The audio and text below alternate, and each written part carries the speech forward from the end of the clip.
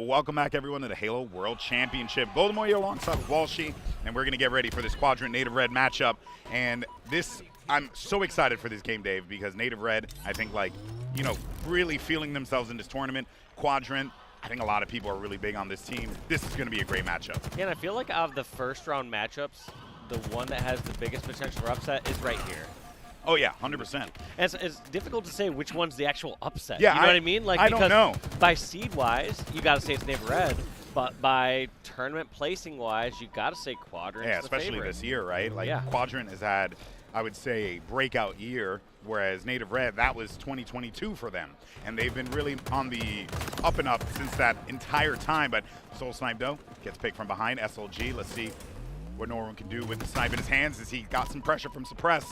Trying to hit that little body shot there to then pop around with the bandit, but it does not work out for him. Does not work out indeed, and look at this battle just going back and forth over at Snipe. You'd almost think that the hill is over at Snipe side right now with how much pressure they're putting over there, but yeah. They know how crucial that weapon's going to be if they can secure that, if they can secure the time. Yeah, and also, too, it's important to note, like, you want to be able to set yourself up for the future, too, right? So there's more to it than just, like, throwing your body at the hill. You also have to be cognizant of, like, where you're going to be setting up once you fill up that bar. Thankfully, for both of these teams, they don't have to worry about that right now, so that's why we're going to get this slugfest in the mid and in the snipe as we saw. Yeah, and I was just going to say, my future kids are going to be super disappointed. Like, what'd you set me up for the future, Dave? Did you give me like a great college fund or a house or assets? Like, no, I got you a Halo sniper. Oh my, you know, yeah. I mean, who needs a college fund these days? That's what I say. All right, well, let's see what Legend's going to be doing over here. Got a few down now. 2 for Native Red. Good control. That's going to be a point on the board for Quadrant. So now they've put themselves in a decent position as they're getting ready for this alley hill that's going to be popping up over toward the driveway. And they know that the pressure is going to be coming from Yard, which is why Legend's playing a little slow here, waiting for the opportunity to pop. Super slow and cautious there. Great job waiting. Now can he secure the kills? He gets up trading with Soul Snipe, which is worthwhile. But that was a good amount of time to wait and buying time for his teammates. But unfortunately, they all go falling one after the other. Native Red just getting all the slays. Yeah, you can even see it in the lay of the field as well, right? Like Native Red were just really spreading themselves out and not allowing Quadrant to get any control. That's why you saw Legend in that situation, right? He was clearly waiting for that opportunity to jump in, but had no help to do so. And now this has pretty much just led Native Red to go on one hell of a run in the driveway. Yeah, Native Red securing this for the most part, but here comes the push in from Quadrant.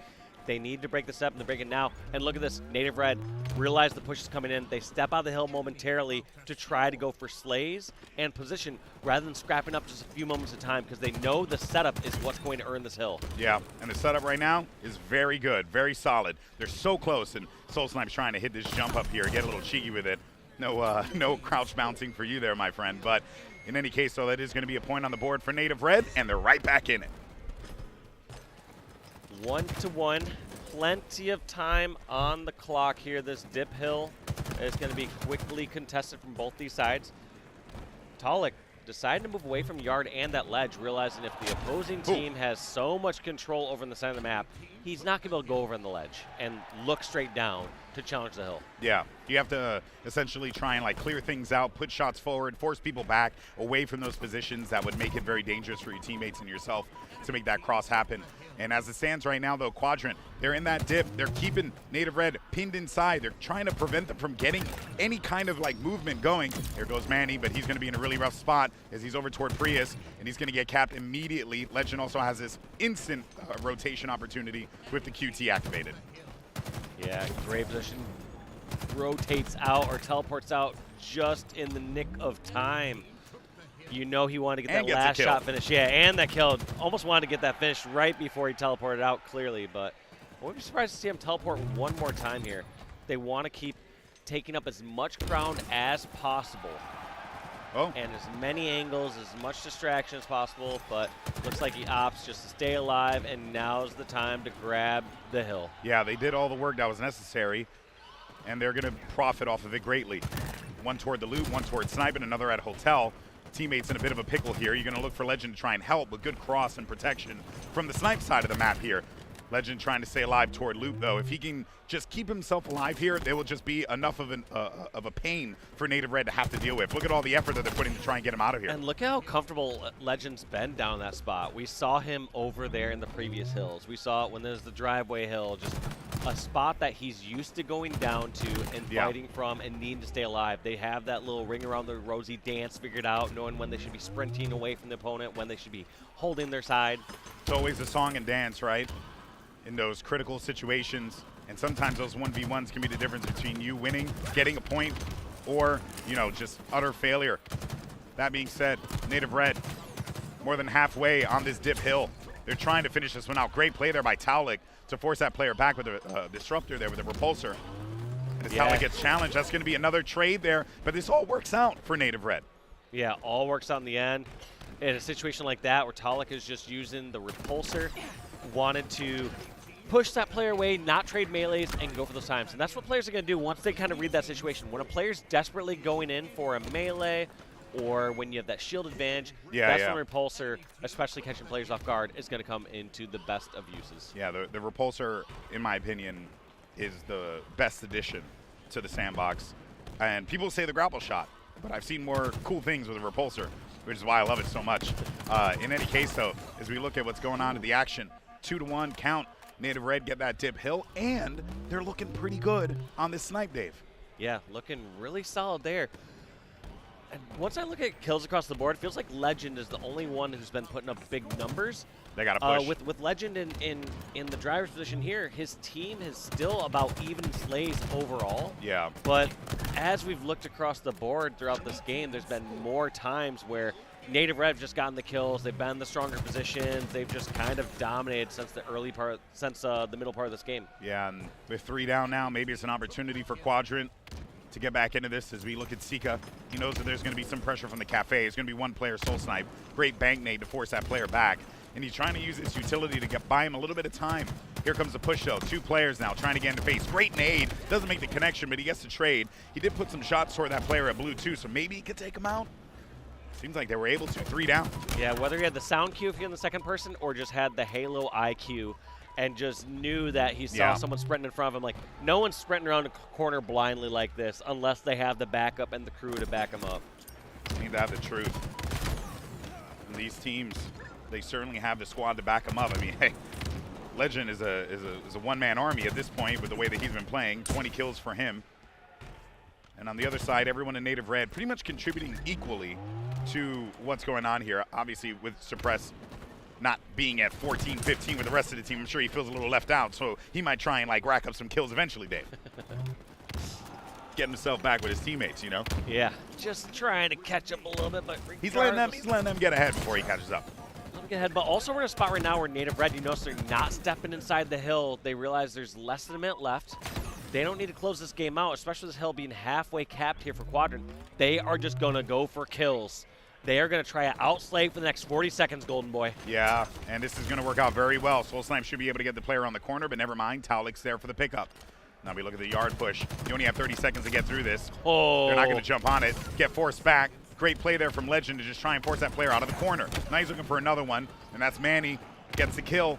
They're trying to protect this. 23 seconds. 3 players stacked all around this site. That is crazy, Dave. And they're trying to clear them out as fast as they can. Well, they knew all the push was coming from yard. Mm-hmm. When that first repulse play came out, they saw 3 different members from Quadrant coming out there. And when you're in an enclosed area like that, those outside angles over at top snipe and stuff do not matter. But looking at the time, it's 3 seconds left. Quadrant have to make the push right now, and they are unsuccessful. That's going to be game number 1. Yeah, going for Native Red. No one can get into that Hotel Hill, man. Native Red just shut them down completely.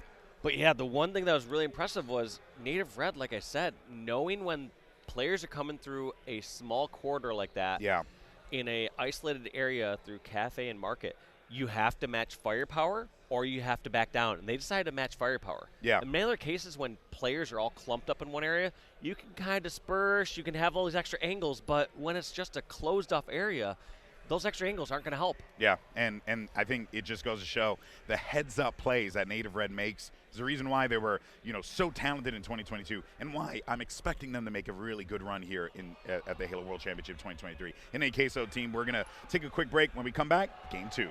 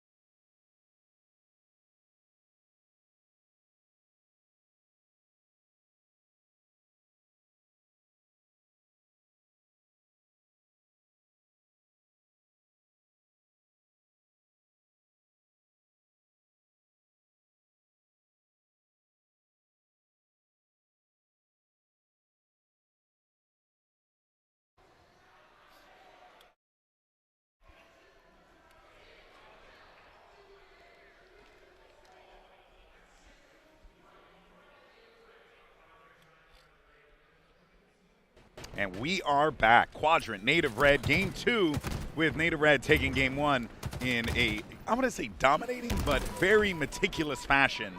It's clear that this series can very well go to distance. Yeah, Dave. outside that very first hill in last game, it was like Quadrant looking good. They took the first hill, but after that, it really wasn't close. It felt like it was just Native Red always at the hill first, always getting the most time first, and seemingly getting more slays. Even though slays were fairly even-ish, they just every single time felt like they're getting more slays, or anytime they were getting trades or behind, they were getting the better spawns closer to the hill because they had the area controlled. Yeah, and we're looking at a Chick's POV right now, not Taulik, so just want to make sure we get that corrected. But in any case, though, a really strong start for the Frenchman. 8-1 to kick things off. You got to be impressed with this. We'll see, though, whether or not whether or not Chick and the rest of Quadrant can hold this push off. There's going to be some support coming in from SLG as well. He's got himself a teammate, but he ends up losing him there. So there's Taulik for the pickup, and he's got a teammate behind him as well. But Suppress up on high, you really have to take this player out of this position. Otherwise, it's going to be a problem for you the entire time, and they'll come right back into this game. Yeah, and look at that. Suppress getting the killjoy onto Legend, so Legend getting a killing spree to kick this game off. Leading in the slaying department last game and making it no different here in game number 2. Suppress, though, he's trying to quell that fire that Legend has. Honestly, he's just been on a roll from the last game to this game, as you were mentioning, Dave, just completely taking over. But for Native Red, they know that, and they're going to have to shut that down. Also, I love that instant pressure there from Suppress. Suppress, yes, was lower on shield, but instead of hiding away from the battle for another 10 seconds, pokes out from bottom center as he's low shield in an unsuspecting spot, lays down damage until he receives some back, and then goes back and gets his shield. Yeah, it's all just keeping plays. that extra pressure when his team has the numbers advantage, because if they don't pressure him back, he's getting shield back while he's being an asset to his team. If they do pressure him back, he was a distraction during that time for his teammates to make a better move. Yeah, some of the best things that you can do in Halo is, even if you know you're in a position where you're gonna die or you're gonna lose like that particular angle, just go for the shots. Put pressure on the opponent. Take some of their shields away. That's just time. That just helps your teammates out even more so when they respawn back, or depending on the circumstances, or prevents them from being able to push. There really is a lot of cool, nuanced things that you can do in Halo and then take advantage of here. But as we get back to the action at hand, Quadrant, they have held on to this lead, Dave, and they have not let it go. No, and they're in a really strong spot here. I mean, last time we saw, like I said, Quadrant were good at the very first minute or 2 of the game as they got that first hill, and after that was a Native Red game. So here, the very first half of this game, Quadrant are far ahead. So how are they going to close it out here? Looks like Taulik and his pistol going to try to take out a couple players, but too much damage received. Too many Quadrant members all there near the fridge. Yeah, and you also saw SLG pick up a double kill off screen. Here comes Legend again now in a 1v1 battle. Has the help from Sika, and well, I like also what they're doing here as well. I don't know if you noticed, Dave, but every single time there's like 2 players stacked together, and then there's another one just on the other side of the map. And it's okay if they die, because it seems like what they're trying to do is just put as much shots down as possible, so that this way they can continue to encroach on the map. So far, it's working out for them. It's a macro view on damage. There's a lot of times where it's like, yes, you want to make sure you're damaging and finish off the same people, but at some point, if you're just damaging everyone and then just coming in together as a team, it all just works out. Like, sometimes, it's almost like that IQ meme or whatever. It's like, early on, it's like, deal a bunch of damage. Second part, it's like, perfect positioning, perfect plays, all those sort of things, call-outs, getting the weak people. And last part, it's like, just do more damage on their team. Just do more damage. Just do more damage. Do more damage, get more kills. Yeah, at the end of the day, that's a very important stat line to focus on. And also, the score, 35-23. We continue to look into this, and it has just been all Quadrant the entire time. The killing spree as well for Sika is just going to continue to add more salt to the wound here. And Native Red seemingly struggling to be able to get anywhere in front of Quadrant with enough bodies. Like, every single time a member of Quadrant takes a fight, there's a second player there to back them up. Yeah, and 3 down again there for Native Red. I like what Sika's doing. Sika's first checking the yellow fridge, saying nobody's spawning here. Half of the callouts in Halo are seeing exactly where somebody's at. The other half for the top teams is by deduction. They are saying they are not over in this part of the map. You do the math. they're going to be in one of the other spots. Exactly. It even goes to show like what Legend's doing here as well, right? He made a smart play. He was getting pressured from car 2, backs up into util, expecting the pressure coming from that, and instead says, oh wait, no one's there, so I'm going to wrap back around. It's like, again, it's those small things that they do. Yeah, and hold up. Here's one of the first times we're seeing all these members of Quadrant down. Now, Chick had drawn 2 or 3 members of Native Red all the way back to that base to finish them off. So during that delay, the rest of Quadrant were able to take up the rest of the map. So great play by Chick as the last one alive to try and delay this into a further spawn slay. We'll have to see if they're able to push out. And with that kill on Soul Snipe, Quadrant no longer have to worry about this massive spawn trap. Yeah, I will say though, it looks like they're getting a little hot right now, Native Red. So they have to be very cautious about this. But if they keep trading with the way that the scoreline's going, it's only going to work out for Quadrant, and they'll lock this game 2 win. And look in here, Talik trying to be this anchor all the way back at the yellow base. Not able to get those angles there, and these players decides to move on up. The push is coming in. Native Red are in significantly better positions here compared to Quadrant. Let's see if it results in the kills. They're corralling all these members towards Pink. That player in Pink's getting picked off. There's 3 picks. They're down. It's now just a 3-kill game, Golden Boy. That is nuts, because what we were seeing was very good positioning from Native Red, and they were really just focusing on keeping Quadrant pinned inside of their base. SLG poked into the courtyard. He paid for that. I believe Sika did the same thing. They're really trying to take advantage of these gaps, but Quadrant still has this lead. Quadrant still in the lead, and it looks like they have some stronger positioning. They got a couple kills, so this could be difficult here. If Native Red were able to keep up that momentum and keep those slays like how they were going, it was looking like we were about to see some miraculous comeback. But now that we are just 2 kills away here for Quadrant, Native Red are going to have to pull some perfect play out, as there's no room for error. 49-44, and that's going to be the game. Yep. Well played by Quadrant. As we all tied up in the series, back to the drawing board. Excuse me, back to the drawing board. Seattle's been brutal for my throat, Dave. I don't know if you know. Right? Dry air, you know, but I like the city. It's all right. You complain about the weather and too much rain. You complain about the air. What listen, don't Dave, you complain about? It's affecting my joints. What don't you complain about, Dave, it's Hollywood affecting my Alex? joints. My joints, man. My knees, my hips. In any case, so guys, we're going to take a quick break, but very well done by Quadrant as they tie up the series 1-1 with a 50-44 win on Aquarius Slayer. See you guys on the other side.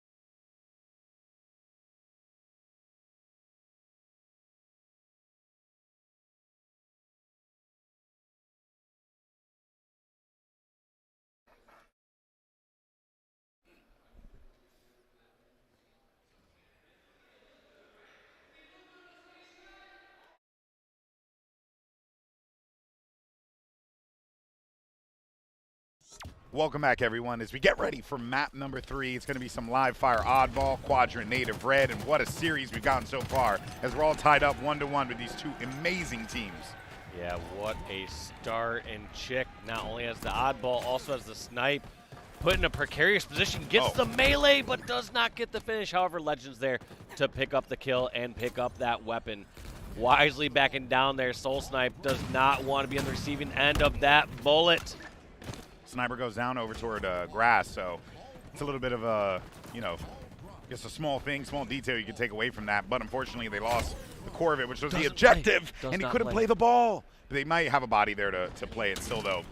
I don't think so. I mean, oh no, they don't. Yeah, you're right. Quadrant has that ball now. It was Soul Snipe and Talik, I believe, were the two that were there. And so, yeah, knocking that play ball is now going to force all these members of Native Red to reclaim over at green. So a couple more kills there. And Quadrant not only still retaining control over at green, they're also controlling the ball. I actually thought that Chick lost the ball for a minute there and didn't get to play it himself. But it turns out they were able to going for the slays. They were just going for the slays, man. Like, why would you play ball when we got control? Exactly. Oh, great rotation here. Seeing the push coming from Nest.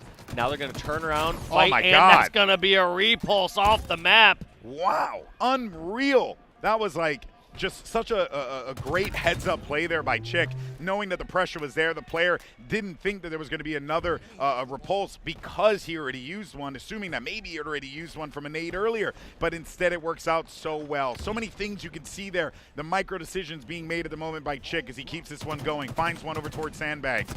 And another disruptor. This man can't, or disruptor. You hear me, Dave? I did it again. Repulsor. I don't know why. I really like the disruptor gun. But even then, though, this has continued to just be an impressive run that we're seeing from Quadrant as they're at 48-1 for Native Red. Yeah, just such smart heads-up plays. What a disruptor. What a disruptive play indeed. But yeah, so many smart heads-up plays there, especially from Chick. Once he looked over towards our OS side, saw his teammate was closer towards C-plat and didn't see anybody. He knew the push was going to come from A-plat side, so jumps up towards scoreboard, fights that fight, and creates as much space as possible. However, we now saw a bit of control there for Native Red when they got that OS, but I don't feel like that's in effect anymore. Talik's able to secure a kill or two. They have to get up some more. And here comes the push in through window, kill straight out. This is going to be a Native Red setup over in garage. They see the last player over in the tunnels. This should be an easy pickup. Yeah. See what Sika can do. Sika was just trapped between 3 players of Native Red, but an immediate trade comes in from Legend. Ball's going to be inside of the garage. Nice nade there to just send Legend packing and ensure that you're going to continue to hold down the right side of the map here. And now we're finally going to see an opportunity for Native Red to add some points to the board because it has been the Quadrant train the whole time. Yeah, and also keep in mind, a lot of this time that we saw from Native Red, or the time from Quadrant, came from a misplay ball there from Native Red. They got that ball over at green. They held it there for 20 to 30 seconds. They rotated it from there to garage. All off of that play. Yeah, all because of, honestly, a texture. Oh, no. Oh, that is That's unfortunate. That's a self-repulse off the map. Yeah. I believe Manny repulsed in a way, like off that wall or off that player, back into the water. Doesn't matter how heavy your Spartan is, the repulsor will send you back no matter what. And that is an unfortunate circumstance there. Oh, Soul Snipe caught one player as he dropped in. Chick tried to make a play, but he's like, all right, cool, I'll get the kill. Thank you so much. And now we're right back where we started, but we have an overshield coming up here, and Quadrant's in a bit more of a forward position to try and grab it, which they do. Yeah, Quadrant in a good spot to get that OS. I was about to say, are we going to see a recreation of our very first game where Quadrant got the first hill, but then after that, the rest of the game was Native Red. Almost a misplay ball again with that grenade explosion, possibly keeping it on the map. One more for Sika. Nice. He's just trying to maneuver around, but I think Suppress was way too wise to that. Now we're going to see a change-up. The garage setup wasn't really working too well for Quadrant. They lost it a few times. Now they grab this ball, bring it over to the tower side. More opportunities for them to play ball, and they were able to scoop up a little bit of time there as well. So overall, a win-win for them. Legend just ripping faces off. Not seeing what they're doing. Oh, my God, Gets Legend. the body shot, though. 2 nasty headshots, followed by that body shot. Doing everything here with for the Quadrant roster. With a spin move, man. Guys out here dancing with the stars. So many incredible plays, and now that he's out of ammo, he's going to try to close this gap, push on over towards Garage. Soul Snipe, the last one alive, and that's going to be a full setup here for Quadrant. We're going to see where SLG spawns. Here comes the deduction, by the way. They see nobody over near dummies or back towards mud. They know it's going to be nest or green. Good call on that one, Dave. It was immediate. Legend got the kill, went right back over to tower to see if he could find anyone, and didn't see it. And while all that was happening, the rest of the team handling business over toward the big door. They're able to get a few kills for their effort. Taulik now putting pressure onto the ball player. And here comes the slide in. Legend has just been immaculate. Gets another kill there to boot. Only one more point remaining here. All they got to do is grab it, but Manny's going to be the one to receive it instead. Yeah, Manny grabbing the ball. OS coming up shortly. We're going to see if Native Red can make one Herculean effort at the end here. They have no room for error. They have to get all the slays. They cannot let Quadrant touch the ball for a second. They have to get this OS. Literally everything has to go right here for Native Red. Here comes the push now. Manny's going to try and hold this one off, but the ball's going to get tossed to the middle, and that is the round. That's going to happen when you have no room for error. Yep. One slight mistake. Earlier on, you know, they figured they had to go push towards OS. They had to get the OS, and Quadrant played it right. They said, we'll go straight for the ball. We need 1 second. We don't care, right? And all that, too, Dave, off of, honestly, just a small error, you know, that Quadrant were able to benefit off of because they couldn't play the ball at the beginning of the game. Gave them that lead that they needed. And they're right back into this one here. Now Siga brings this ball all the way over to mud. Beautiful movement, but you lose 2 players, though, so this is going to put a lot of pressure on Chick to have to clear this kill out. And he's got a teammate that'll back him up, and he's able to get the body shot as well. But I think we're going to see a play ball here. It was like a 2v3 or 2v4, and somehow those last 2 members of Quadrant able to do so much damage against Native Red, and they got the weapons. So they were able to rotate that ball out and get only a couple seconds, but more importantly, they have the sniper and they have the heat wave. Now can they put it in position where it can be more useful? Because when this ball is down the tunnel, it's not going to be very helpful. SLG panicking, trying to charge all the way across to be an effectiveness, but not going to happen. That's going to be snipered down the dummies. I'm surprised that Native Red aren't charging just yet. They must prioritize getting these kills in the tunnels first. Oh, few things. One, if SLG hit that shot, that would have been nuts. 2, did you see the repulsor repulse the heat wave shots back to the person who shot the heat wave? Didn't even know you could do that. I didn't realize it was a projectile in that same regard. But hey, that's why we love Halo. I was gonna say it's got to be probably the least common thing that we see repulsed. Oh, I mean, you'll see plasma pistol, you'll see rockets, you know, those sort of things time to time. Very infrequently do we see the heat wave. Yeah, I honestly didn't even know you could do that, so it's super cool. In any case, though, Sniper's going to be down over toward Shortcut. They managed to pick it up now. This is going to be Native Red's opportunity to see what they can do with the power weapons. Didn't really get much progress there for Quadrant, so maybe Native Red could put this to good use. Yeah, suppressed. Trying just to see if he can catch anyone pushing out right away. And look at this. Quadrant making it so difficult. They're not taking any easy open angles. And the second they see somebody, he's going to hightail it and run on out. And here comes the push. Somehow Quadrant got all the way over towards Nest, but Suppressed has something to say about that. Shuts that push down completely and grabs the ball even though he has Sniper. Those of you at home who play matchmaking with you sometimes, you see what's happening. In certain instances, when you have the Sniper, you definitely still need to grab the ball. Yeah. Look, pay attention. Yeah, He's Dave. still doing it. He's still doing it. Yeah, Dave. You got to grab the ball when you have the Sniper. Not me. There's times okay. Snap! It's just where I have it. There's a few other factors. You're just you know, picking and choosing. Okay, I'm just giving you fake news. All right, yeah. Cool. Nasty shot from Suppress, though. He gets the play ball. I think they just didn't feel comfortable, clearly, on the push that was coming in from Quadrant, so they opted to play that ball. See, though, if it comes back to bite them potentially here as SLG, as rest of Quadrant, has some decent positioning around the ball presently.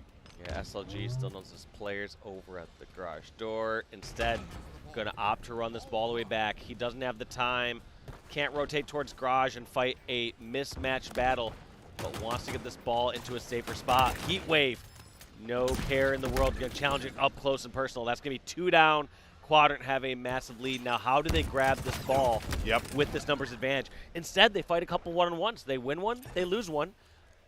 We still don't see ball grab, though. Yeah, and Siga's really the only one that's going to be in a position to try and grab it, but that is just going to effectively kill that entire run that Quadrant went on. Yeah, Quadrant, they had a one-person advantage for a significant period of time there, for about 8 to 10 seconds, and they weren't able to really press it the way that they would like. And that's just what happens at the highest level of Halo. Yeah. Like every single time you have one-person advantage doesn't mean it's going to pay out in your favor. Sometimes those players are going to be so sneaky. They're going to be able to isolate a 1v1. They're going to pull off something miraculous. And that's what those players in Native Red did in that disadvantageous position. Yeah, you got to really take, lemons turn into lemonade, right? And that's exactly the situation there. Now, though, Talik in a big fight here with SLG. He's going to win the sandbags battle, which is going to give him a little bit of an opening there to cover that area. And the ball gets reset again. And also, we now see that advantage. We see a two-person advantage here for Quadrant for a second. It was a 4v2. Let's see how this plays out. But instead, two members of Quadrant get taken out. So a second time where we see a numbers advantage for Quadrant, not able to properly capitalize. Yeah, and it also feels like, too, right, the positioning. Given the lead, I'm curious to get your thought on this. I kind of feel like if the situation had called for it, maybe take that over to green so you can play it rather than this situation right here where, unfortunately, the ball's down. You don't really have much in the way of choice. They're going to rack up more points. Yeah, and it wasn't as much of the ball there. I think part of my thought in that situation wasn't fully like a fair 4v2. It's like they had an overshield. Yeah. The overshield player going towards tower, like an overshield person is going to take at least one person down with them if they're playing it smart. Yeah, it's true. All right, well, now this is going to be an opportunity for Quadrant yet again. They have been winning these resets, so that is a good thing for them, but Manny's going to be on the move here, and I don't think Chick is very wise, so he's just trying to play that ball. Does he get it? He does. Manny couldn't grab it in time and intercept. Yeah, which is fine, but it's also showing like this discomfort here from Quadrant. They're rotating the ball to an area where they're not sure if it's safe. Yeah. They're trying to scrap up time because they know they're behind, but they need to do it in a more wise fashion. Yeah, because Manny knew exactly where to go with his ball as soon as he picked that up, and that was because of where the players were positioned. And I think sometimes what ends up happening for Quadrant here is that they think, okay, if I just grab this ball and just try and like make a little bit of a play, get a little bit garbage time, dump it off, I should be okay. Unfortunately for them, that is just not working out. There's so many points that they're going to have to make up here, and they need a consistent hold. Maybe this could be it, but with power items and power weapons coming up, it's going to be so hard. This is going to be so difficult here. You see Legend just ready to play ballless, knowing his teammates don't have the height ground or advantage. Overshield just flying over the wall. Not much you can do in that position. Native Red, they're not going to drain this clock out. They're so close with it only being 15 points away. They're going to try to scrap up these last 15 seconds. Yeah, I don't blame them. 1 minute's a lot of time to have to defend, so I don't think anyone would want to try and go for that if they don't have to, especially with how hotly contested this game has been. Also, look at the difference here from Native Red versus Quadrant when they have this ball towards back mud. They actually have control up high. They have it towards A-Plat, 98, 99. That's going to be 100. We got ourselves a tie. Round 3 here. But there was something you had noted there, Dave, that I think is important to discuss is that it's high the ground. control. Yes, the high ground. Basically, the high ground. When they have that ball towards back mud, they can't just sit down there like sitting ducks and get shot from above. No, you cannot. Instead, they need some high ground, whether that's the nest, whether that's C-plat, just needed somewhere that gives them a bit more semblance of control, which Native Red just had stronger map control there when they had the ball. Quadrant, they kind of were a little scrappier. They were down low. They weren't sure where to run it to. Right here, a little indecisiveness by like this play. Sometimes you can fake the ball one direction and run it somewhere else. And he brings it right back to the tunnel. He's getting pressure from pillars, He wants to get to tower. That's the goal. Yeah, he's trying to protect the snipe as well as get that overshield, but I don't think that's really going to happen all that much for him there. Big body shot there from SLG. Not looking for, oh my God, that's a nasty double kill. And he's trying to protect himself. OS as well. Dude, that OS is cursed. Don't go for the OS. Do not go for it. I don't know who got it because it could be at one of those points where teams might start to lose track of it. I don't see anyone with it in their hands just yet. I'd be surprised if somebody doesn't know what's up, and that's got to be it in the hands of Soul Snipe. Soul Snipe and Manny cleaning up over at the garage. That's going to be a triple kill for Soul Snipe and time on the board. Quite scary here for Quadrant. If you have, Soul Snipe, Manny popping off, you have Suppress, who's really contributing a lot in this particular map right now. Everything's working out so well for Native Red. The positioning, the understanding of where they need to go, how they're holding these angles, and Quadrant are really just pushing with, I would say, very disorganized pushes, which is not a thing that you would normally see from Quadrant. Yeah, a couple players down low there, fighting over towards mud side, then a couple players up high. In their defense, they were going for that higher angle with the nest, but they got repulsed off the map. That was Legend, getting repulsed off from nest into the water. They're cycling those that utility very well. You always look on a member of either of these teams. They always have something, whether it's a repulsor or a shroud screen, just something, right? So that they could have a play to work with. But we do see 3 down now for Native Red. Maybe this is the opportunity that Quadrant has been looking for. And given where the positions are, this rotation is going to come through, but they got to watch out for the key door. Okay, so no one's going to be there. There's pretty solid. And the big garage door is going to get challenged here in a minute. Yeah, and this could be a scary spot to hold. A lot of times once you bring it towards garage, or towards this window specifically, you want to either be ready to bring it back over towards the OS or go all the way towards garage doors in green. The reason that it's not safe to just hold it here indefinitely is this setup's a double-edged sword. As soon as our team kills you here, they have a safe setup in the corner where you have to traverse the map towards. Now it's too late. The push has already come. Legend now has to fight and win his way out of here. He does have some assistance, though, I believe, but I think maybe it was wiped out very quickly. That was going to be Sega, but Legend still trying to stay alive. Does do a little bit of damage, though, but gains a decent amount of time. At very least, silver linings. Yeah. I mean, you gain a lot of time. Garage is a really strong step to gain time, but as I said before, Golden Boy, it's a double-edged sword. And look at how Native Red played this one different. They had the garage setup, and they said, we do not want to give this garage setup back to Quadrant. They got so much time throughout here. Let's bring it to a spot where we can play ball it and put in a more neutral spot. And they do that exactly. All 4 Native Red go down, play ball, and now Native Red get a chance to get a little bit more map control as Quadrant have to go down low to grab this ball and rotate it out. And successfully bring it over toward the house. So they got this locked down 23 seconds before the overshield pops up. 2 players down for Native Red. And I think something that we haven't been seeing as much because we've been looking at the ball player, just the way that Quadrant have been spreading out the map. Every single time you look, there's a player down, 2 players down. They have done everything they can. They've really corrected the ship, so to speak. And we're seeing the Quadrant that we expected to see in that round 1 going into round 2. And really both teams, I think, are giving us our best at this moment. Yeah, they're both tighten up their gameplay here in round 3. Overshield pop, and I believe that's going to be going in the hands of Manny. And shortly after that, I expect the ball to be going in the hands of Native Red. And that's exactly right. Tolix got the ball. Manning has the overshield and trying to once again clear this path over towards green. We saw it before, and we're going to see it again. Native Red get the ball and bring it to a spot where they can play ball it. But Quadrant have been breaking these setups quite a bit. They just have to do it at breakneck speed because you don't want to let them add up too much into the score. And a beautiful fight there for Manny to win. Gets the reversal, and they're going to continue to add on to the time. Whiffed melee there by Manny, but 6 shots, still able to hit those up. We're seeing Legend maybe arguably a little rattled and not playing as comfortable as we saw in the very first couple games. True. Game number 1, Legend had the most kills.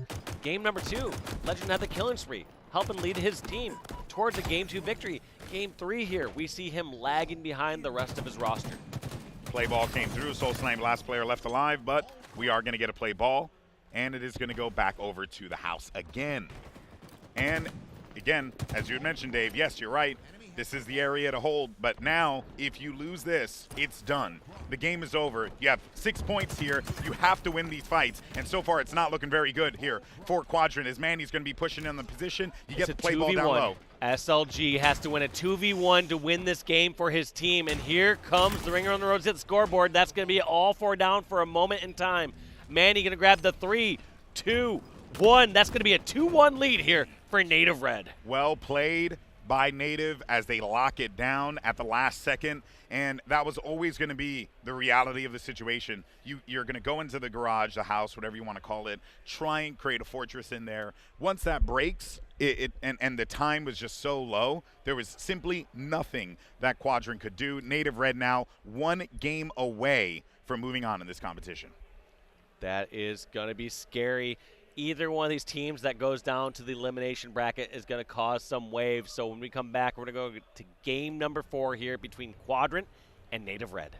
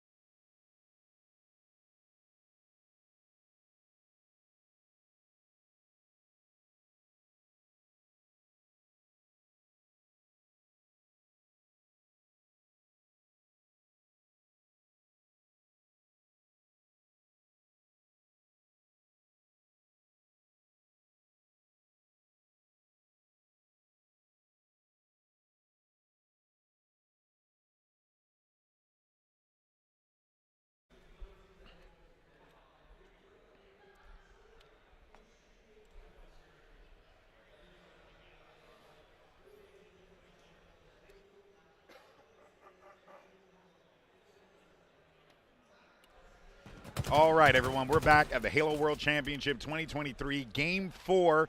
We're going over some Argyle. We got ourselves some Capture the Flag. Of course, Golden Boy and Walshy here on the call, and Native Red up 2-1 in this series. Here's where Quadrant are going to have to get that strong start that they've had in some previous games. You don't want to have that dwelling over. You don't want to be down a flag or two and then go into panic mode. Start off right. Start off on neutral ground. Go at your pace. And here we see Legend being aggressive with the snipe, bringing it all the way over to the Native Red base, and somehow hits the headshot unsuppressed. However, you got to wonder, is this the correct spot to be holding this? All right, they are bringing the flag over towards Legend. I was curious at first as where that flag was going, but that's going to be sniped off the map. Flag starting to move, but Chick's going to fall with Legend down. Can SLG push this all the way over? No. It's going to be Sika and Legend in a flag standoff here, and it looks like Soul Snipe's going to be able to recover that one. That was basically, if they had gotten past the 50-yard line, if they had gotten to their pistol, I think that would have been a much more challenging fight for them to have to take. I still think Native Red were in a very good position in that instance, but man, you have to be kicking yourself when you grab that flag and that explosion happens and you can't get that little bit of distance to clear that, It's tough, and the other thing that I take away from that last flag run is that doesn't bode super well for Quadrant. Why I say that is, you had Legend pull off an incredible no-scope. You got the flag over to the correct side. There didn't seem to be much more structure to run it towards that snipe side, though. Yeah. They had the difficult parts. Like, as soon as someone pulls off one of those incredible plays towards that flag side, that generally should be flag making it much further. They just didn't have the easier parts as far as the lockdown. Well, we'll see another attempt here. Spawn's going to be coming over toward the snipe side. Attempted flag pull as well. They managed to get it across over to the Native Red pistol, and they're going to go past the 50-yard line. So it seems like even though it has very much been, a bit of a scattered play from time to time for Quadrant, they are the ones getting inside of the base. They are the ones pulling the flag, and they will get a flag cap on the board, and there it is. What a huge start, and the aggression doesn't stop. This entire time we've been on Legends POV. It's a question which base he spawns at, because he has constantly been over at the Native Red base, specifically over at the snipe side. Legends BR has it's back online. It really is. He is hitting some great shots, great 1v1s as well for him. And look at the pressure that's being mounted. Mandy's in the back of the base. He's just waiting for the push to come through. Taulik and them know exactly what's happening here, and we're going to get another flagpole. SLG, massive connection there. Gets the body shot down, but you got to watch out for Suppress on the flank. Pressed on the flank, going to try to stop this flag going any further, and that's going to be the nade damage he needs. SLG wisely backing down, does not want this weapon to get in the hands of Native Red. Has to say, hey, know when to give up flags, and that is one of those times. Yeah, that's a very important trait. And you got 2 down now, so you got to wait for this next round of slays. Maybe one more that you can pick off in the sky here. It's going to be 2 players, 1 shot as well, and they managed to get at least one of them off. So here's the thing, though, right? Like, too many times players overcommit on those flag pulls. That was such a beautiful play to make there. And both of these squads, I think, what we're seeing from them is just a deeper understanding of this game and when to take a fight, when not to take a fight at this level of play. So impressed. I said it once before, I'll say it again. Legend non-stop over at the Native Red base. Look at this constant pressure. Also, an interesting repulse there as that player kind of caught the stairs. Yeah. Seems like that didn't work as well unless he needed to get a little more vertical of an angle to do that. Interesting that Soul Snipe went straight into the enemy base there. It felt like the call was just, hey, get in there, pull the flag, and then slay around for a little bit. Like, you don't have to, commit to the flag, but we just want to get more slays. And they're wise to that. They pick it off. It feels like Quadrant have eyes on all areas of the map at this moment. And huge, huge wins right there by Suppressed. Look at that. Couple brilliant fights with the repulsor. Another one with the grapple going straight up one-on-one. Suppressed doing so much damage here and getting behind enemy lines. This is the first time I'm really feeling that we're seeing this kind of pressure over on the Quadrant side. The rest of this time has been Legend and crew all the way over at the Native Red base. But what I like, though, is the response, what they know to do. They bundle up. They know exactly where that player was because Sniper called it out. Legend saw it, didn't make the move, gets a shot of his own there as well. 3 down for Native Red. The push continues. Make that 4 if this player dies inside of the tunnel, which he does. But that right there, I think, it just goes to show you, right? Like, yeah, they were pinned in, but the response was immaculate. Legend just hitting every single time. Feels like he sees someone just for a split second, and he drills. Such a consistent shot and snipe. It's so impressive to watch.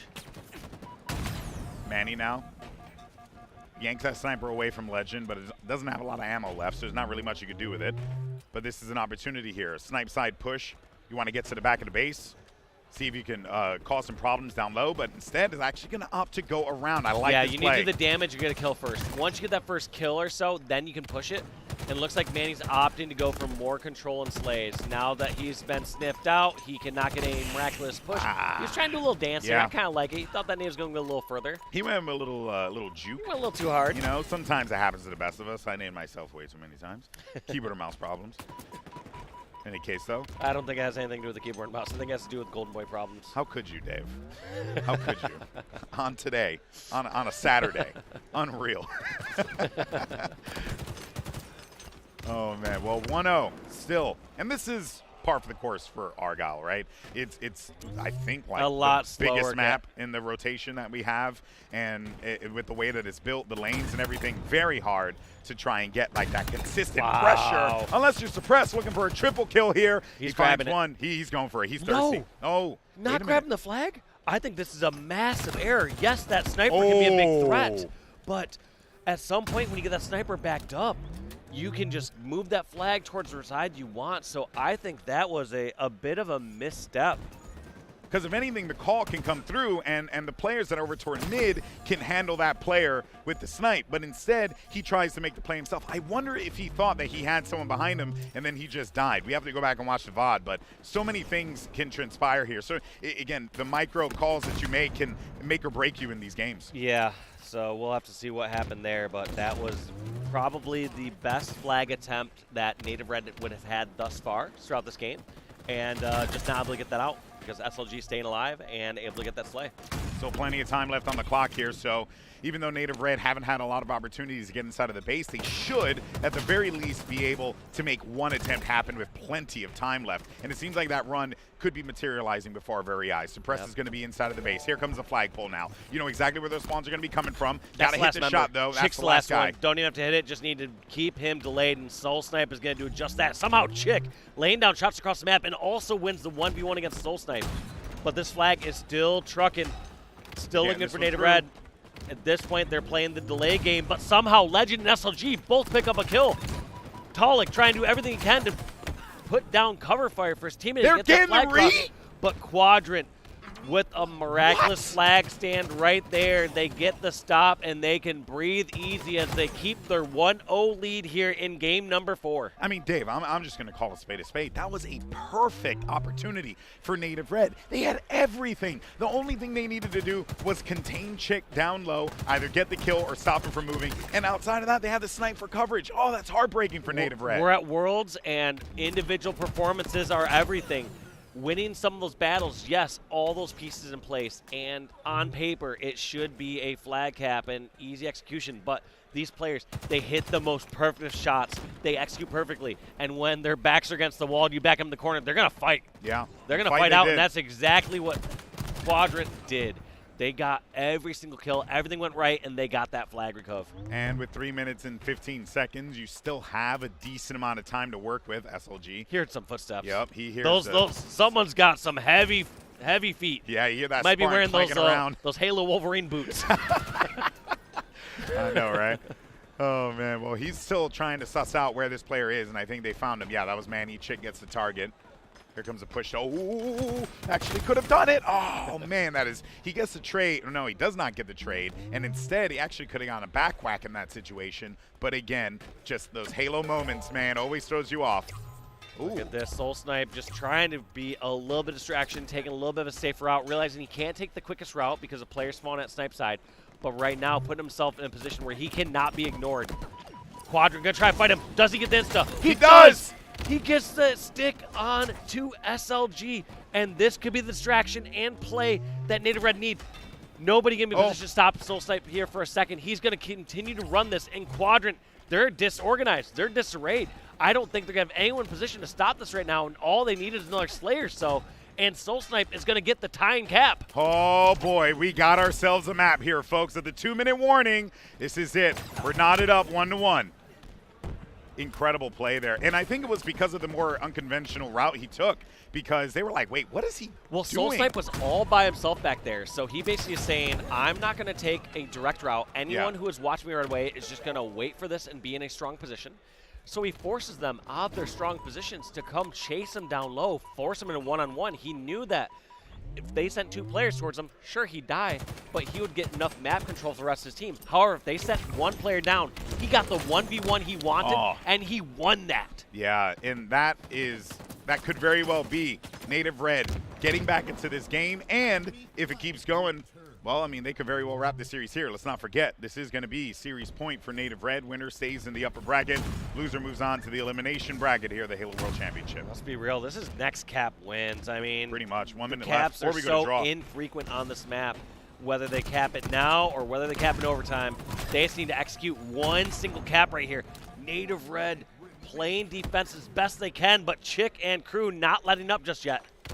Okay, there's going to be 55 seconds left on the clock. 1 opportunity here, really, to make this push happen. Chick finds 1 in front of him. He's going to get pressure from behind. Suppress, as well as Soul Snipe, get the better of him there. And the trade-off screen is just going to continue to add more insult to injury for Quadrant here, who are playing an overall very good game of Argyle CTF until Soul Snipe just made a hero play to pull so much attention in his way and get that cap. Yeah, and looking at the kills, it's been overall slays in favor of Quadrant, but still very close. It looks like only a 5-kill differential between these 2 teams. 21 seconds left. And on Argyle, you might as well just end the game right now. There's just no way for you to be able to cross this line. In scrims, this is the point where someone's like, just end it. Just end the game. Just end it. But we're going to see if anyone makes a last-minute hero play. I do see someone behind enemy lines. If Legend wins. If Legend gets 1 kill, he's going to get this touch and not going to succeed in that instance. So we're going to go to an overtime. Next cap wins, Golden Boy. We seem to be getting a lot of ties, Dave. You know? Seems to be par for the course for us. Well, the time we're not seeing ties on ourselves. We're a little too casual, my brother. Oh, man. All right, well, let's see now. How does Quadrant answer back? Because, honestly, they were in the driver's seat for a majority of that game, for a majority of that I guess, regulation. And for Native Red to have been able to come back the way that they did, you know that Quadrant are definitely like, wait, what the hell happened? We were doing everything right. How did this even occur?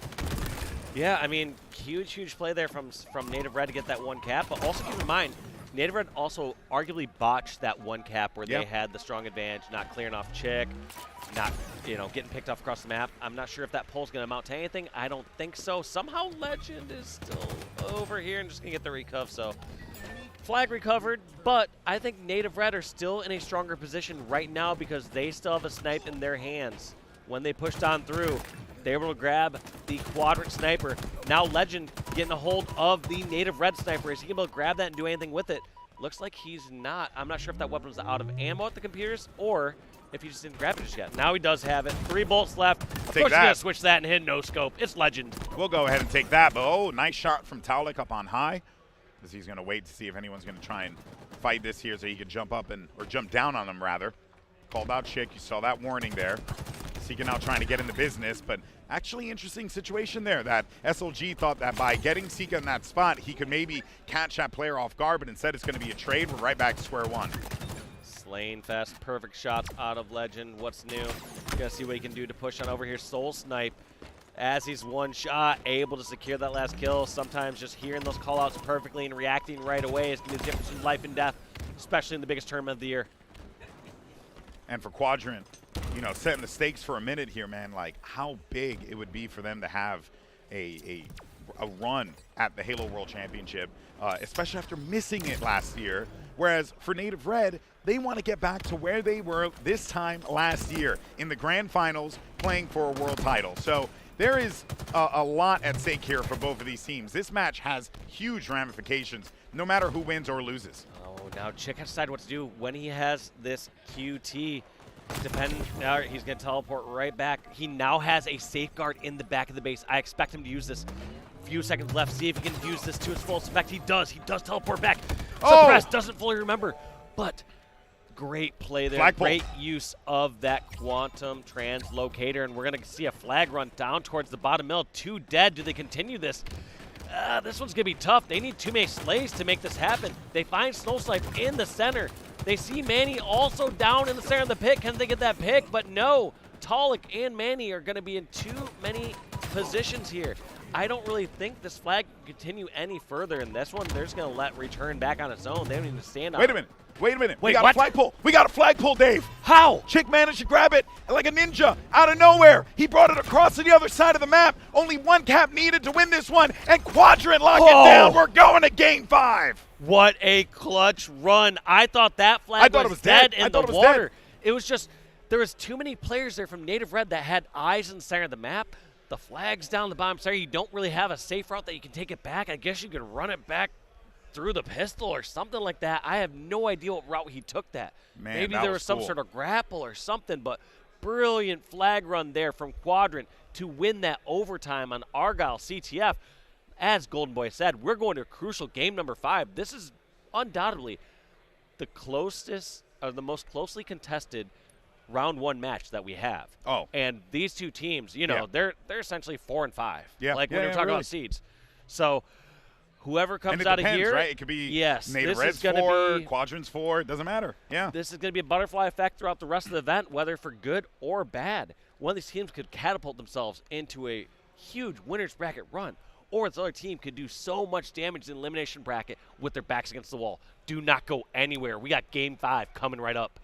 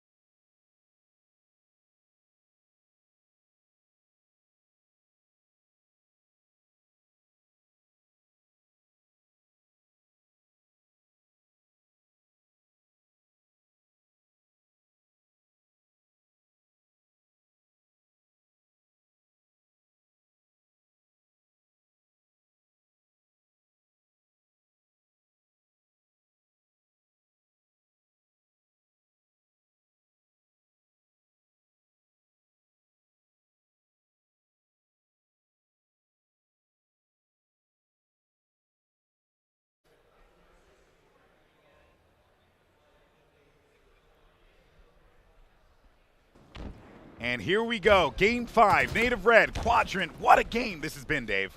GB have liked our odds so far. 3 out of our 4 matches we've casted so far in the Halo World Championships have been game 5. Oh, and we had that banger SSG game, Sentinels game yesterday that was pretty close, even though it was a 3-0. So look at that. I think we're just a blessing to Halo, personally. Yeah, I guess that's 3 out of 5 then. Sorry, I forgot about that one. Yeah. Hey, but you know what, man? This has been so fun to watch.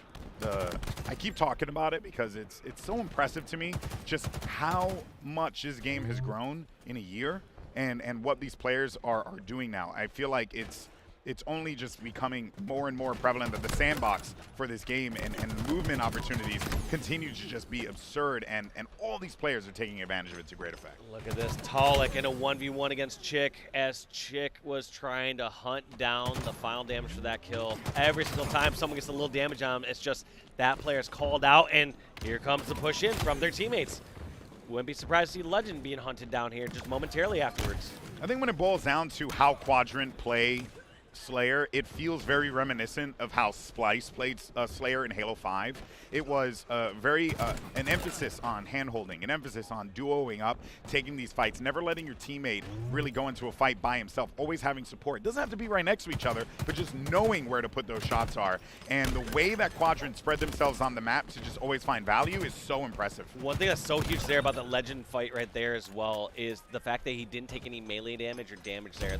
He's able to soak up more and do more damage after that. Sometimes when you're able to catch someone off guard, there's a big difference between winning that fight and having 0 1-shots on you, or you being no shields. Yeah. Legends looking to make flank. A play here. Yeah, was he heard? Was audio kills here? Doesn't matter. He's got the flank. He did so much damage in control, and that's going to be the push. Sika trying to push in control. He takes the nade damage. So that's 3 down. Talik, the last one alive. Does he try to finish off someone who's 1 shot, or does he say the damage is done, wait for another push, and that's what he opts for? Sometimes you don't want to trickle in. His best case scenario there is he's going to charge in control, get a finish, and then die himself. And do you want to trade a 1-for-1 at this point? Probably not. And in the Slayer game where, right now what we're seeing here, beautifully done. What we're seeing now is just like all these Quadrant players, they're fine getting these guys down to 1 shot because they have someone there to pick it up every single time. Whereas in that instance, they ended up losing all those players there. So Native Red definitely on the back foot, and they're going to have to, I think slow things down a little bit, and then they can ramp up that speed again like they usually do. Look at this charge from Native Red taking over the elevator, cramming all in there. They need to play into that Native Red style, that speed that we've come to know and love from this team. And Quadrant's doing the same thing to them, but we know that Native Red can easily bring this back because they almost did last time, and they're practically doing it here. And look at Manny being a nuisance down at the batteries, realizing that he can hide down in batteries, and nobody from Quadrant can pick him off unless they have an additional angle. And they don't have those additional angles. They don't have C-plat. They can't easily run downstairs or drop down to batteries to get that finish. So such a smart position to hold when you have the other team trapped in pipes. Yeah, and was it a 9-kill game or 6-kill game? I was going to point that out, Dave. It was a 9-kill game, and Native Red brought it back. I wanted to see that speed, and that elevator push was exactly what the doctor ordered. But now they're waiting this one out because they know that there's going to be a player creeping around the corner, and you have to be concerned about this, which is why they're not trying to go through the gold door here. Someone had to have made a call that someone's positioned over here at Whirlpool, and they wanted to go for that fight, but instead Quadrant, they're the ones that respond fast enough. With the camo going down, I thought that this was going to be Quadrant, but instead it's Native Red. 2 down for Native Red, and somehow it was Manny and Talik picking up 3 kills. They also grabbed the camo. They have the shock rifle. And they lost 2 in that fight. And they turned that around with those grenades and shots. Crazy. Looks like Manny's been spotted out as that grenade just goes whipping by him for a second. Yeah, they definitely know that he's lingering. They know he's around.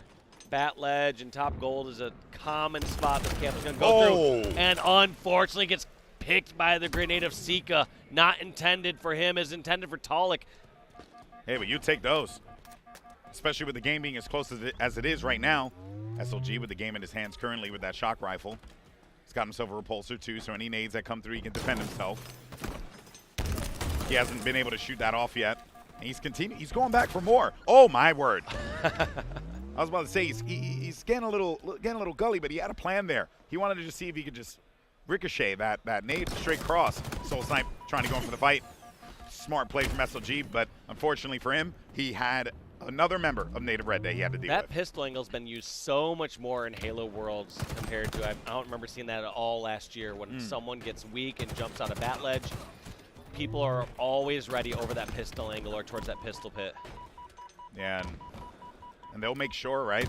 Because now that they know, how did he live through that? Remote detonation, pre-planned, ready for that player to come over from the sneaky. It looked like that shot connected right on his face, and instead he ends up getting the explosion. So Soul Snipe certainly going to be counting his lucky stars there, but not so lucky because he did have the read with the explosion on the nades. And look at Quadrant, all pinned inside of gold. Very much reminiscent of what we saw Native Red do earlier on. Soul Snipe's nade game is stepping up. I mean, even, you saw the robot detonation. You saw that blind angled insta in case anyone was charged from pipes over towards the top elevator.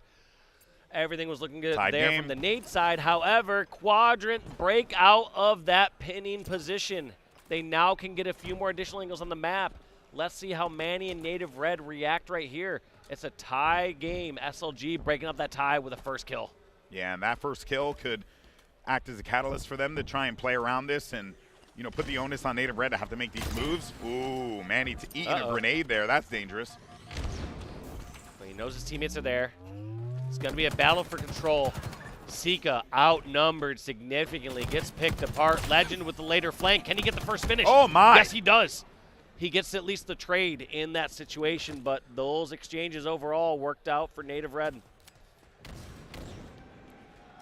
37-37. They needed that one kill, Native Red, and you're right, Dave, they got it. And they're answering back every single time. These trades, they're happening. They don't want to let Quadrant, and Quadrant don't want to let Native Red get away with an unanswered kill. Plain and simple. That's why the game is slowed down to a snail's pace here. Yeah, we're going to see what these teams are playing for. And yes, there's a camo that comes up, but what these teams are also playing for is all these minor advantages. You have shock rifle in the hands of Talik. You know these players are going to be picking up additional grenades. They're going to be picking up any pistol, any weapon they can find on the map to give them that minor advantage during these longer breaks. They're not going to go scavenging around the map when the game is too fast-paced. Yes, they'll take a couple steps out of their way to grab something, but for the most part, this is a full scavenge mode, and now everyone's going to be fully loaded up on nades, and here comes the battle. It's starting over in control. Chick takes out Manny. Manny takes out SLG. Control fight is still well alive, but it looks like Native Red are going to win the battle there. Quadrant have to retreat towards the pipes. Camo's going to be up in a few seconds here. Look at SLG's position, and Talik's ready for it. Tries to send the shot over in his direction, does not get the connection, but Soul Snipe's going to pick up the camouflage. And this shock rifle, we haven't been seeing the kills acquired from it, but also it hasn't been used against them. Oh my God. Too many members down low here from Quadrant. How did Native Red react? Are they going to charge up towards top Hydro and try to pin him down here? It looks like Talik and Manny already have the cutoff route, but they fight their ways out. Quadrant still pushing out back Hydro. 1v1. Crucial one-on-one. That's going to be a perfect kill. Big 1v1. That was huge. He needed to win that one big time, and that's why he was brought onto this team. But he gets blown up in turn. 45-45 now. Manny's going to pick around the corner. He manages to get one. He gets himself a double kill as well, but SLG is going to make him short meat there. Pure chaos in back Hydro. It's 47 all. That was such a back-and-forth battle at the back Hydro, and now it's slowed down. We're going to be back in scavenging mode. These teams know it's slowed up, and they're going to say, all right, if I have a moment, I'm going to go grab some extra plasma grenades. I'm going to go grab some frags. They need to get these little advantages that are going to help secure one of these last 3 kills. This game has been everything you could possibly ask for between players who will continue to be the talk of the town in the HCS for many years to come. It's only going to continue to get better for these guys from here. And what they're showing us today is just a deep understanding of the game, of their opponent, and a respect as well. Pretty sure Chick has a shock rifle. There we go. Yep. Chick he is could very the well win the game playmaker here. right here. Game in Chick's hands, trying to see if anyone peeks out. Now, if nobody peeks out, what does Quadrant do? Do they try to force an action on a play? Because sometimes when you have teams all cowered and all corralled into corners, your team can get a bit more control of the map. SLG picks up 1, picks up 2. It's 49 all. 1 kill Who remaining. is going for this final kill? Camel coming up, but that's not going to come into effect at all. 2 players over into control. Suppress gets the camo. But the kill comes through. Fight happens in the elevator, and Talik falls 50-49 for Quadrant. Man. Holy moly. Quadrant pull off a squeaky win. Native Red. I mean, it's not even about who wanted it more. I really just feel like both teams played, exquisitely. It was really just a matter of both squads putting their opponent in, uncomfortable positions, benefiting off of that, and it was really just a song and dance the entire time until we got to the final moment. So back and forth, and I mean, I didn't get to see SLG's perspective there, but Huge securing double. those first 2 kills before those Huge. kills were answered to get his team to the 49 mark, and then securing the final kill in elevator. They got the kills. They pressed go. They went fast just like Lando wants them to, and they are going on to winners round 2. That's going to be it from me and Golden Boy. We'll catch you on later in the broadcast.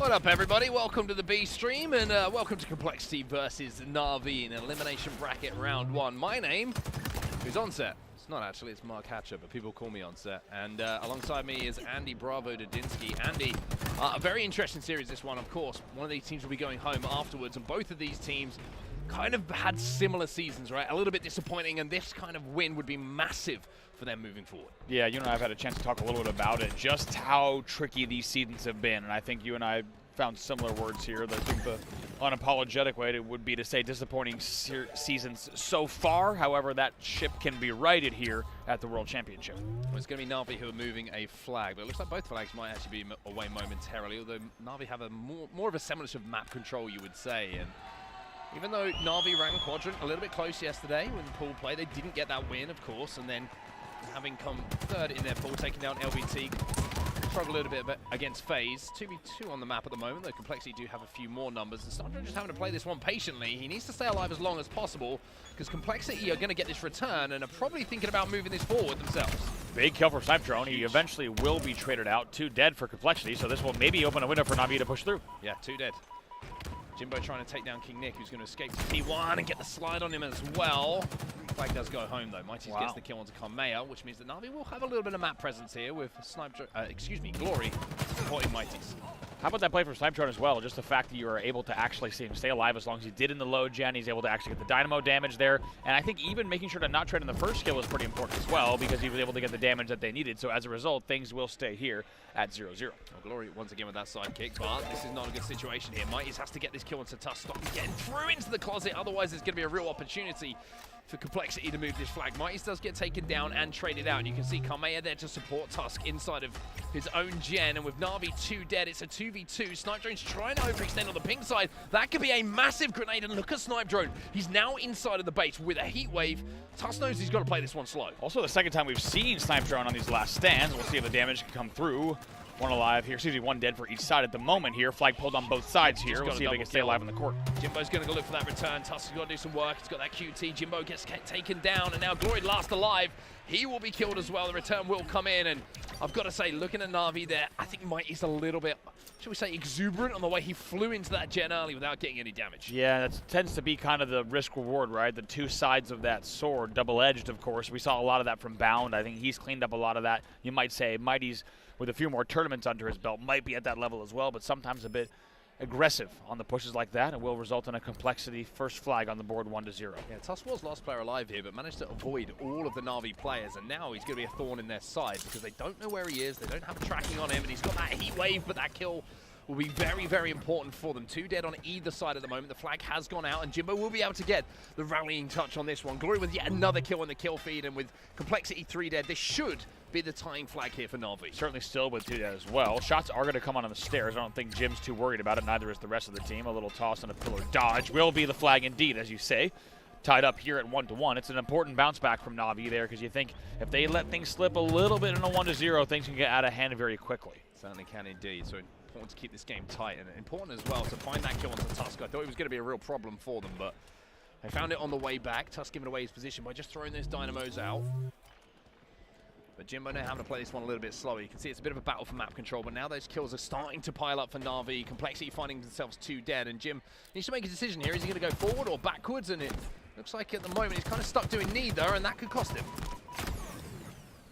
Eventually, just as you say, he does get pinched out from both sides. Top mid, eventually going to be taken down, so that'll reset the map for just a bit. Interesting to think about just how much the QT has changed this game type. Less about the QT itself, more about the omission, of course, of Camo. The map just plays just a little bit differently than it did some months ago. Flag on the move. Flag on the move, but it's split on the map at the moment. You can see that Glory's decided we can't get this flag moving, so it's all about picking up a few kills on the Complexity respawners. But Nick with a big challenge there, and Glory uncharacteristically not hitting the shots you would expect. Snipedrone now in a 1v1. Gilkey doesn't miss those 4 shots very often, and Complexity have this flag moving back into the gen, and this looks like it will be 2-1 here to Complexity. I think it was all 4 dead. Jim was either your last alive or your first spawner. He was in the base, actually, not a spawner. He was the last alive.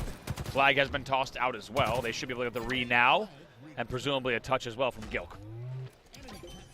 Kamea says you can get that flag. It's going to be 2-1 now to Complexity, but Complexity stuck in their base for a moment. A little bit of map control here for Na'Vi, and that's why Kamea is playing this corner, playing it slowly, making sure the overextenders don't come in. That's something that Snipe Drone has done effectively so far in this game, or got behind enemy lines. It's just been the execution that's been lacking for them. Ooh, look at this nice 2-tap. I love the confidence there from Kamea. He knows he's on land. He's going to wrap that corner, expecting the 2-tap, knowing that if he didn't, probably would have been taken down by that final burst. 3 dead. Glory's your last player alive once again. See him pushing out here on the pink side.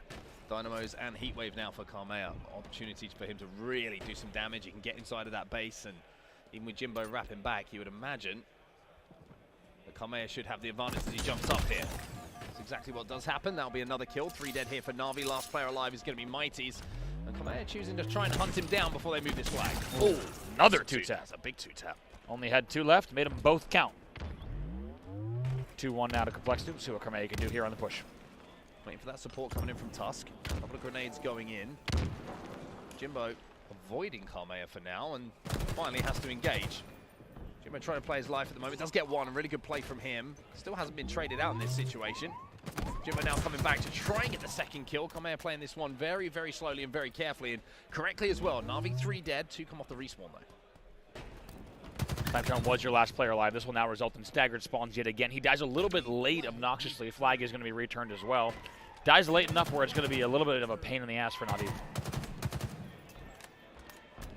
Kamea just really trying his best to control the gen at the moment. Just kind of letting the rest of his teammates do the work until they get this trap going, and the trap is there. Mighty's now last alive. He'll go down. It's 4 dead for Na'Vi. It's complete and utter map control from Complexity. With Jimbo just coming off of the respawn, you would expect this one, if Complexity can pick up 1 or 2 kills on the way back here, to go home and this to be a 3-1 lead. Ooh. But there's a spawn on the gen. Kamea there, you have to think maybe could have gotten away. Even if he didn't thrust, might be able to wrap the corner. In the end, though, not going to worry too much. 1 dead for each side. However, Tusk is the next to fall, so this flag got a lot more interesting. Certainly did indeed. It's a more hotly contested one. 2 dead on either side, although Complexity now have the numbers and should be able to get that touch. Wow. Question is, can they clear their base? Mighty's is there. 3 players are wrapping back, and even though the flagpole does come in, Gilkey should be in a position to at least send that one back home nice and quickly. But here comes Jimbo, and all of a sudden, Na'Vi have Complexity 3 dead. So a last-second stand, wow. Even though the return does come in, Na'Vi got to get that flag off the stand once more. Look at this. They have to take down Nick. Nice double team there. Flag should return. No pull yet either. Glory should be able to get that re. He does get the re, and that is a harrowing situation, to be honest. Yeah, a worrying one. In the end, Na'Vi does get their flag back home, and they avoid going down 3-1, but still a lot of work to do to get a game-tying flag back to their stand. I mean, at the moment, heavily outslaying Complexity at the moment. Mighty's is struggling. It's 5-15 in this game at the moment. Just needs to play his life a little bit longer as we jump on board with him, see what decisions he is making. Kamea has the Heatwave for Complexity. And it looks like, unopposed at the moment, Mighty's going to find himself inside of this base. We'll be able to clean up a nice simple kill, and might be thinking about getting this one moving. Ooh, Kamea still has that Heatwave, and it's hitting hard. Oh, that's big. 3 big battles there in the back of the base from Mighty's, as he wisely, you saw he did not pull. He thought about for a second pulling. Instead, he's involved in these kills. Still 2 dead for Complexity eventually. 2 dead for Na'Vi as well, though. Big kill coming in from Snipe Drone, though, on the way back. Still have to pick up kills, though. You can see Jimbo was trying to secure control of his closet for the overextenders. Tusky's going to be there. The flag is still out, but Na'Vi just falling 1 by 1 at the moment, and Complexity are picking up important kills at important times. What a nade from Tusk into the gen as he flies up the shroom stairs. Kamea stays alive with a QT as well. Flag is still out, but should go home. You can see finally they jump on the return here. Complexity, and missed opportunity there for Na'Vi. You have to say they had map control. They had the flag over halfway, but just didn't have the patience, it felt. And is that going to bite them now? Is there going to be a counter cap opportunity coming in now? Important shots from Kamea once again. 3 dead. Snipe Drone is yet again the last player alive. He needs a skill on King. Nick can't get it. That means the flag run will continue, and Nick will be away to the shroom stairs. No! Jimbo finds an angle off the spawn. There's another player, though, who should be able to rally this back for Complexity. It's going to be Gilkey who brings this one in. No line of sight for Na'Vi to deny this. It's 3-1 to Complexity, and how this game should have been different, I think. A couple of moments that Na'Vi are going to look back on and think, how did we let that flag opportunity slip? But Complexity, to their credit, have made them pay. Question is, what can Na'Vi do? How much gas is in the tank? 2:23 left on the clock. Complexity has really commanded these flag runs and at times looked a step ahead without a doubt in this game type. Na'Vi, however, has not been without their kills. Now have 2 minutes left to try to get 2 flags in. Jimbo's going to find 2. The man who's been the spark for Na'Vi since he joined. And the question is he going to be able to do enough of the heavy lifting? More damage onto Gilkey. It's 3 dead for Complexity. King Nick last alive and trapped. Now, can they get a touch on the flag? The flag is away from the base, but someone needs to commit to this for Na'Vi. Maybe think about taking the death, force this one forward. I think it might be the responsibility of Snipe Drone now that they've got 3 more in the death screen to just force this one across the car side. Did he do it in time? Wow, in the end, he does time it well. We'll see if he can keep this going, though. They're a little bit staggered here. Might is in the death screen, all of Complexity alive, but there is an opportunity. It should be a clear way for him to put this flag in. So Na'Vi answer back. Jimbo picks up 2. With 1 minute and 30 left in this game, there's a lot of time here for Na'Vi to tie this game up at 3-3. Yeah, the question I asked at the 2-minute mark was, do they have time to get 2 flags in? And it only takes them 30 seconds to get the first flag in, and a pretty impressive timing and patience from Snipe Drone on that flag run as well. 2 dead for Complexity. Flag moving again here for Na'Vi. Jimbo's got it through the gen, and he's got support. Glory wrapping back with him to make sure that he's got that cutoff, but they know they haven't got enough kills at the moment. Tusk should be taken down. Another player going to be high on the car. Carmea will cut them down, and Snipe Drone now last alive inside his base as well. Return should come in pretty comfortably here for Complexity. I like the idea to debate the flag. Bottom car, it worked for a second, but because of the second player, weren't able to convert in the end. Kills traded out. You can see Carmea does not want to give this heat wave away. He's been doing so much work with it. Glory taken down as well. It's a comfortable double for him. Jimbo last alive, and you can see he's having to overextend at the moment, but spotted out importantly by Carmea. So Complexity will be able to watch that wrap back, and there it is. Tusk, he'll get the kill, and now it's just about hunting down kills. 28 seconds left here. You can see the game plan from Complexity was to play for kills, but is that going to bite him? Because if Na'Vi can get up the map here and get a flag moving, it could get a little bit dicey. For a second, Glory was your last player alive. Jimbo spawned out. That's probably where those shots are coming from right now, is going to be Jim. 2 spawners, though, coming out of Frid's side. Not going to be easy. 10 seconds left. Jimbo's got to go forward, it's as simple as that. However, he's not going to be able to. King Nick is playing a sneaky corner. 5 seconds left, and Complexity look like they're going to take home game number 1 here. 3-2. They take the win, but I think you're looking back at the story of that game, how it was played, how scrappy it was, missed opportunities on both sides. That sums up the season, to be honest, for both teams. It does, and it's not surprising to see them both here in elimination round 1, just because, you know, of course, only so many teams are going to be able to continue on through that championship bracket on the winner's side. And 2 teams here that have been around the top 8, top 12 for the better part of the last year and a half, if not more, now find themselves going up against each other. And I think you put it perfectly. That 3-2 scrappiness kind of sums up the current play style of both of these squads. And only one of them will edge it out. This time it's Complexity in game number 1. Well, we'll take a quick break. When we get back, game number 2 will be here. Question is, will this be a 2-0 lead for Complexity, or will Na'Vi be able to tie things up?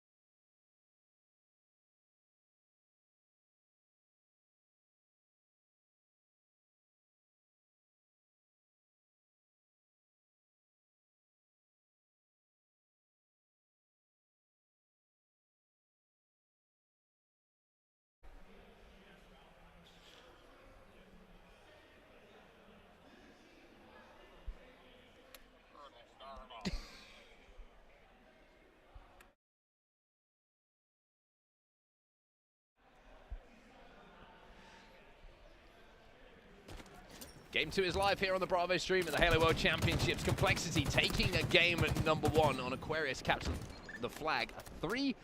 Na'Vi need to answer back here, Andy, but after the way they performed in that first game, something's going to have to change here. There needs to be a little bit more what's the word I'm looking for? Synchronicity. Synchronicity from them. Thank you. Thank goodness you're here. No problem. Happy to be here. Tell you what, I couldn't agree more. I think it's really just going to come down to a test. Oh boy, okay. King Nick on the flank almost does it through the shroud. Okay. Of course, double kill through the shroud as well. That's 3 dead. Mighty's is your last player alive. And before I can really even get the thought out, I was going to agree and say that whoa, that spike grenade was wild. By the way, that thing looks like something from a children's party. Actually, you can't bring spike grenades to children's parties anymore. That's why you're not invited anymore. Invited and restraining order are 2 different things. 8-6 the score. 8-7 the score as Na'Vi do finally get a little bit of a semblance of map control. Glory trying to stay alive and find himself a heat wave, which is exactly what he's going to do. Can he 2-tap? Yes, he can. 3v3 on the map for now. A little bit of a scrappy battle going around the tower, but one thing that worried me there about that start from Na'Vi, we were talking about how they need to be synchronized. Forgot the word, by the way. Letting Nick just slip behind enemy lines with that sniper rifle and get those kills as the overshield came up is it's kind of synonymous with what they've been like, right? Just way too that free. Last player alive. Way too free. You cannot allow that much free damage to come in. There was a clear gap in the setup here. Here's Mighty's though.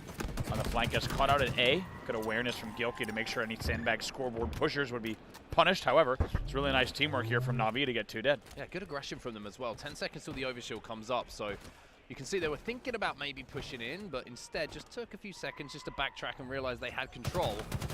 Tusk in a 1v1 here. He's going to get taken down. Nick will be there to trade it out. Anyone from Na'Vi here to trade out that kill? The answer is no. And Nick just walks in after that and picks up a double kill. But where did the overshield go? That's the real question here. A couple of players did fall for Na'Vi, but did anyone get the OS? Oh boy, backlight comes in there from Karmea. He's going to sit top tower. It feels like we've seen a lot of Karmea in that game number 1. Ooh, nice little. Ooh, might even do it on this one as well. Eventually goes for some extra style points. King Nick is your last player alive on the side of Complexity. Looks like on screen you're going to see him going right around sandbags here, maybe back A. Back on board with Snipe Drone here. Nice little 5-kill lead for Na'Vi. We'll see if they can hold on.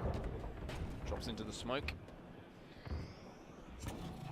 And tries to watch these escapes coming through. That grenade should give him an opportunity to at least trade in this situation. Does that indeed. And Na'Vi extending their lead ever so slightly here. Jimbo with another one onto Karmea and almost back-to-back 3 deads here for Complexity. So Na'Vi starting to show a little bit of, I would say, not just map control, but picking up the pace a bit. Yeah. When they get that first kill, they're collapsing together, but they're not being reckless with it. They're playing their shields, they're playing their lives, and trusting each other to finish those kills. I agree. You're not seeing just composure, but also the pace here as they continue to hold on to that 5-kill lead.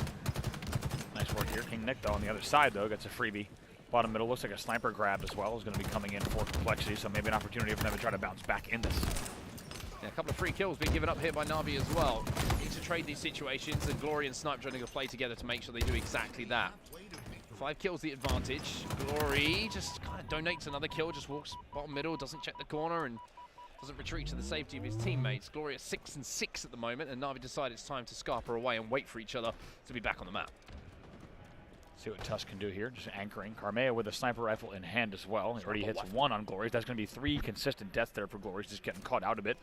10 seconds left for the overshield, and with the score of 25-22, goes without saying, a pivotal point in the game. Yeah, I like this play from Tusk as well. You can see he was looking to be the flanker on the overshield. King Nick gets another one onto Jimbo, and this should open the door really with the control that they have, as well as the sniper rifle for a pickup of that overshield coming in. Gilkey's going to move forward, he's going to shroud it, and it's all because of this distraction work that's coming in from Tusk. Nobody has called out Tusk, by the way. He has not been challenged once. Finally, Na'Vi should take him down, but they've given up the overshield to do so. 27-25 now, just like that. See what Snipe Drone can do here.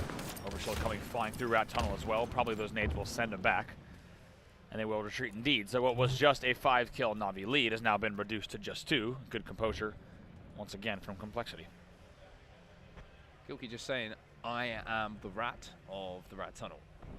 With a heat wave in his hand. You ever seen a rat carrying a weapon? I was going to say, can you imagine? It's bad enough to have rats. Can you imagine a rat comes out with rats. a heat wave? My God. Imagine something you see in New York. Certainly. Deep within the sewers. Trades coming in. Still the 2-kill lead, excuse me, for Na'Vi. Gilkey trying to play corners, trying to make this heat wave as explosive as it can be and using it at the range it's designed for. Which to be fair, is on land, all ranges. Yeah, all range. Gilkey, interestingly sitting there sandbags. Yeah, finally I think he gets the call out that he knows where everyone is, because you only really sit sandbags there if you think anyone could be house. You know, you only, or someone big door. You really play that angle only if you don't have the info you need. 29-29 now. Complexity making this comeback. And Gilkey's still with control of the heat wave, and King Nick with another kill onto Jimbo has now given Complexity a slender 1-kill lead. Gilkey might have a little bit of a field day here. There's going to be 3 players in front of him. Can't connect with any of them. Didn't really do a huge amount of damage as well. And Na'Vi make the decision to do something together. And hey, surprise, surprise, it works. Pretty surprised there that Gilkey even gets a spawner. And maybe the spawner gives him the false confidence, because I think based on Gilkey's positioning, he was going to sit window stairs, right? He was going to sit in the back there and wait for them to wrap A. And I think if he waits just 10 extra seconds and they're going to wrap A and go sandbags, he probably gets free kills and free backwhacks. But because he had a spawner there, they kind of get a little aggressive and push big door. Really impressive this though, holding down things for Mighties. Turn things around a little bit after a slow game 1, and now he's looking for yet another kill. The overshield should be picked up here by Na'Vi as they not only win the battle for the overshield, but get the sniper, they get away with it, and they keep themselves alive. So that's the difference between the two teams now. 4 kills, 4 deaths extra for Complexity, and Na'Vi have all the weapons to work with now. Really fascinating, because you had all of Na'Vi down, right, 31 to 30, or excuse me, 30 to 29 or so. You had all of Na'Vi spawning B, and Gilkey in that sneaky spot in A. And my goodness, Mighties finds a nice little headshot. Really interesting turning point there in the game that Na'Vi was able to capitalize off of the 2 kills that they got essentially for free at A. The Mighties needs to support his teammates here and just watch over them for a few seconds, because the rest of Complexity is still trapped inside of the garage. But the turning point, we saw it for ourselves, and it's reflecting now in the score. 36 to 30 the score, but we have seen Na'Vi with leads like this so far in this game, so Complexity will know that there is an avenue back into this game. I like this play from Na'Vi. Look how Mighty's rotated back. He got the call-outs that there was somebody trying to push dummy door, and he rotated back right away. You see he's switching between cuts and now dummies now. He knows that there might be the push coming from this area, and he's ready for it. Once again, look at this from Mighty's. Really nice play. Over challenges though. Doesn't need to do that. Keep the sniper in your hands. Just hold the tower and trust your teammates to get those kills. Have they now turned the sniper rifle over, or was Glory able to recycle that one for Na'Vi? Kamea with the heat wave in his hand, so it could be a split of weapons at the moment across the map. Or across the teams, I should say, as Na'Vi have that 4-kill advantage still. You got to think, it's not an exaggeration to say that this is Na'Vi's season right here, this next sequence, right? If they go down 2-0 in the series, that really could be all she wrote. If they can hold on to this, though, and stretch this series out, who knows what the next few rounds of bracket play might hold. Kamea loves a 2-tap. Glory going to be able to trade the kill out as the battle for the overshield now will take place. Glory with a double kill, and an important one at this time, because now he can force Tusk back, he can force Complexity back, and now he can pop the overshield. Na'Vi win 2 important overshield fights. If they can close out this next team fight, you would imagine they'd be in a position to potentially tie this series up, but they can't find the kills. Jimbo finally gets aggressive, and now the trigger has been pulled. Glory flies in, another kill for him. Tusk, hits a big shot. Mighties needs to trade this one out for Na'Vi. But Tusk's still alive and still a problem. What a shot from Tusk. That was unreal. Looks like they did take the player down with the plasma pistol, but they did not take down Tusk here. Sniper will be out. 45-38 though. This is still Na'Vi's game to lose, right? A 7-kill lead at this stage with 3 minutes left. This one should be theirs, this game number 2. Yeah, you throw away a game like this, then honestly, you've only got yourself to blame. Jimbo's going to fly out to get 1 trade. He'll be able to survive. There's the help coming in as well, and Tusk now realizes he has to retreat. There's no other option for him. It's a 10-kill advantage now. Make it 9 as Kamea picks up 1, but Snipe drone in a position maybe to get a trade in this situation. Flies in. Can he get the beat down? Yes, he can. And Na'Vi tie the series up. And just looking across the stats a little bit here, Andy, everybody on the team doing their job. Everybody positive, I believe, there, if I wasn't mistaken. And the workload being shared nicely. And the 2 most pivotal moments, the 2 last battles for overshields, both won by Na'Vi. Right, and they had to win them. That was not an easy win or a walk in the park at the end of the game. They needed to win both of those, otherwise they would have thrown away their 4 or 5 kill lead, potentially twice had they not done that. 50-40 is your final score, which is not just a respectable score for Na'Vi. At this level of professional Halo, that is a little bit of a, you're getting into a little bit of blowout territory in terms of your late game at a 10-kill lead. Most players, pro players, would certainly agree, but as you said, big numbers there. Jim +1. Mighty's 13-12, Glory's 13-11, Snipe Drone 13-7. Player of the game without a doubt. Each player going positive. Yeah, very impressive stuff there from Na'Vi. The series now tied up at 1-1. Game number 3 is coming up in just a few moments.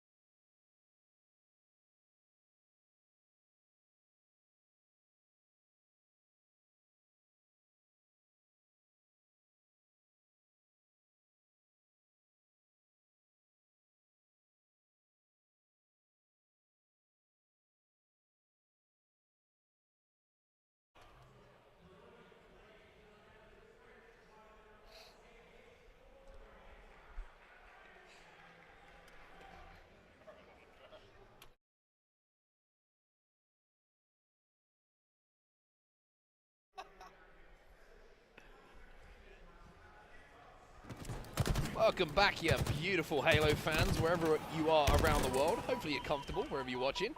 And if you're not, give yourself a cushion, because we're tied up at 1-1 between Complexity and Na'Vi after Na'Vi won the Slayer. 50-40 on live fire, and now we find ourselves with a little bit of Strongholds action, and Complexity with a real opportunity here to go up 2-1, because I know Na'Vi, and I know they don't like this game type. Absolutely. As you say, grab a cushion. Grab yourself a beverage as well.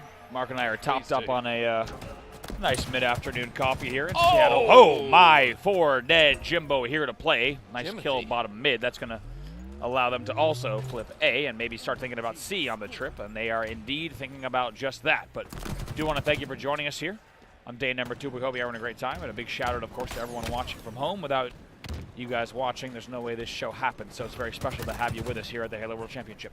Glory with an opportunity here bottom middle to do something special. He gets the reset, he gets 2, and keeps the sniper rifle and the scoring in the hands of Na'Vi, and should be able to finish up the cap on C as well. All of Complexity at the moment spawning in and around blue and on the top of the ramp, and they're going to have to wrap back into A. Sniper Drone picking up 1 kill is going to trade things out, and the flood has come in. Na'Vi keep scoring. They've got to be very aware.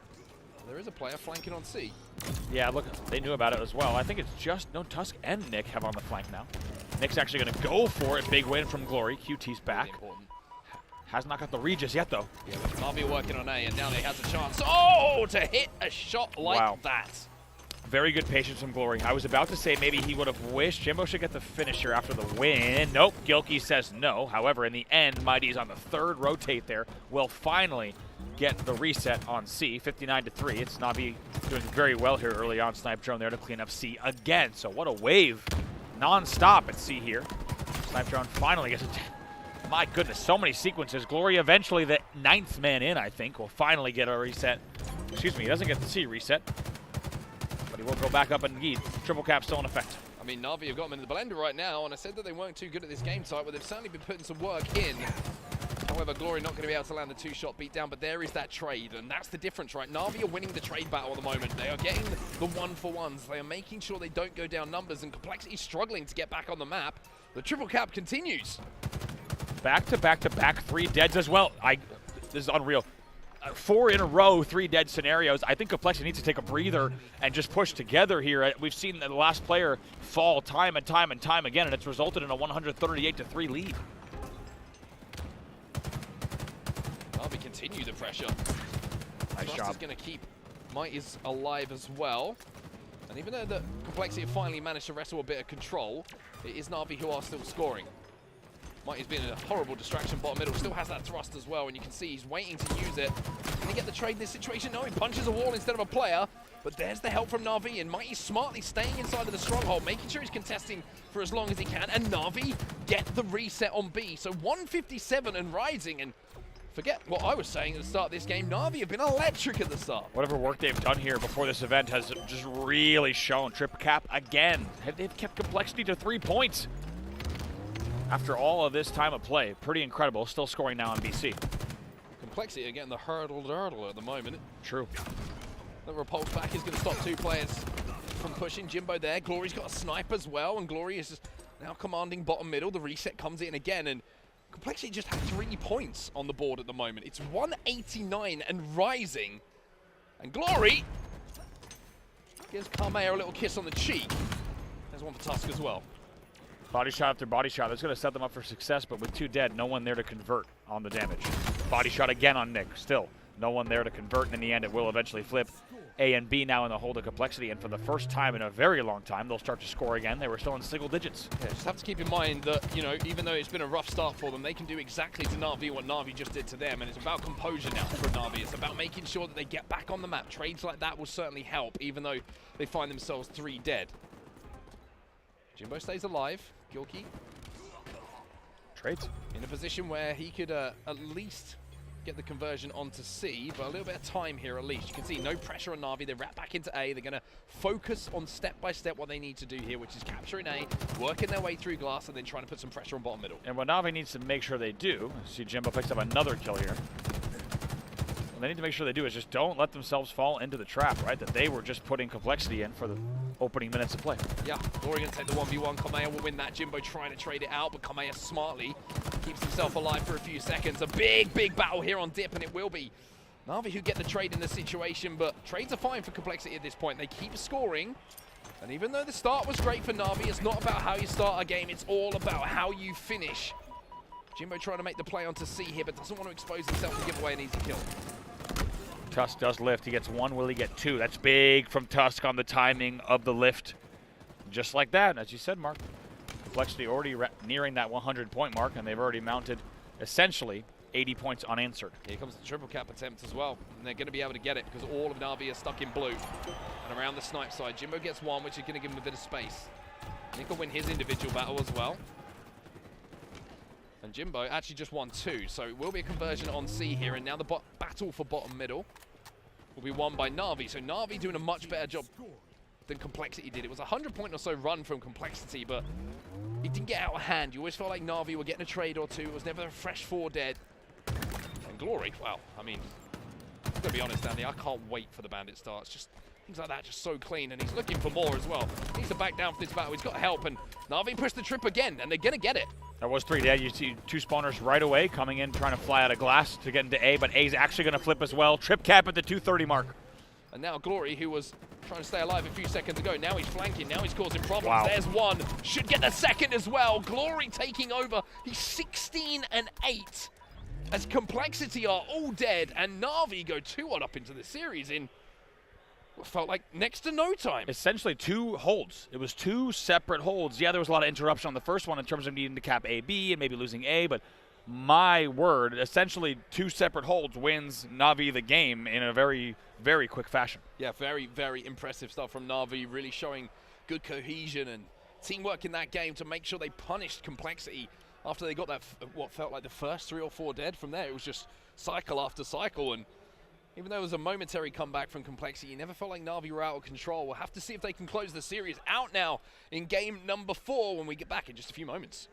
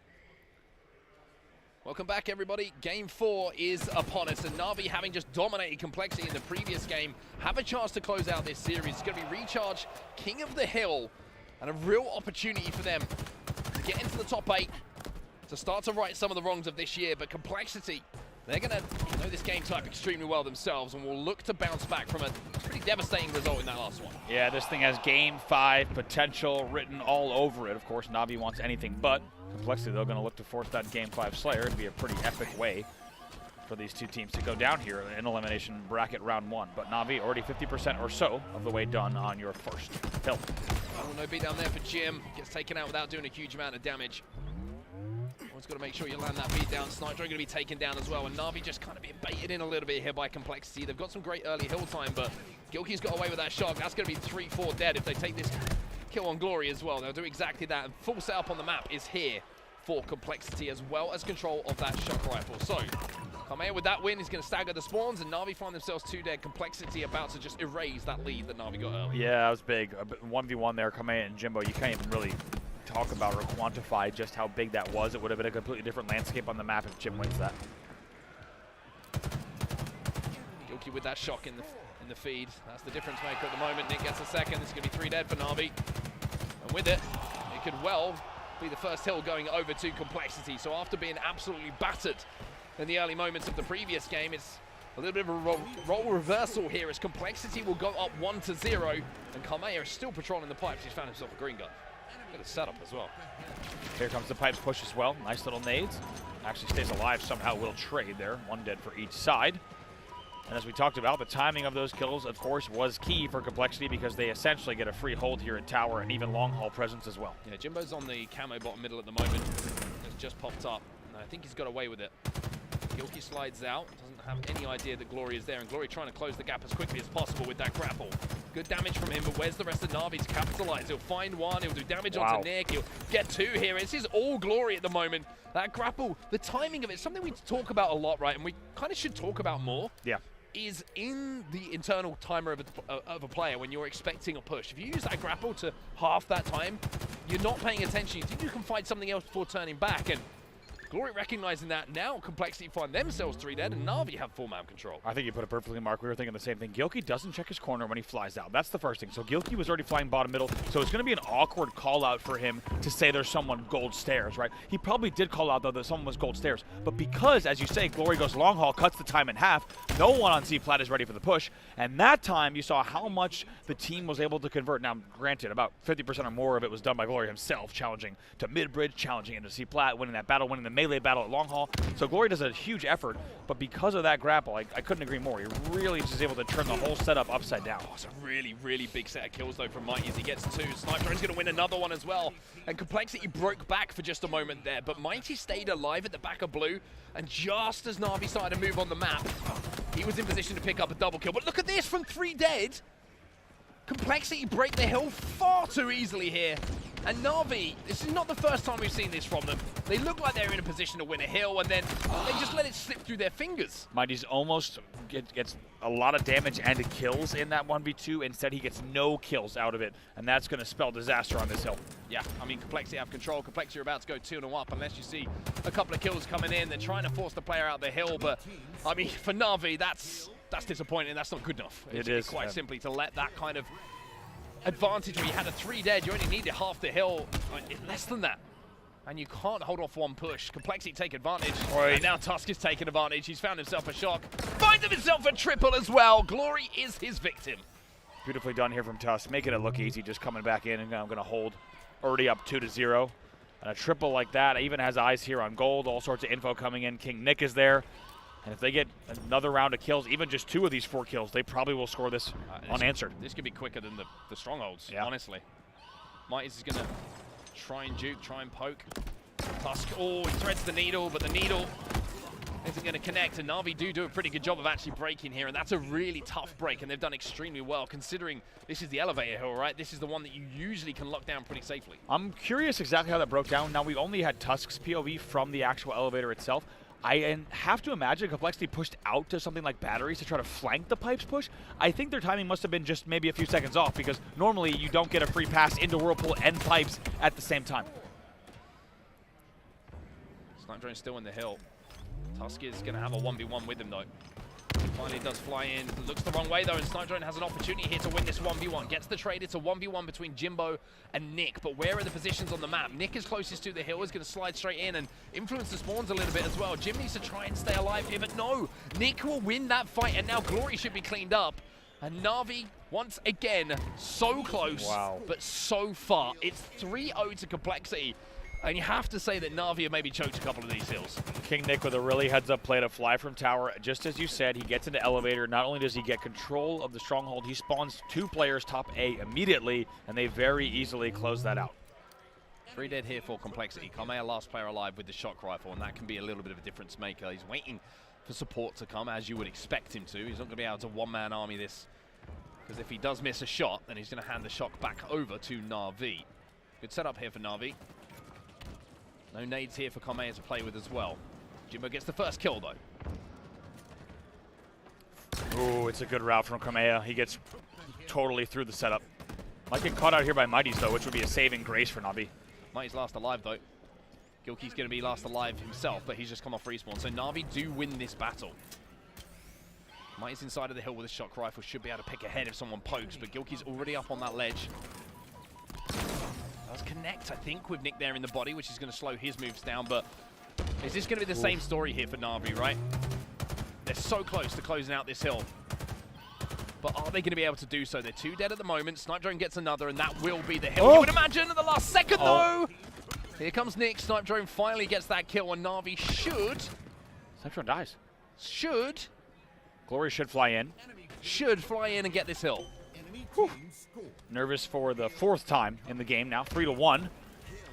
And a long road to go. However, with 3 minutes on the game clock, it is possible for Na'Vi to bring this one back. They will have to dig deep. It's the one good thing, right, for Na'Vi is the fact that the first 3 hills went so quickly. It means they've got time to play with at least. But this is a little bit of a scrappy hill. This is a little bit of an awkward hill to play. But Jimbo's made a really good play here to open up the map.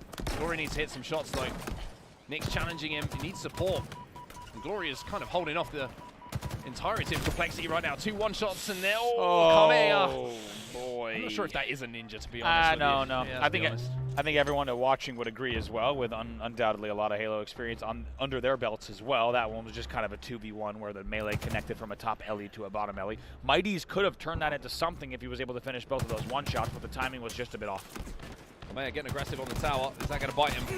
Gets one. A trade is absolutely fine, and Complexity have got all the time in the world they want now. They've already capped half of this hill. Na'Vi might be looking down the barrel of a Game 5, and it gives them maybe just before this this game is done and dusted to talk about Game 5s for Na'Vi this year, because they've been in a lot of them, and they've been so close, but so far. And I mean, if you're going to get it right in a Game 5, it's got to be a Halo World Championships. Complexity are in full control at the moment. They will be able to close this game out in the next few moments. A little bit of hero play coming in. It's not enough.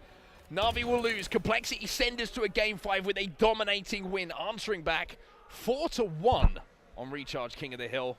Game 5, baby. You ready? I was going to say, how did Game 5 feel, didn't it? Going into that one, without a doubt, I am so ready for Game 5. All of that coming up in just a moment.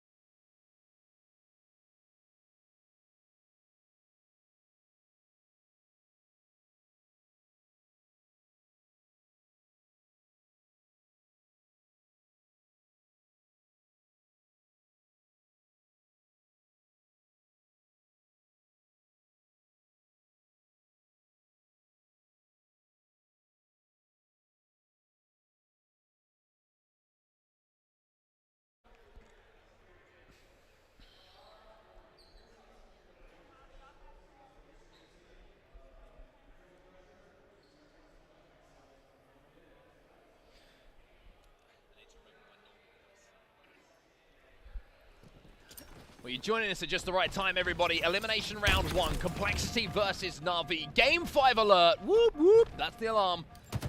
And one of these teams, seasons will be defined by what happens in the next 11 minutes or so. Slayer is where we find ourselves.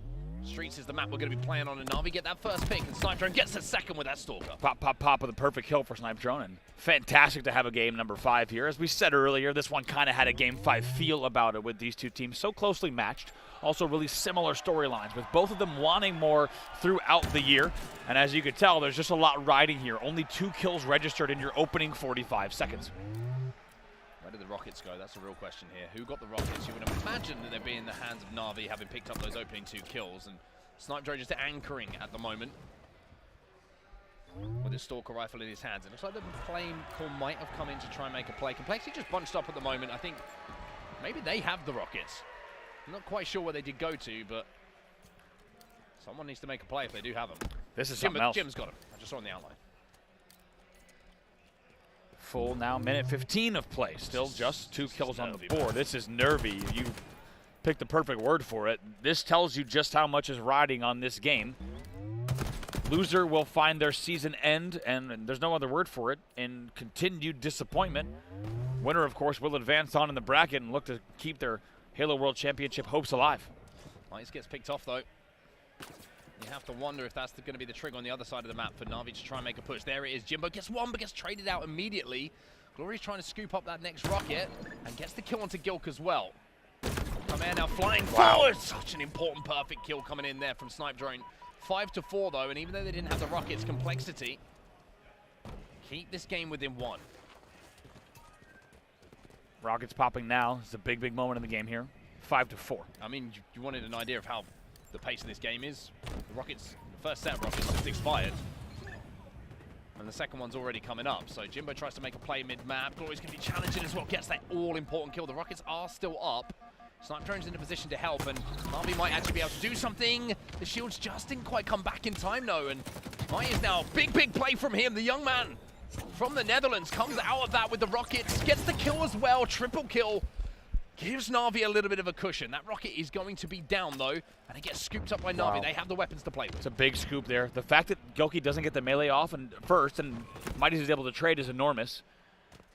Gives him a triple, also a 2-kill lead here, and Glory somehow off the back of that grabs the last rocket as well. Yeah, Glory's got to put himself in a position where he can do damage, though, because he has no battle rifle at the moment. It's Bulldog rockets. Yeah. And he doesn't want to waste the rocket, so it'd be interesting to see if he tries to hand off a weapon or he's just spotted out Tusk here. Tusk is going to try and retreat. Tusk is going to be able to retreat, and he gets baited out. Gilky with that Stalker rifle watches over his teammate, and Tusk now has the rocket. That's a bit of a blunder. It is. You have to wonder, to be honest. I mean, Tusk plays some big brand Halo. Tusk may have intentionally shown from arcade into Red Room, then went driveway, which is an impossible rocket angle, and then they kill him on the cross there. That might have been a really, really good counter from Complexity. We only saw it, of course, from Glory's POV, but boy, did it ever work. Yeah, and now both weapons get traded over. And look, Gilky now has Stalker, they have Bulldog, they have a rocket, and hey, surprise, surprise, it's a 1-kill game. But Glory and Mighty start to combine. Jimbo! That's a good amount of damage, but does fall. 1 kill still the difference. Boy, this is nervy, man. You can just feel it in every single fight.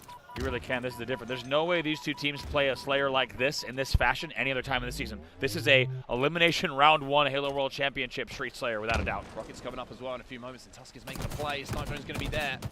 Snipe Drone takes a little bit more damage. Mighty's just trying to cover him. They should be able to 2v1 Tusk here if they're quick about it, but Glory creates a bit more space for them. Jimbo gets the rockets, and now Tusk finds himself as last alive. They should have information of where he is. They clean it up. That's a 3 dead, 4 dead situation.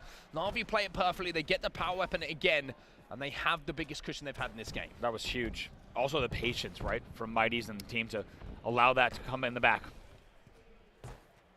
No idea what's just happened, but all I can tell you if you're a European fan right now is that Na'Vi have made a mistake, because they just went from 4 alive with rockets, with control, to 3 dead almost immediately. Somebody made a mistake there. It was Mighty's who went down first. And now the hard work that's been done has kind of been undone. They have the 2-kill cushion, but they've got to start all over again in a 4v4. They do, and we'll have to see where this goes, of course. I think they're realizing, maybe if you're a Na'Vi fan, you're hoping that they realize, okay, we cannot let a gap like that happen again. We just had a 4-kill lead. It has been reduced. we need to make sure we're on top of our game and really being the decision makers. Look for the opening damage, then you decide whether you go or not. Repeat, right? Be patient. Decide which damage you want to push and collapse on. We'll see if Na'Vi can do that. However, Complexity, of course, has something else in mind. That last push being very successful, they're going to look to coordinate something very similar soon. You're looking at the experienced players in this game as well to step up, right? You're looking at the likes of Gilkey in a Game 5. How many times has he had big Game 5s for teams he's been on that have won them and dragged them through tight series like this? On the other side, you're kind of looking at Jimbo and Snipe Drone, right? The two most experienced European players. To be able to stay calm in these situations, command the troops, so to speak. And for Glory and Mighty to play off the back of it. Here's the push now coming in. They try and get the kill onto Nick. He doesn't get taken down, though, and it's trades aside at the moment. Jimbo trying to play his life, trying to play this one smart, and should be able to come back out and at least do enough damage for that player to be picked up upon. The trade doesn't come in, though, on either side. And it stays at a 2-kill advantage to Na'Vi. Rockets back up in 2 seconds. Was a man advantage for a second for Complexity when these rockets were popping. One dead for each side. Let's see where those rockets go. Oh, the grenade doesn't quite take down Snipe Drone. One rocket was picked up by Mighties, but it wasn't used. Jimbo picks it up, and that's the second. That's all 3 rocket launchers, by the way, picked up by Na'Vi, and they are only up by 3. For me, it's a big concern, because what Complexity are you going to do if they get a rocket launcher? Absolutely. Navi's going to be very happy they've denied and held those rockets. However, you would expect more than a 3-kill lead after 3 grabs, without a doubt. 5:30 left now on the clock. And slowly inching their way continually to victory is Na'Vi. However, they know that they only have so many opportunities and a lot more Halo to play in this game number 5. Jimbo's making a play here. Oh man, Comes in, stays alive, most importantly. So important to do, almost as vital of getting kills in these situations. If they get traded out there, it's still a 2-kill game, right? But now it's a 3-kill game. Tusk's going to be challenging, doesn't get baited in here, Jim, but take that challenge as another player was alongside him. Glory goes down, Kamea going to get that pick. Stalker rifle and all of Complexity stacked up on the pink street, and I think Jimbo realizes this. He might be able to make a play here, make a flank. Ooh, Jim does get the info and the catch out. Nice job on the flank here. He might even pick up this second one. Timing's off, though. Timing's off. And you can see now, he's got decisions to make. He gets caught out. It's a 1-kill advantage. And that's the margins, right? If Jim is a second quicker on that, probably comes out of it with 2 or 3 kills. Instead, it's a 1-kill advantage, and Complexity very much back in this game. Next set of rockets, the focus. 30 seconds until they pop up. Yeah, they were good comms from Na'Vi without a doubt, because Jim only took that route and that angle because he saw that push was coming into Tram. However, as you say, it just really doesn't pay off in the way that they needed to. Now all eyes on rockets coming up bottom middle in 10 seconds. Jim's trying to pressure, and I kind of like this, to be honest with you. He's trying to push Complexity back and put them in a position where if they leave Tram to try and fight for these rockets, they're going to be taking damage. Nick's firing back. Really good shots coming in from Nick, though. He's going to back him down, and Jim knows his angles. You can see immediately switches his reticle towards the nest, knowing that a player is going to be traced upon him. Nick's making a play. Jim's got to be careful. Nick thinking about a driveway push. Glory gets the early damage to prevent that. Here goes Glory, though, on the push. Glory's making a play. 2 players going to be in the back, and he's trying to clear the way here for the rest of his team to move up and get those rockets. Mighties gets one onto Gilk. Challenge going to be coming in, doesn't get traded. Snipe don't just get the trade, though. Stays alive in this situation. Last 2 players of Complexity are trapped. Jimbo gets those rockets, but gets taken down. Is there 1 rocket left? I think Jim gets 1 rocket there. Yeah, it gets pinged there. Gilkey now. Let's see how many rockets are left. That could be a big deal. 2 rockets left. Jim didn't get either rocket off before dying to the Stalker. I think he got 1 off. He got 1 off. Okay, he did, yeah. Observer goes there. 1 kill the advantage. Rocket doesn't connect, and it's still, even with essentially every rocket launcher going to Na'Vi, a 1-kill lead. Complexity will not die here. Jesus, this is something else. A fantastic Game 5. We're glad you're joining us here on the Bravo stream for a Game 5 and Elimination Round 1 that has been down to the wire, unsurprisingly. Entire seasons are riding here in this single game of Halo, not to mention tons of cash on the line as well. Complexity 2 dead, 2-kill advantage still. It's kind of been the story of the game, right? Tusk looking to make a play off the back of this, though. The Stalker rifle. Can he catch a Na'Vi player off guard? 2 bullets are going to be good enough for a trade to come in. Snipe Drone going to be challenging. Tusk has to stay alive now. Value that Stalker. Kamea gets the kill onto Glory. It's a 1-kill game. Tusk no shields, but he's got hope because Gilkey is alongside him to keep him alive. And only a little bit, 7% here on the Stalker as well, so he might be able to get a few shots in. Here comes the push. 3-man push coming in.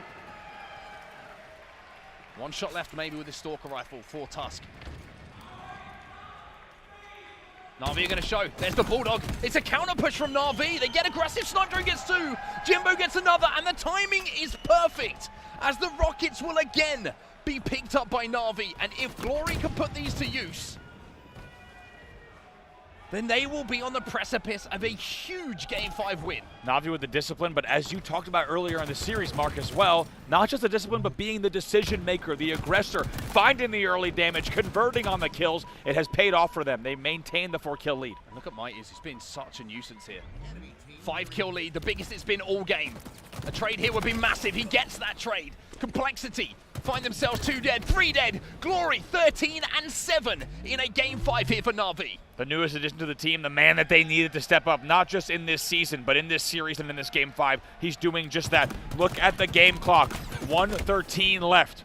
I want to see Na'Vi not get overexcited here, though, because they can throw a few kills away, and that lets Complexity back into this game. Snipe Drone trades out a kill. Mighty's gets another. Gilkey, though, trades. 5 kills, still the advantage. And Jimbo, he's on the flank. Can he find Gilkey, though? Carmea's going to get caught out. Gilkey's still alive in this situation. Glory will get the trade, and Jimbo is a problem here for the Complexity lineup. It's 5 to go here for Na'Vi. Big credit to Jimbo here. He could have easily tried to slow the game down, but instead he's continuing to deal the damage here. 7-kill lead with 40 seconds left. And this is the experience, right, we were talking about. Someone has to have the cojones to make a play like this. Gilkey gets 1, though. And Na'Vi looking a little bit shaky, but look at the movement here from Jimbo. He's still alive in this situation. It's 3 to go now. 42-47 now, Gilkey gets a 43-47. Triple kill out of Gilkey. Not done yet. 18 seconds left. They have to have a perfect wipe here in 15 seconds. They have to get this done. They have to push. Nick gets another one. And oh no, Na'Vi, not like this. 10 seconds to go. They get a kill though on Gilkey, and that might be the kill that secures a Game 5 win for them. Carmea will fall, and Na'Vi win a Game 5. It's poetry and almost justice for Na'Vi. Having lost so many Game 5s this year, they finally step up and win an absolute nail-biter. And what a fitting time to do it in a season that has already been historic for European Halo. The European hopes stay alive on the Na'Vi side as well. A Game 5 win over Complexity will send Complexity home from the Halo World Championships as Na'Vi will continue on in the elimination bracket, and what a series we just witnessed. Fantastic Game 5, and if anyone was practicing Game 5s, it was going to be Na'Vi, but this time they turn the story around, they rewrite the script of this year, and they win the close Game 5. And even though it was nervy up until that last moment, even when Gilkey got that triple, you thought, not like this. You just saw it happening again. But they didn't fall, they didn't crumble, and it was Jimbo, I have to say, in those final moments, making some really important plays for Na'Vi that won them that game. Got to be the player of the game. I think there's a moment there in a different universe, many different universes, where Jimbo doesn't continue to apply the pressure and tram. He doesn't get the extra shots on Carmea going in the L. He doesn't continue to pressure Gilkey there at bottom tram in a driveway. And then, of course, still wrap Commando and continue dealing damage. And he trades as well at Dumpster. There's so much that Jim does. And let's not forget, Jim also takes down Gilkey, bottom tram, front. There's so much instrumental in way more than 5 kills at the end. Jimbo, I think, player of the game and player of the series maybe to keep Na'Vi alive this season. Yeah, very impressive stuff. Na'Vi continue here at the Halo World Championships in the elimination bracket. Complexity, that will be the end of their season. They will be back next year to try and right the wrongs that we've just seen. But Na'Vi continue. That's going to do it from us. We'll see you in just a few moments.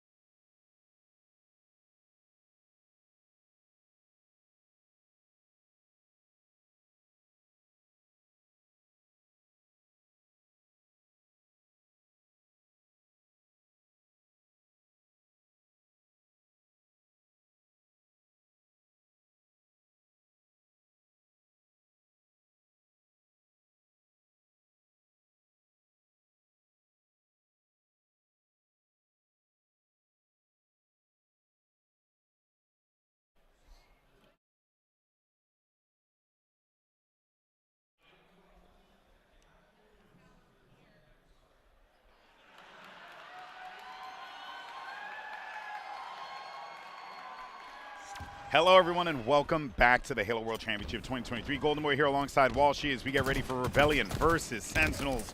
And I'm excited for this game because I want to see, this is a test for Sentinels. Because, well, actually, I should correct myself. It's a test for both teams. Yeah, I was about, like, they eked through that last test by just barely not failing. You know what I mean? Like, we're looking at the passing grade. They somehow eked out the Street Slayer against Native White.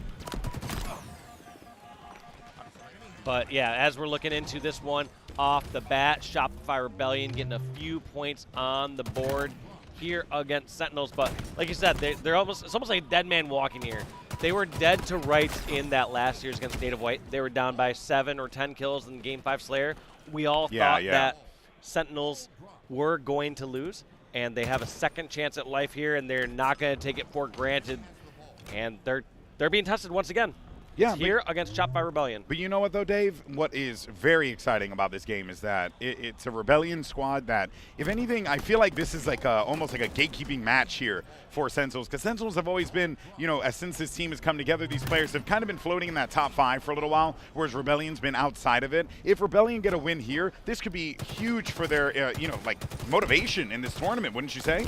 Yeah, I mean, Rebellion has had like a little bit of rubber bandy results, but overall they've been placing, you know, as they get close to like that top 6 area.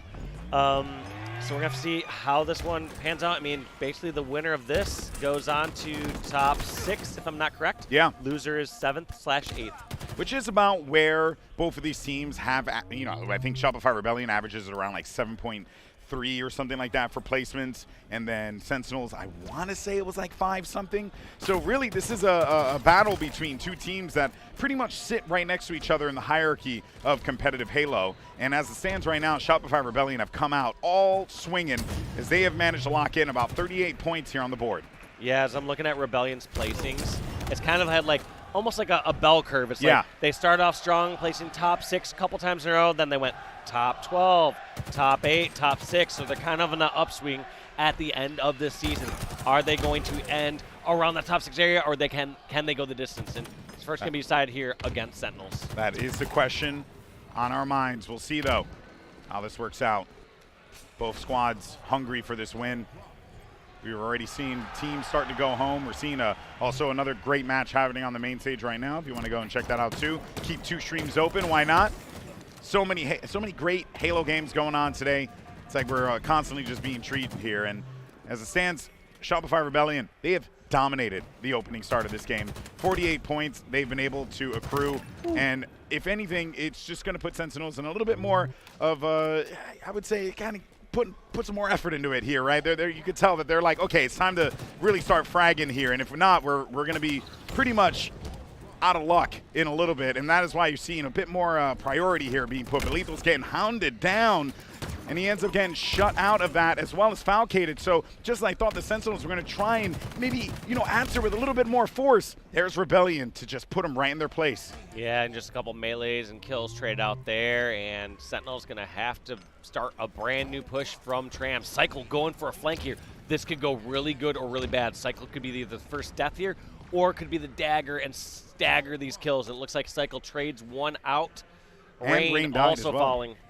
I think that is certainly going to be a bit of an issue for them, but they're going to need to recover out of this one. Yeah, and it looks like Shopify have to stop the ball time after that. They realize they lost too much firepower on the map, and instead have to go back into slaying mode, where they've been very successful so far throughout this.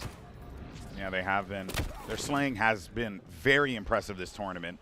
You know, you can really credit that to players like Mental, who, even though he hasn't been having a big game here at the start of it, I would not be shocked if, you know, he starts to pop off maybe the midpoint or even in game 2, 3, wherever this goes, right? And then you obviously have veterans like Rain and not Ryan to just back up this Shopify lineup. And Rain, of course, a fantastic BR in his own right. So I think overall, you know, you got to be feeling pretty good if you're the Rebellion here, Dave. Yeah, Rebellion looking solid. And this is kind of the start you want. It's fine to, like, get your groove, go out and slay, just show that your team is in a stronger spot. And Mental just picking up kill after kill as they're all focused on trying to finish off Ryanoob there. Rain scrapping up these last 18 seconds of time. Sentinels have one last push here to make them drop the ball or get the kills. And it looks like Rain's going to opt to hold on to this and start the rotate. He decides to drop it. He realizes he's the only one alive. He can no longer get a play ball here, so he's going to have to do as much damage and stay alive as long as possible. Yeah, he's waiting for this one to see how this is going to work out, though. Rain manages to get away. And it seems as if with that play unfolding, Rebellion certainly were in a bit of a pickle there, losing 2 players as soon as that push happened. Yeah, keep in mind that Shopify technically could have play balled this one. True. We're going to see if it comes back to bite him. But to be fair, too, if you're the last one alive, tossing out a play ball at the front really doesn't matter anyways. They're going to grab that and bring it right back in tram if that's where they want the ball. Ryan Noob scooping it up from dumpster, snagging up these last 5 seconds. I don't think, unless they can bank 2 nades, that's going to be it. Ryan Noob grabs the last couple seconds of time and wins round number 1 there for Shopify Rebellion. However, before we get into round 2, we're going to go to a quick little break. I think there's been a small technical issue for some of the players on the side station. We'll get a ruling from TO and let you know what's happening. Catch you soon.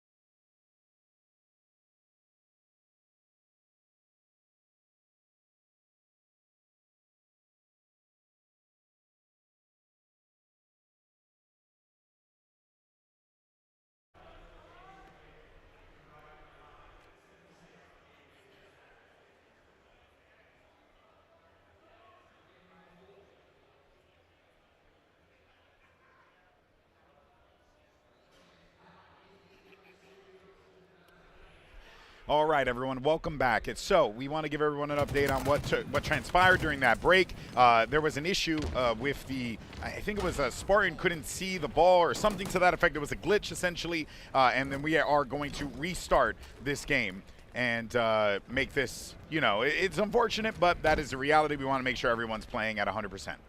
Yep, technical issue, full reset, and Shopify Rebellion grabbing this ball right off the start, getting a 17-point lead here in Tram, and Rain realizing the push is coming in, and what is he going to do to stop it?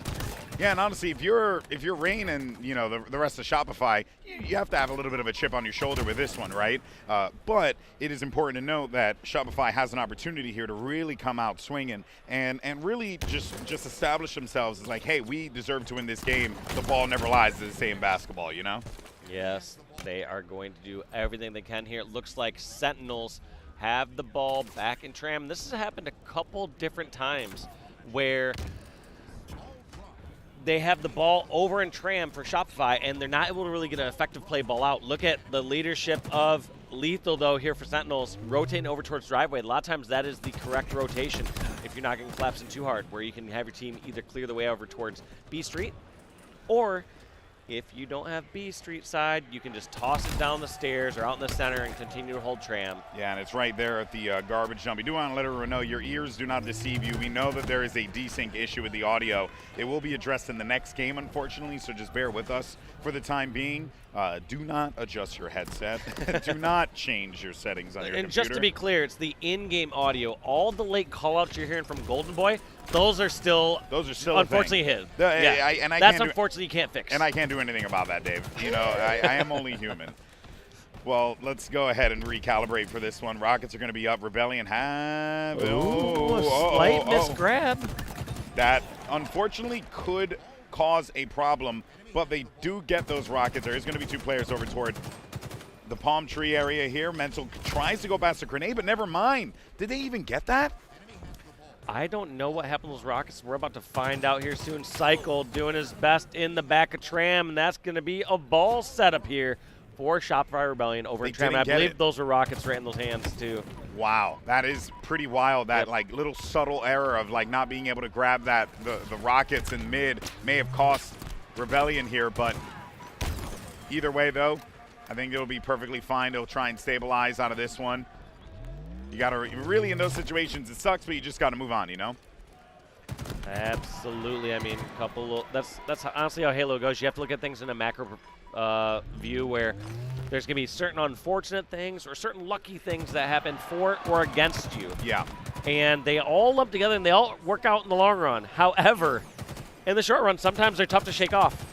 Yeah, it is. And it's a mental thing, right? Because you think, oh, hey, I have this, I lock this down. I mean, we're even seeing that right now going on in the main stage here, where I'm quite curious. That 45-44 win that Optic had over FaZe, maybe, can set the motions for them to kind of get in their heads, right? It's very easy to feel, and I think it's important to note here, as we have an actual reset of this game, where, yeah, it has to feel like a little frustrating for the Rebellion to try and get this win again. And Sentinels are going to take this second opportunity to really use it to its fullest potential.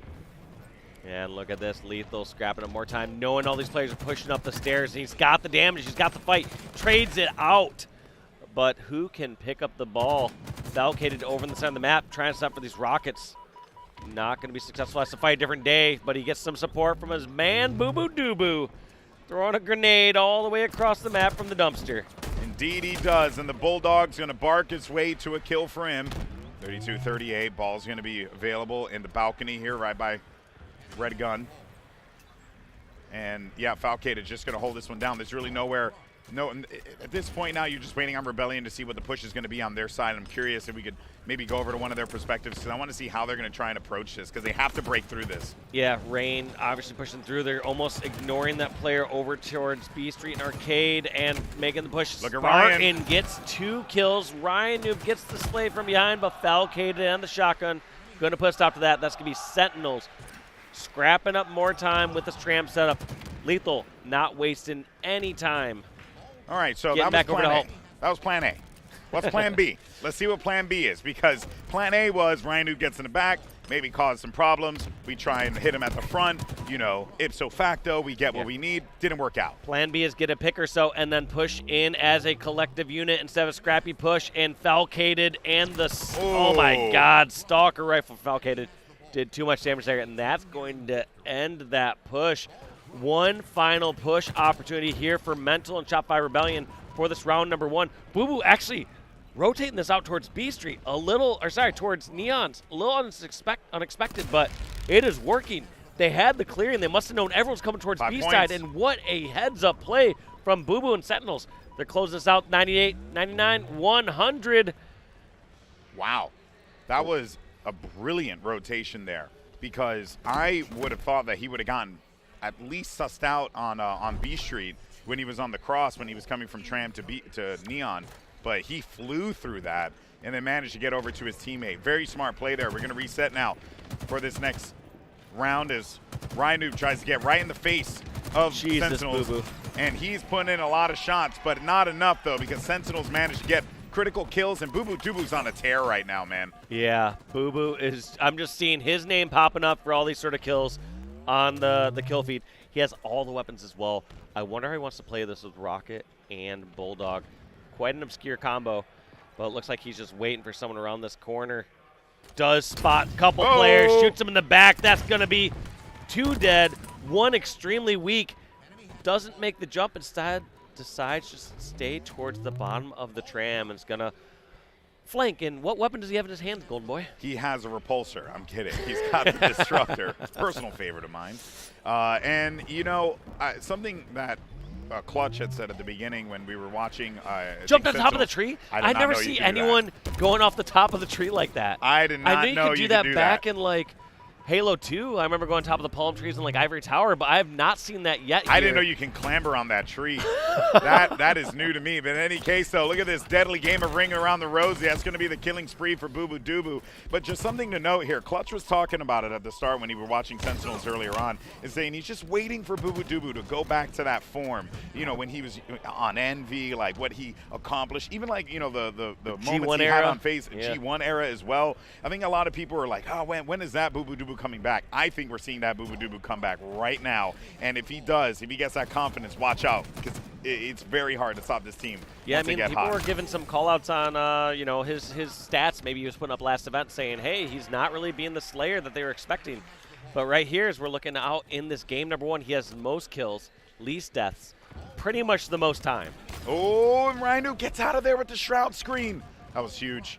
It looked like he was going to be in a real bad spot. I like this patience. A lot of times, as soon as people get that shield back, they would be instantly jumping up those stairs. I like his vision there, trying to look up towards B-Rail. Unfortunately, gets tracked down, taken out, and just seems like Shopify are a bit disorganized, and unable to bounce back after this reset. They could be a bit discouraged. Who knows? But they have no room for any mental games right here, right now. They have to bounce back and play and win here, because their tournament life is at stake. You gotta play the game, plain and simple. You can't worry about anything else that happens around it. All that matters are the 4 people that you gotta try and take out and get the better of. There. Rain accidentally shooting that spike grenade in front of him as he's pushing towards Bomb Tram. Now going in this fight with lower shield than you'd like. And that also sets up his teammate in a bad spot as well, because now Mental gets picked off, and it's just a snowball effect that just occurs right there. Very unfortunate circumstances, but that's just the way the cookie crumbles from time to time. Lethal now trying to take this ball to the other side. They're about to hit 70 points, which they just accomplished, and this is looking solid here for Sen. Yeah, and they're going to clear that out. However, Rynoob trades out with 2 players. This should hopefully be the opening Shopify has. Looks like Mental's looking for any reinforcements. You kind of have 2 options there. One is you go protect your ball carrier right away, but if they know that most other players are down, you try to catch any stragglers, see if you can catch someone off guard in a one-on-one. Those are times where your almost teamwork is just having awareness across the map, where these players spawning, where you can pick off somebody and give your team a better overall advantage. You almost have to make it like a 4D map in your brain of like where things are going to be. Like that's how you have to play Halo. You have to think about everything on a 4D plane. It's insane, man, how many things these players have to account for time and time again. But as we focus though, as we get closer to that tail end of this one. Remember, Sentinels up by 1 round already. So this, if this ends right here, that's it. GG for Sen. They get themselves the Rockets. They have the ball, and it's the same rotation again. Same rotation. They notice any time that B gets overpowered there by Shopify, they rotate it over towards Neon and Cafe, and why not? Back again. If they try to go from B over to PD, Lethal just racking up the kills. 2 dead, 3 dead. The time is up, and that's going to be Sentinels taking game number 1, 2-0 on Oddball Streets. That was, simply put, clean Oddball gameplay. Sentinels did practically everything right. Those rotations in the late game certainly were not something that I don't think that Shopify were prepared to deal with because they had put so many resources into those tram fights that as soon as he just gets out of there, you're asking for another 10 points that you're going to be able to accrue. That was just so meticulously done. Yeah, incredibly well done there by Sentinels. Getting a much-needed game number 1 win here, going into this elimination bracket round number 2. That's right. That's going to be it for me and GB for here for game 1. We'll be back shortly with game number 2 between these two squads.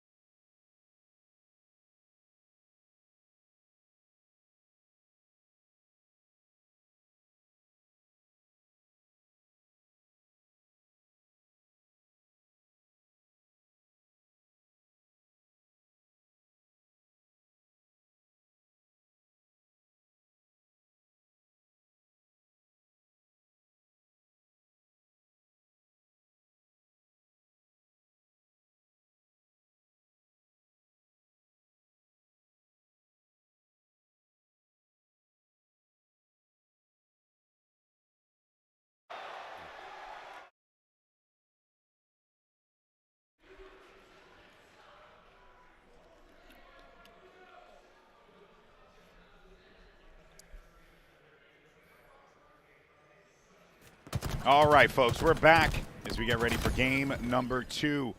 We're here on Recharge. We got ourselves some Slayer.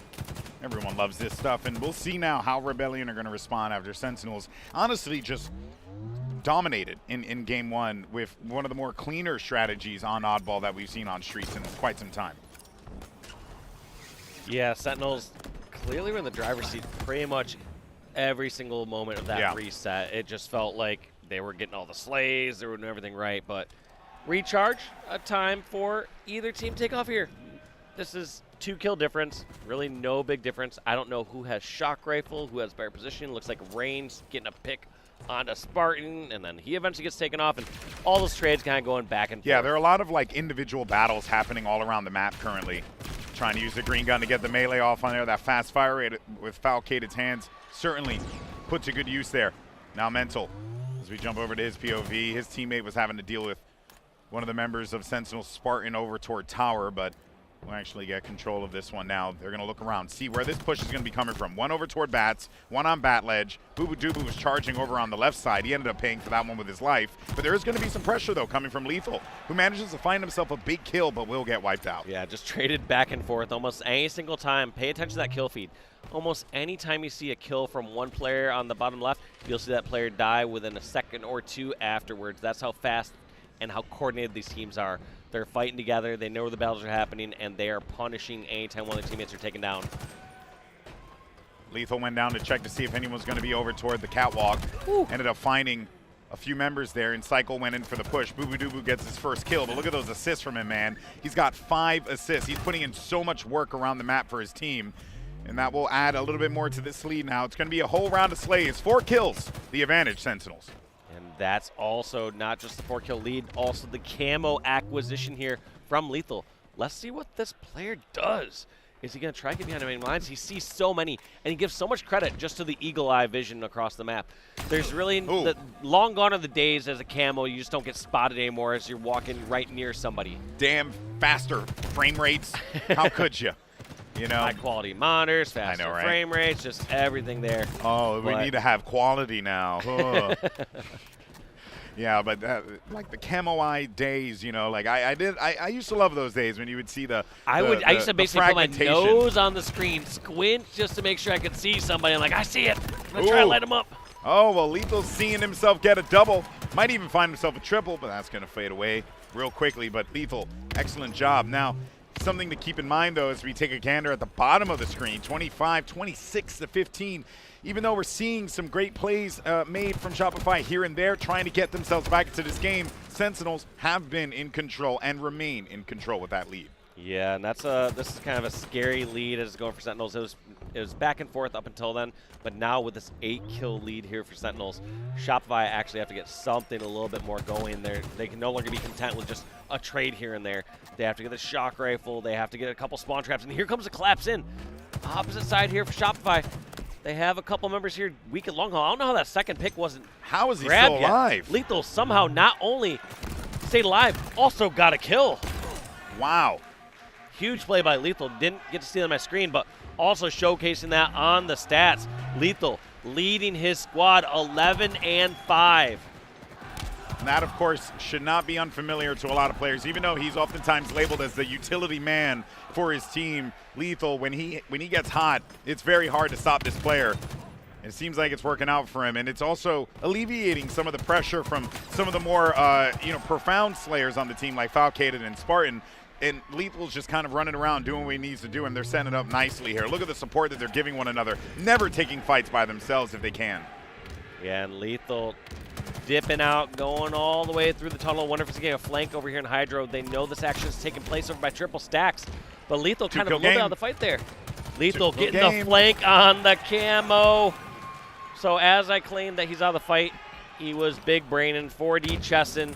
Always. Flanking on that camo, which was coming up. Always, always. Speaking of 4D chess, here's Ryanoob.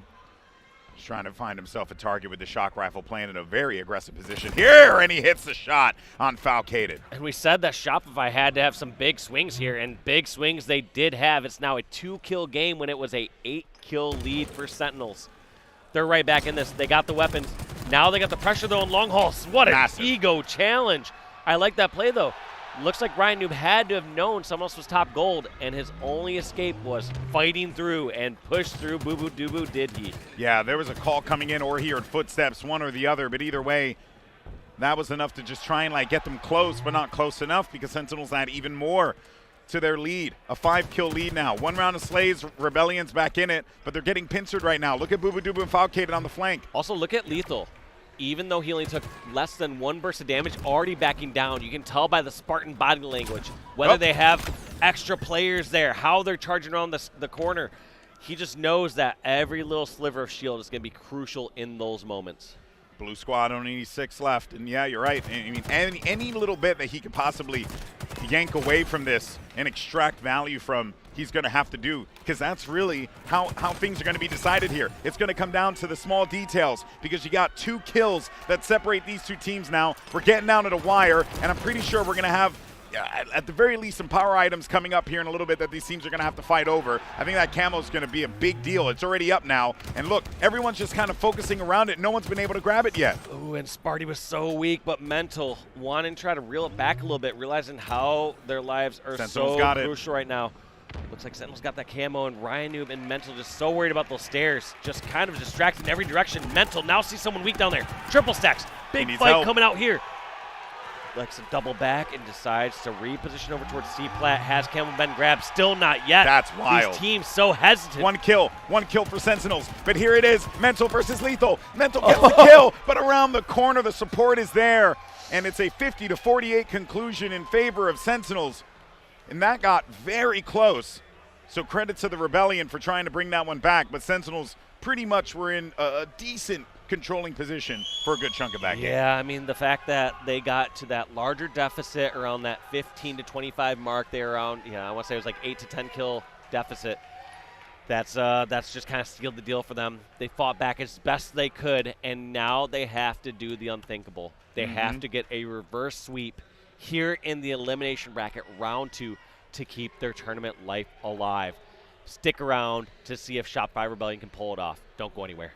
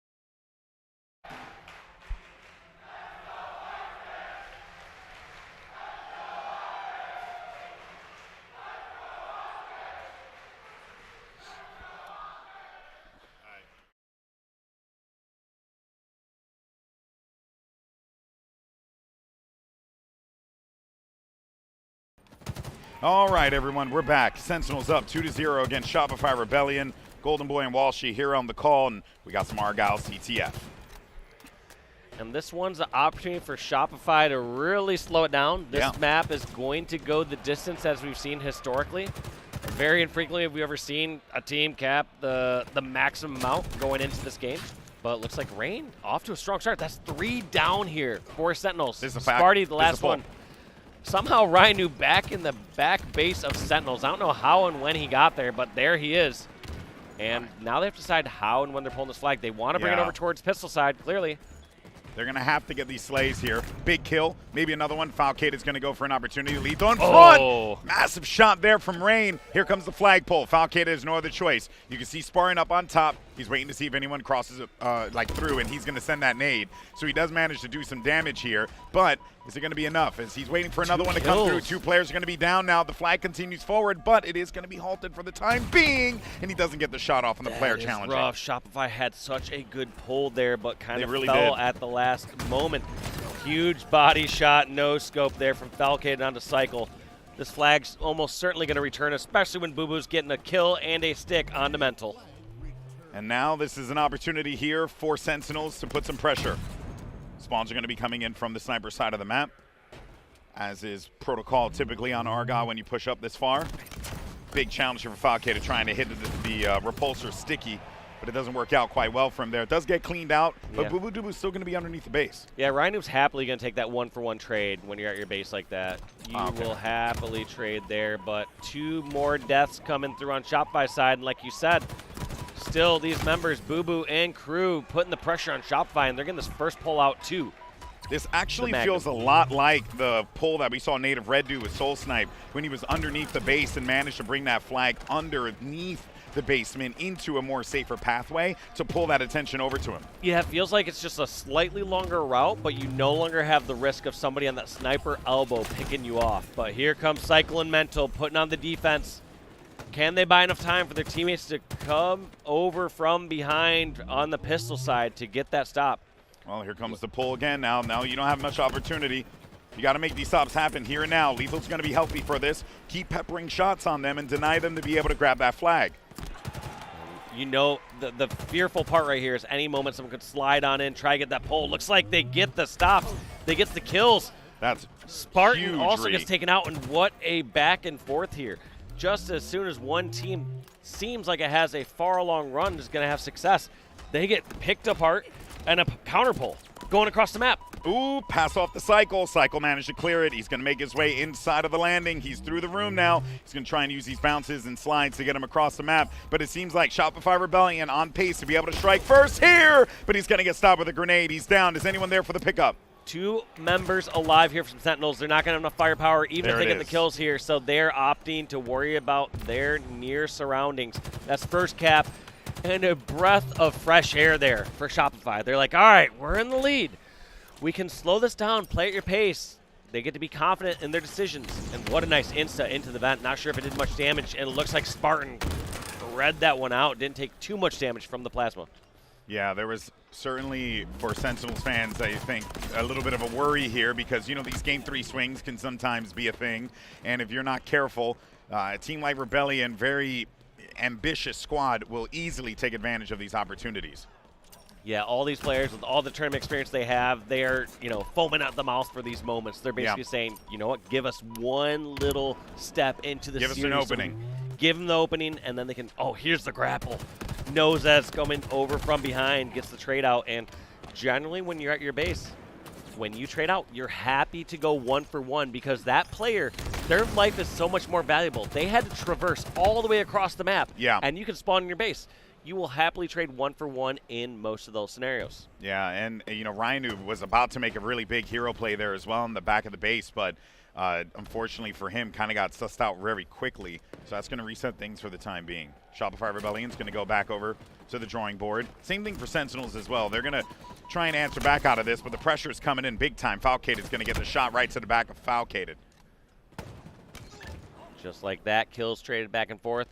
No one seemingly in a position to get a pull as of now, unless we have a sneaky player that's slipped on through, but looks like teams are going to hold their ground on their sides use the snipe and see what openings they can create. And what a great repulse. That explosion still seemed awfully close. Yeah, but it was enough to at least keep him very healthy here in this fight. He's going to go help out his teammate, who evidently may not need all the help because they're clearing these kills. They're getting them, locking them up. One more down. That standoff turns into all 4 almost down there for Shopify. Sentinels wasting no time to grab that flag, and Boo-Boo's going to be a protector. Gets the buy shot onto Cycle, and this is looking dangerous here for Shopify. This could be a tying flag cap. I think all of these polls that they have had, you can tell that Rebellion, you know, they really just are not prepared for them whatsoever. You know, every single time that Sentinels are going to be inside of the base, it feels like they're trying to just cause disruption, and they successfully do so. Get that first cap. Look at this heads-up play, too, from Mental. He somehow slipped all the way through to the Sentinels base, but does not overcommit, doesn't just give up that free death. Instead, being a distraction, seeing if they can step for a counter pull.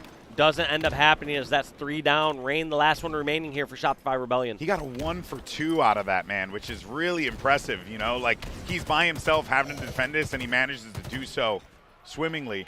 Quite impressive that we're seeing across the board. Both squads giving us their all here. Tied 1-1, plenty of time left on the clock. New snipes are coming up too. Ryan Noob trying to use the speed of the grapple shot to get inside of the base, but he's got someone chasing him down. It's Boo Boo Doo. Ryan Noob, though, doing what he usually does. Get to the back, try and protect this here. Yeah, see if he can try and stop this. Distraction and doing as much as he can, but unfortunately not able to get those shields back. And now, Shopify Rebellion playing a little bit of defense. If Sentinels are able to secure another kill or so, they're going to be able to push across the map. Cycle getting a much-needed trade out there against Valkated. That's going to stop the push here coming in for Sentinels. Yeah, it's going to slow things down just a little bit. Make them rethink how they're going to approach this. Quantum Translocator is going to be available as well. You got 2 players on the left side there for Shopify Rebellion, 1 underneath Spartan. And there goes the QT. So now you got some opportunities here for some pushes. Let's see what they try and take advantage of, because you know Spartan's going to want to go for this. Yep, here. I like that play. He needs to push away from that QT spawn. Generally, most players are throwing it back in here in the vent immediately. Wouldn't be surprised to see him even just teleport again, but sometimes doing that blindly, not the greatest play. But seems like he's just going to be more of a defensive unit here. Create a little more space from his last teleport location. There he teleports back in the top center where he's easy picking, so he just dodges out of there immediately.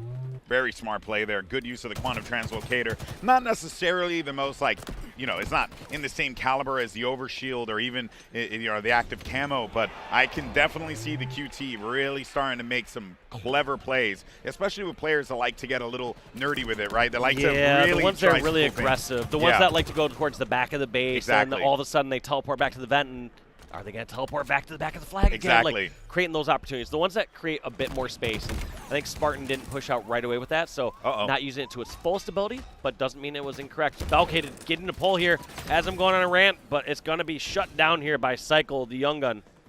Yeah, the team was more than prepared for that. The pull came through, and they knew that they needed to stop it right away, and they were right in the correct positions to do so. Boo now trying to get back in there. Maybe see if he can cause a disruption. And this is a difficult spot to be in. There's still a member of Sentinels in the back of their base. Yep. Does still Shopify alive. push out, get aggressive? They end up getting 2 picks right here.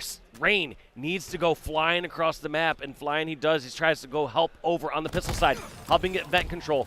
Looks like Lethal has his teammates back, but a kill traded out. Shopify still in a strong position, but as these players are dropping 1 by 1, what turned out to be a good opportunity to push is a shut-down charge, and Sentinels now on the offensive, wasting no time charging across the map. Yeah, I like that speed that they approach this with, right? They don't really like wait it out or wait for the calls. Everyone's just going forward. As soon as those first 2 kills come in, the priorities of the squad were very apparent. And this is why they're in this forward position here, trying to take out Cycle. It's going to be Boo Boo Doo. Gets the help there from Lethal to back him up. Sentinels still putting this pressure on. Boo Boo Doo being a thorn in the side of this Shopify base. Rain eventually able to shut that down. And that's just to get outside of their base. It's not like they're doing that kill to get in a position to cap or to get in a position to grab a sniper. It's just to secure their base. And 3 down. Lethal's still on the charge. Yeah, he like they have not like struggled in this push at all. They've been getting all the kills that they want. everything's been working out for them. They're in the back of the base here, and if they stay alive, well, I think in this case here, Falcade managed to take down for a second. Very little damage. Maybe this is opportunity here, but the spawn's going to be coming from the right side of the map. No one was there to back them up, so Falcade is going to have to drift away. He needs his teammate there to back him up, which he pushes through. There's Spartan for the help, but a player's going to be popping up behind him to boot, and that is Spartan yet again trying to answer the call as Falcade goes down, but lethal. As we jump perspectives to the sniper. Oh, and a sneaky play by Ryan Noob. Somehow all the way opposite side of the map. Trades a kill out, but Boo Boo Doo realizing that Ryan Noob is instantly going to go for the flag. What a call out. If that snipe did not happen, that was going to be a dangerous position there for Sentinels. Ryan Noob was certainly going to grab that flag and start to run it over towards Pistol where nobody was in position to stop it. So that snipe from Boo Boo Doo cannot be overstated. Massive play there. Boo Boo Doo making so many smart decisions, but he bails out of there, and I thought he was going to be able to get away with his gun, but instead he leaves, or he doesn't leave with his life. Spartan now finds Ryan Noob. Good connection there with the help, courtesy of Falcade as well. Grab that QT in the vent, and let's see Spartan this time being a bit more aggressive with it. Instantly pushing on over towards the Shopify Rebellion base.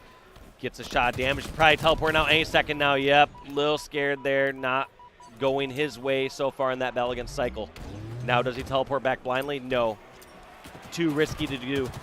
Instead, needs to reposition, see if he can help in a different fight. However, if he's in danger, he's going to teleport, and he tries to, but Cycle seems like he was watching both those angles, probably ready for a teleport, and also ready for anyone crossing across the center of the map. Also, if you're hearing any of cheering through our microphones, that's going to be an Optic victory, 3-2 over FaZe. Ooh, man, Optic I can't wait to go back and watch versus that. Space Station in the Winners Bracket Finals tomorrow. That is going to be such a good game. Can't wait for that. But I'm also excited about what we're seeing here because it's going to be a draw if it keeps going out like this. No one's in a real position to be able to grab the flag. We got 3 seconds left on the clock. That is going to be all that's written for this first one as we're now going to go to OT. And what a crucial OT. Shopify got the better of Sentinels at the beginning of this game. However, Sentinels able to answer back and tie the game up. Let's see how they're going to decide to play this one. Last time they played it quick. Last time they got behind enemy lines quickly. Does Ryan Noob decide to reel it back a little bit? Mental getting a pick onto Boo Boo. That's a huge, huge opening. Looks like Mental is going to take a side flank route here. And those are the kills. They have 3 kills. Lethal, the only one alive, Golden Boy. Man, you know, I have to say, Mental Snipe is just out of this world. He is really coming to his own as a snipe player for the squad and has helped him out so much because you know that when you see him pick up that weapon, he's at least going to get a body shot out of this. And bear in mind, too, back in Gears of War, Mental was this long shot player for the team. So the sniper in his hands, it feels like familiar territory. Familiar territory. And this flag is moving so quick. They won't stop Rain. That's going to be Shopify getting a much-needed cap and bringing this to a game number 4. Series is now 2-1. I did not see that one coming, genuinely, because I thought that they were going to get the stop-off, but instead, they just committed, full committed through and through. So we're going to game 4. That's the danger. If that flag gets moving and they got the slays at the right time, they just trucked that across the map so quick. That was so quick. Quicker than it would normally be on Argyle, which I think is even more impressive there, how they were able to just up the speed at the perfect moment. But that is going to give Shopify Rebellion a big win to continue on this series. Game 4 coming up next. You don't want to miss it.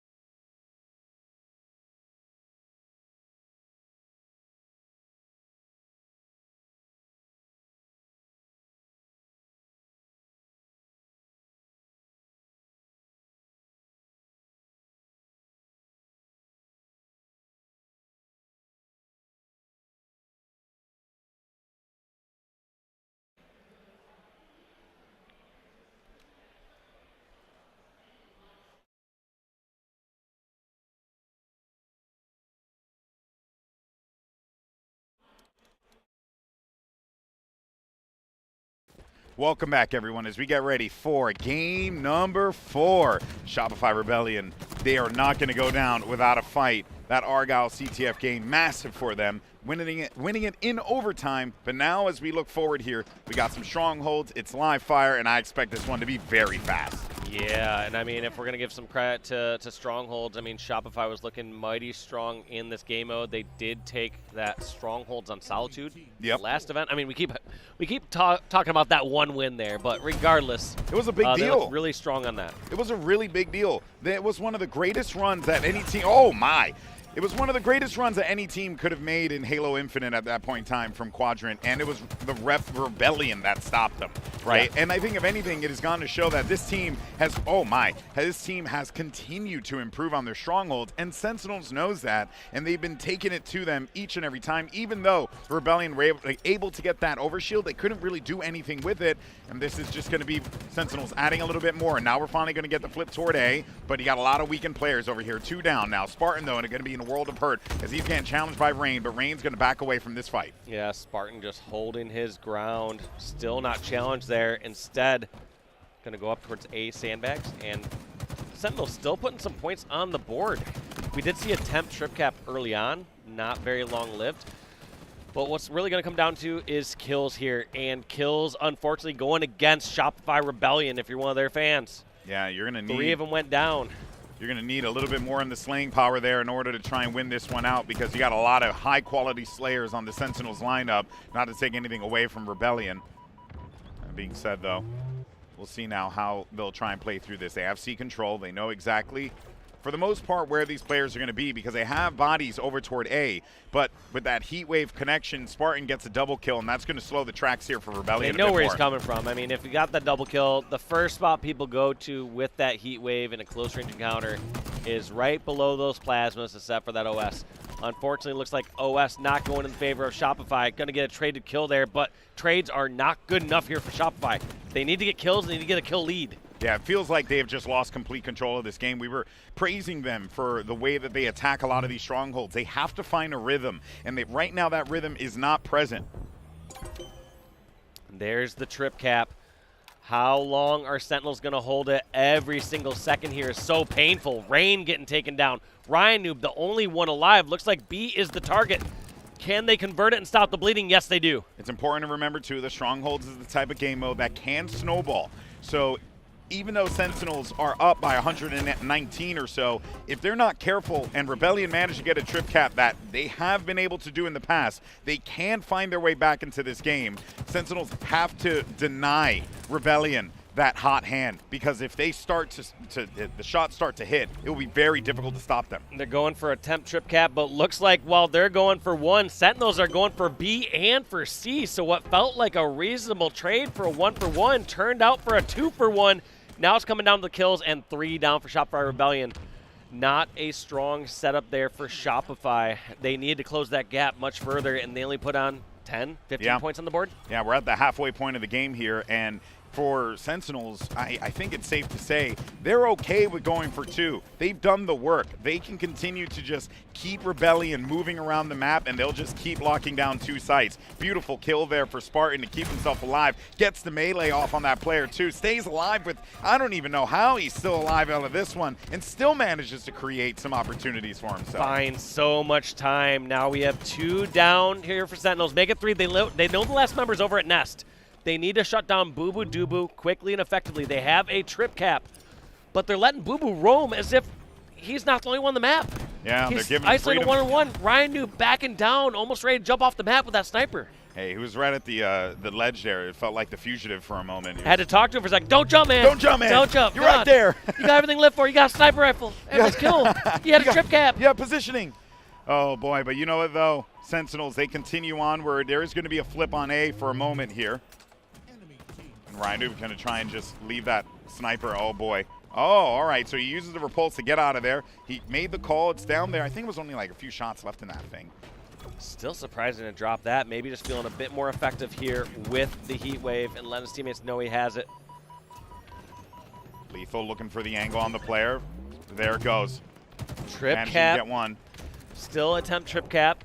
But you still see okay. the problem, though, right? Yeah. When they're trading those 1-for-2s as soon as they got a trip cap. However, it was still all right since they had a couple slays. Felt like they were going to be in position to get one of those caps converted back, but slaying has been the issue.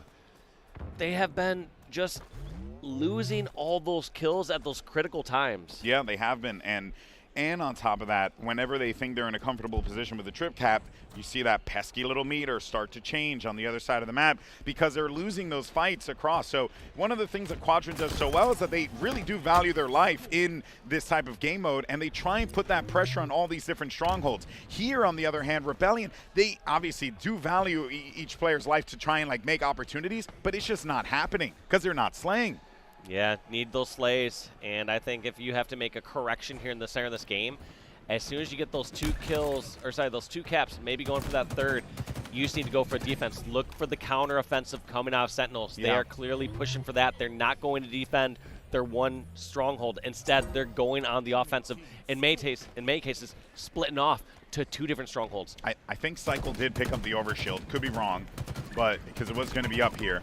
They're going to try and see if they can get into this fight. But either way, though, seems like the players on C are going to be easy pickings. There goes Cycle inside of green. Position given as well. They know Cycle is over here in the green, going to be picked off. And that's a trip rough. cap.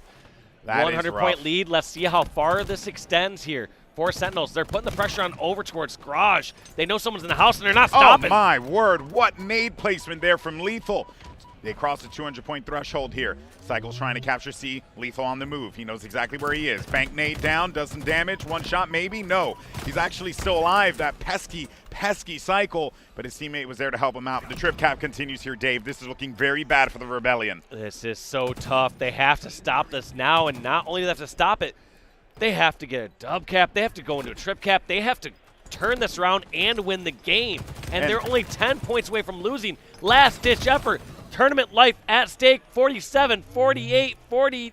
Wait a minute. It has paused. We have yeah, 2 but you know converted, what? There's a couple battles they have to win. You have so to play crucial perfect. Right here. You have to play perfect, Dave. And I just don't know at the way that the game has been going if Rebellion can do that. But I would love to see it happen. They are going to be on B, though. Big fight happening. Where's the rotation coming in? They don't have a lot of time. They need to get on this site right away, and they're going to be on C, but a huge shot from Lethal. One more, hits the body, and that's it. GG. Sentinels move on in the competition. Rebellion season comes to an end, but what a season it has been for them. And on the flip side to that, Sentinels stepped up and slayed when they needed to and got themselves the win. Huge props to Sentinels. Commiserations there for Shopify Rebellion. We're going to have to see what Sentinels can do through the rest of this tournament run. That's going to be it from me and Golden Boy here on the B Stream. Don't go anywhere. We got more matches coming your way. Oh, yeah.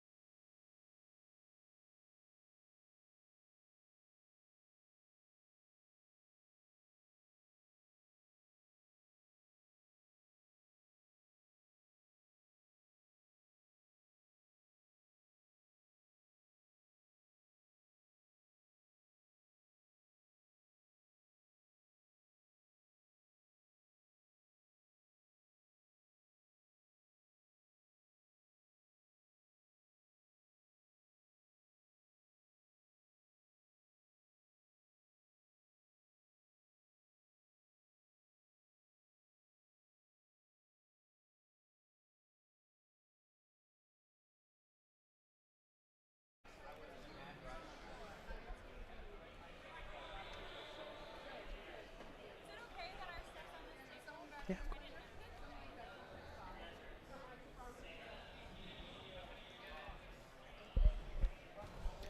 Welcome back, everybody, to the Bravo stream, and welcome to Elimination Bracket Round 2, where we've got a little bit of European action and a little bit of North American spice as we have the fight to continue here at the Halo World Championships. Na'Vi versus Native Red. Na'Vi, of course, who took down Complexity a little bit earlier on. Native Red maybe looking for a little bit of NA revenge, but off the break here, we're going to see Oddball. We're going to be on Streets, Andy, and who do you think's the favorite in this one? It's honestly tough to say. I think when you look at the ceilings of these teams, some would probably argue that Native Red, right, has proven the higher ceiling over the last 2 years of play. However, Na'Vi, as we said, maybe they have their best performance yet still in store. They've stayed alive through a narrow series earlier on in Elimination Round 1, and going to be looking to do the same thing here. So I think Native Red probably the favorite. However, Na'Vi ready to upset.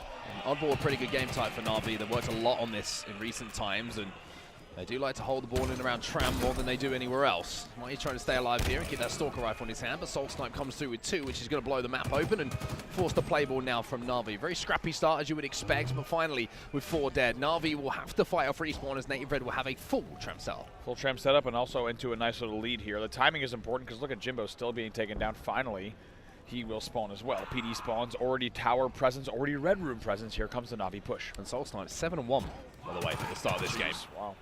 That was a hell of a start for that young man. A couple of trades going down, a 2v2. Sounddrain somehow or other comes out of that with the kill. Soul Snipe gets double whacked, double bopped, double slapped, double whacked. Whacked. That'll be Na'Vi now breaking this up, and with numbers and the Oddball in their hands. Glory holding that Oddball, and someone who's not only pretty good with the gun in his hand, but he knows how to rotate with that Oddball as well. Sniper and Jimbo still down for the Na'Vi side, so we'll see what Soul Snipe can do here. They continue to lay, and also Mighty's will fall. Really up to Glory's is their last alive, and that will easily lead to a grab here for Soul Snipe, who picks up 1. Now looking for number 2 as well. Finds it and gladly blows himself up. Perfect play with the Rockets. Takes down 2, keeps the ball away from Na'Vi for a few more moments, and now you're seeing a lead start to establish here for Native Red. Torlik again gets a pick off the respawns that have come in. Torlik once again on the prowl. And now Na'Vi, if they commit to one side, they might have an opportunity to get a little bit closer to that Oddball, but it also looks like a rotate might be coming in towards tower. Native Red have recognized with these kills that they've got that they can maneuver the ball in towards PD. Soul Snipe says alive back PD. 1 dead for each side. We'll see what he can do here. Of course, a very important position. We've seen it on not just this stage. Good shots from Mighty's, though. Snipe Drone picks up a kill of his own, so that will turn the tides just a bit. Man, advantage here for Na'Vi. He's just trying to bait out these last 2 players as well. Oddball should be scooped up and maybe move towards that pink street, which is exactly what is going to be happening here. Na'Vi with good presence on this side of the map. Glory, a really important customer here. As you can see, multiple players from Native Red are trying to get into a position to cut him down. But the smart rotate coming in from Mighty is here important, because Jimbo gets that kill. And now Glory, if he gets even a trade in that situation, will be able to keep them at bay. The double kill comes in. Torlik, the only player alive here, and you can see that Snipe Drone is on the charge. A little bit of microwave damage there. Going to try to flank around benches here as well. Stalker now as well. 1, 2, 3. Not hitting exactly where he needed them to.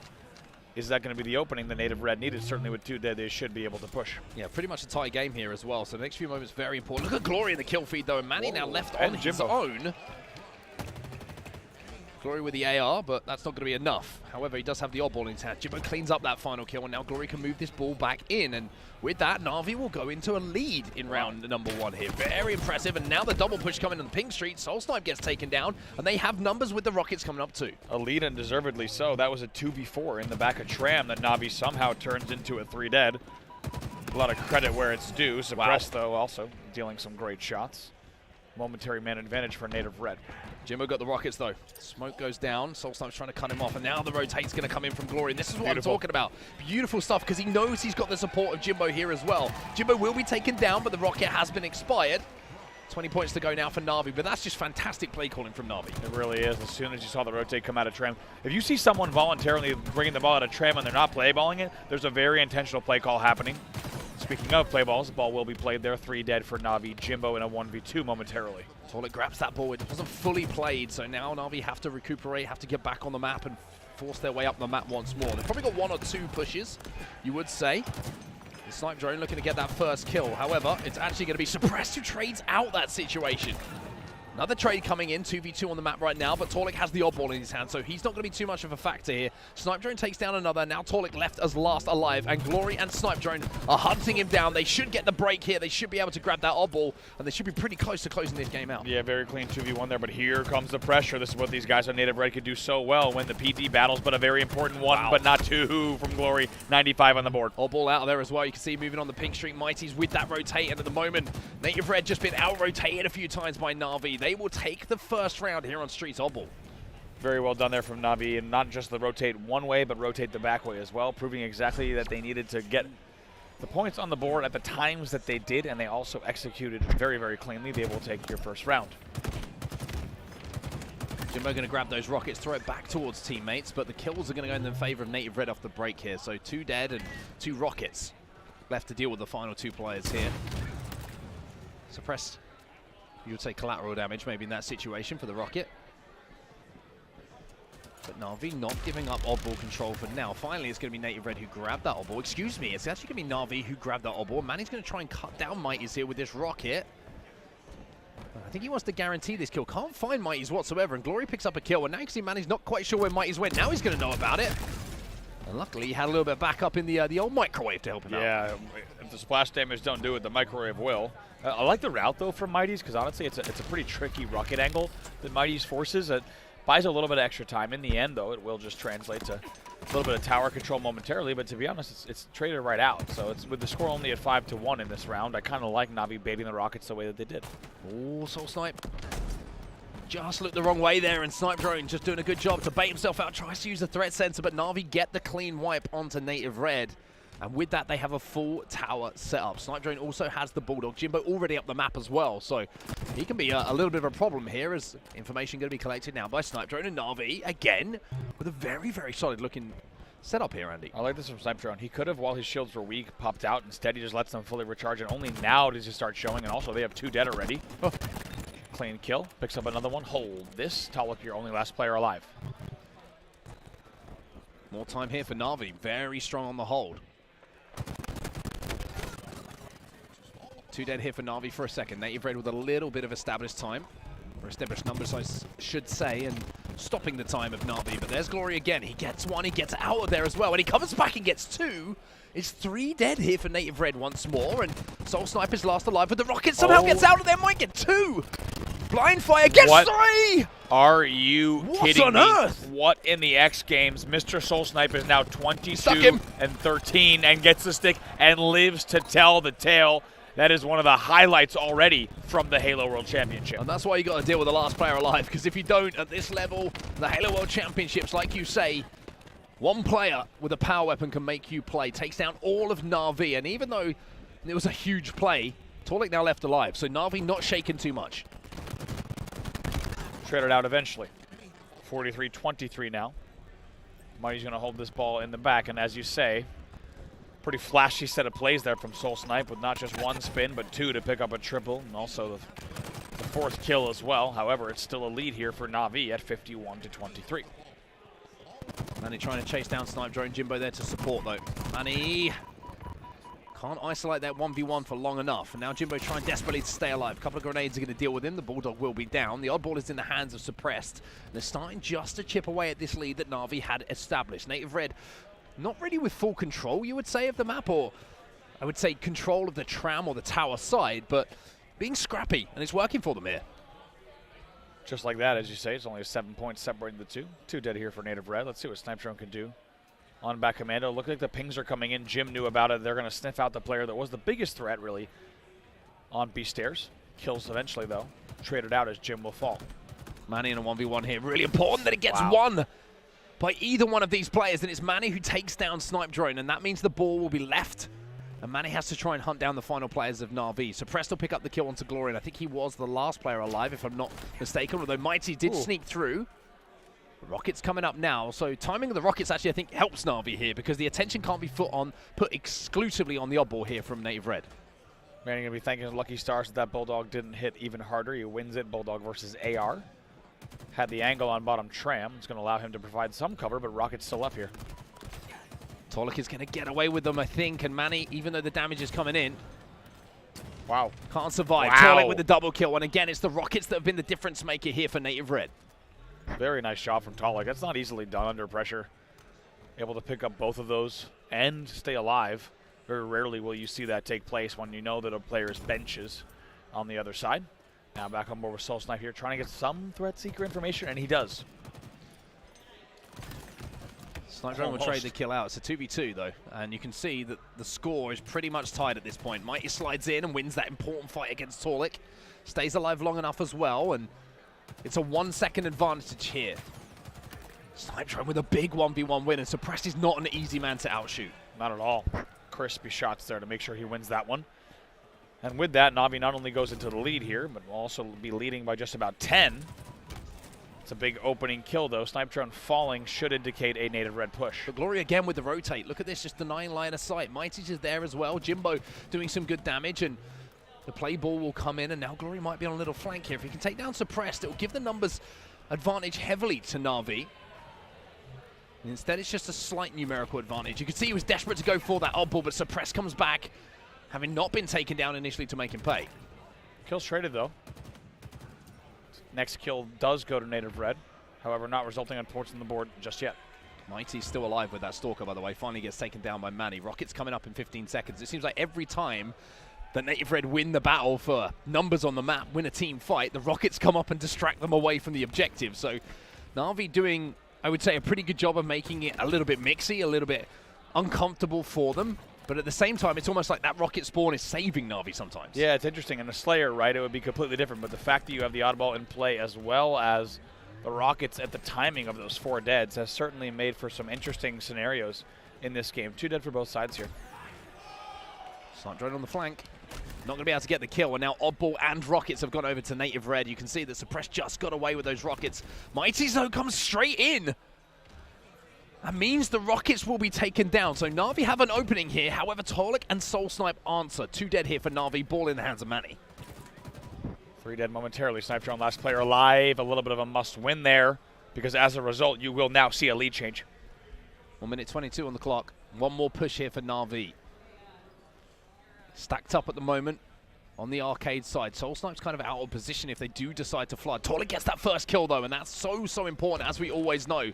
6 seconds ticking away in front of them. Can they get that final moment? Jimbo comes in, sobs the oddball, and Jimbo now with a shotgun needs to win this. Gets the double pump. 4 dead. 4 dead here for Native Red. And Na'Vi, at the last second, might have just saved this round. And he even takes the time to hit the melee as well, but they still need to play this perfectly. They cannot allow one single touch of the ball.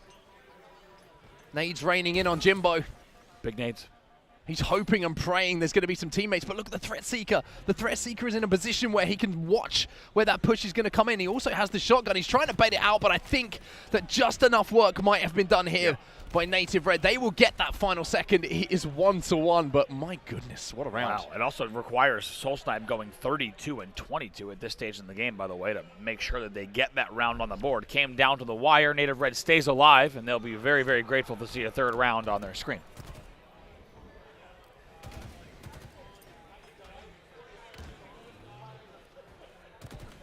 +32 and 22, +10 for the man on your screen. However, that's going to turn into a +9 as off the break here, Na'Vi will win the opening fight. They weren't able to do that last time. They did get the Rockets in the hand of Jimbo as well.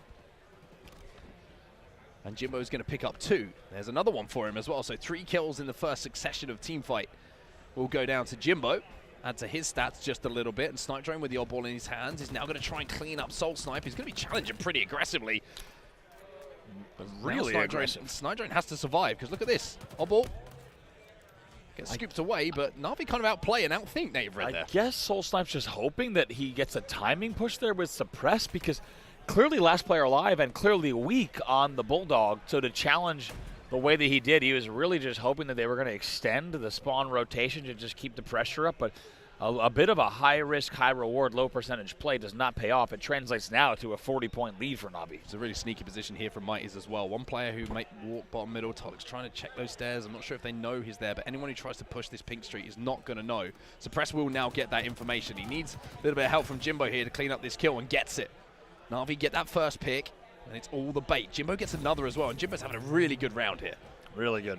As you said, Mighty's positioning has been key too. And look at the rotate. Mighty's just holds down that angle, and by the time they get the 3 dead, they know that the rotate is going to be safe because they just killed him at Tram. All eyes on the Tram hold, as well as the next rocket pop in 15 seconds. Interesting position here from Jimbo. Look at this position, so smart.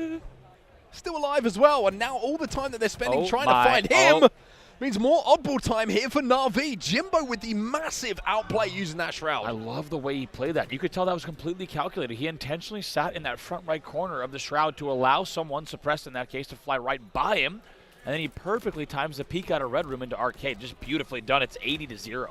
Jim just couldn't find the time in there. 80-0, as you say, and Snipe Drone still holding that oddball in his hand. Soul Snipe in front of him. Trade here will be good enough. Even better is to come out of that alive, but Na'Vi will finally go 4 dead. Now, Native Red don't really have many mistakes in them here. You would say 1 mistake, maybe 2 a push, but if Na'Vi break, game 1 will go to them. Yeah, 2 max, and 1 break might actually be all it takes for the side of Na'Vi. Despite Herculean efforts coming out of Soul Snipe, 35 and 27, still been Na'Vi on the board in a huge way, and it feels like Na'Vi just really was able to time their kills on their 4 deads to put up so many points on the board. But let's see how these next few moments play out. Native Red going to try to do everything they can to get back in it. Yeah, Native Red are trying to think about a rotate. Na'Vi are baiting and switching beautifully here, though. You can see that nobody is going to get isolated. However, the first kill goes down to Soul Snipe. Mighty's going to trade it out. Second one goes to Suppressed. And there might be another one as well. Suppressed trying to stay alive. He's being chased down, but he's kind of taking his dog for a walk at the moment and comes back out to take down Mighty. So 44 points is now on the board, and Native Red are making Na'Vi feel a bit uncomfortable here. Yeah, let's see what Na'Vi does. I think Na'Vi needs to maybe take 1 second, just a breather here to realize, okay, we're still up by 30.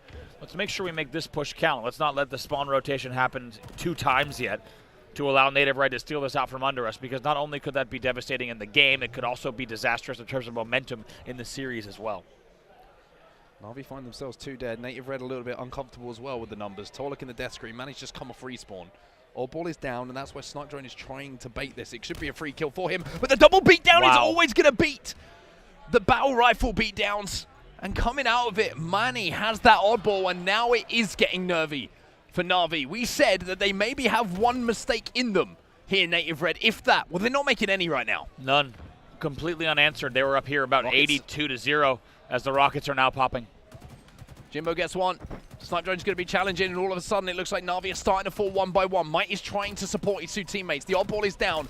Glory comes in with that shotgun. 3 dead for Native Red. Suppressed last alive. The Rockets are down. Snipe Drone gets the kill onto Suppressed, and finally it looks like there might be a little bit of breathing room as Jim again gets an important kill here for Na'Vi, and with 1 rocket left, this is the last chance for Native Red. Unreal from Snipe Drone to be in a 1v2 bottom middle there, challenging 2 players on Laundry. This is unreal. This should be the home stretch. Yeah, really, really impressive there from Jim, by the way, just to let that player go on the pink street and watch what he had to watch. He does it perfectly. Native Red made a run in that final round, but it's Na'Vi who go up 1-0 in a game type. But, I mean, you asked me a month ago if Na'Vi win a ball, no chance. You asked me 2 months ago if Na'Vi win a ball, I'm like, don't turn up. Right. But now they have completely turned the oddball around. Yeah, like you said, you of course have been watching a lot of their scrims and knew coming into this event they have worked on oddball as a game type. It is showing here. 292 to 240 is your overall score in the end as Na'Vi will take it. So impressed with Snipe Drone at the end. He's in a 1v2. Native Red double stacked 2 players on Laundry, and due to no player collision, they actually had 2 players in the same exact spot on Laundry just firing at Snipe Drone. He stays alive long enough to help with the rocket grab, then stays alive to get another kill. Impressive finish there to close out the game. Very, very impressive stuff from Na'Vi. Shout out to Mighties and Glory, by the way. 18 assists apiece for them. Game number 2 is coming up in just a few moments. Don't go anywhere. We'll be right back.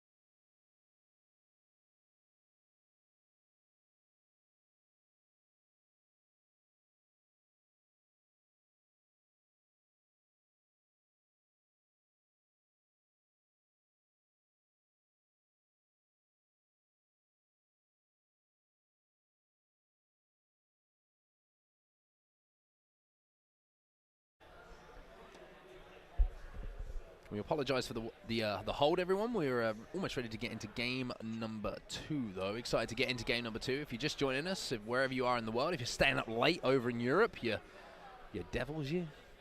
Good news. Na'Vi up 1-0 after winning the first game against Native Red. Native Red looking to bounce back as we head it into Slayer on recharge. See what Jimbo and team can do here.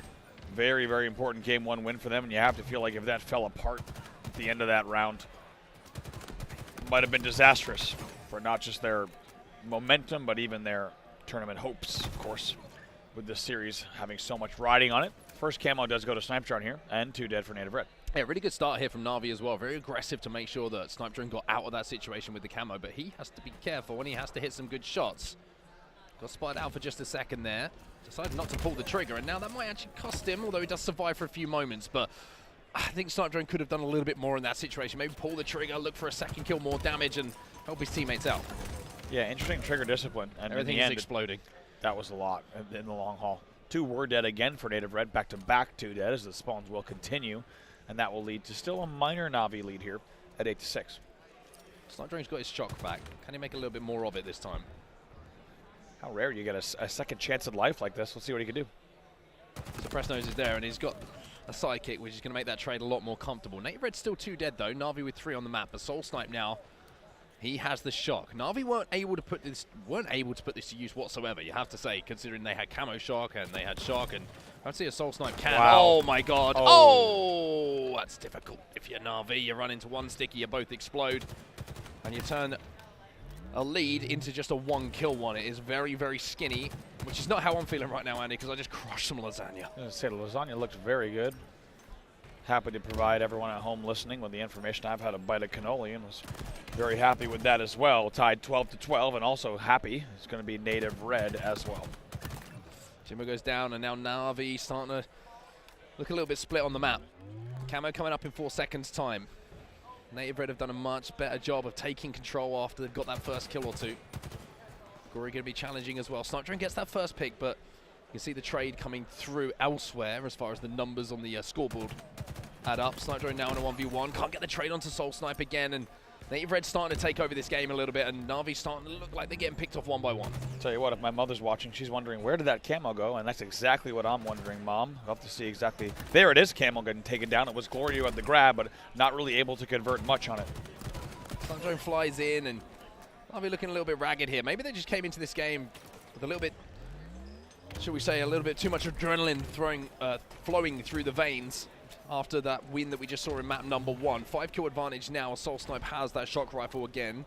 Not the first time we've seen the first pick going their way, though. However, Soul Snipe on a killing spree, connecting with heads in a way that Snipedrone couldn't a few moments ago. Extends the lead just a bit here, 21-16 now, and nice and comfortable. And also make sure he has a repulse as well to be able to even get out of trouble that might come his way. And this is comfortable now for Native Red for the first time, really, in the game. Well, Jimbo was in a really sneaky position, and Jimbo is going to come back here and almost... Wow. I was going to say, be in a position to turn 1 kill into even more, but wasn't able to do so. Torlik will be taken down by Glory as well with some nice shots with that battle rifle. 23-18. It's a 5-kill advantage still, though, to Native Red. Even tries to kind of play the shock. I don't think he was able to play the shock and or the repulse. I think he kind of got taken down before he gets off of the Hydro Plat, so there potentially is a shock or 2 shot still left in the Native Ref tank. Wow. Glory somehow gets a single frame. That's land, baby. Trade on land, as you say. Although, to be fair to Glory, probably gets that one online as well. Yeah, he might, yeah. He has a really good internet, everyone. 25-20 the score. Still 5 kills between the 2 teams. The Native Red still holding Na'Vi at bay. Camo coming up in a few moments' time as well. That's why you see the push start to come in. Suppress. Oh, has the help coming in as well, and the repulse is going to really, really hurt Na'Vi here. They can't get into tower. They can't put the pressure on they would have wanted. And Torlik trying to stay alive here on the ball edge. Big win, though, from Snipedrone. If he can survive and get out of this situation, then maybe there's a chance for Na'Vi to put some kills back-to-back. But again, just shut down immediately. 6 kills now, the difference. Glory answers back, though, and pretty much a must-win there at that point in the game. He will get taken down. I don't know if they have anyone in position to take down Suppressed.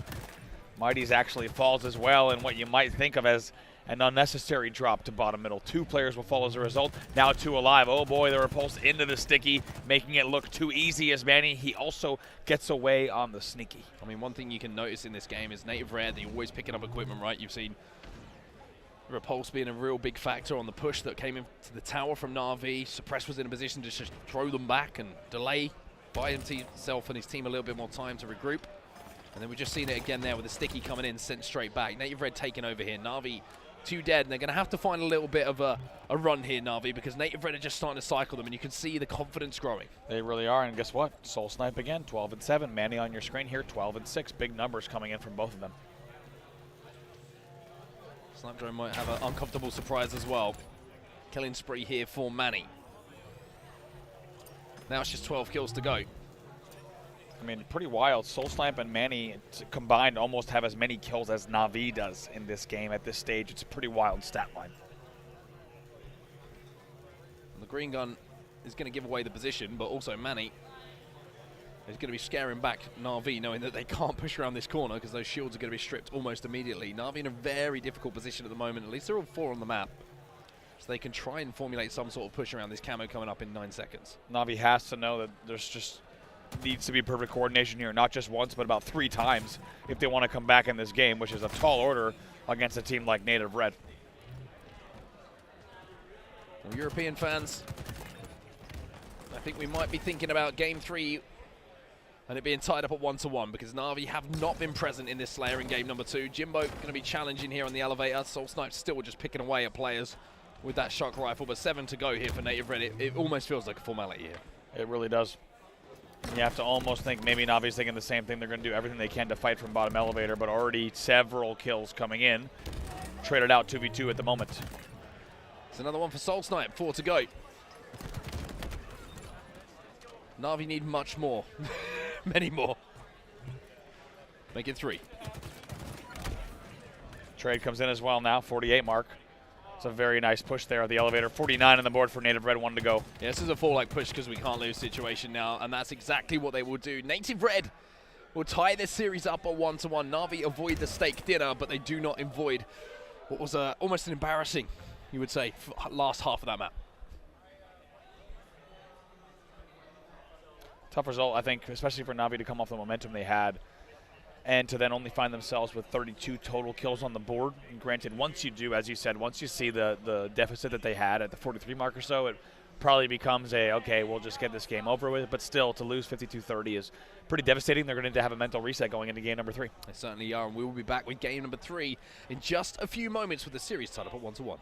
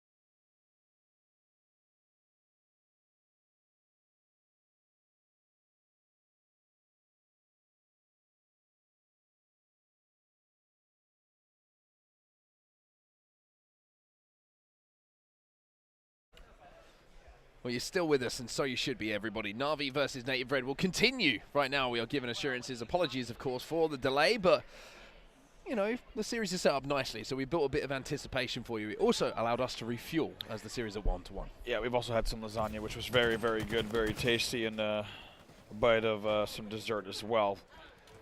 But in addition to dessert, we're going to be looking for some flags on the board. And actually, okay. Take it away. Well, Glory's looking good. That's a very good way to start this game after a very disappointing game number 2.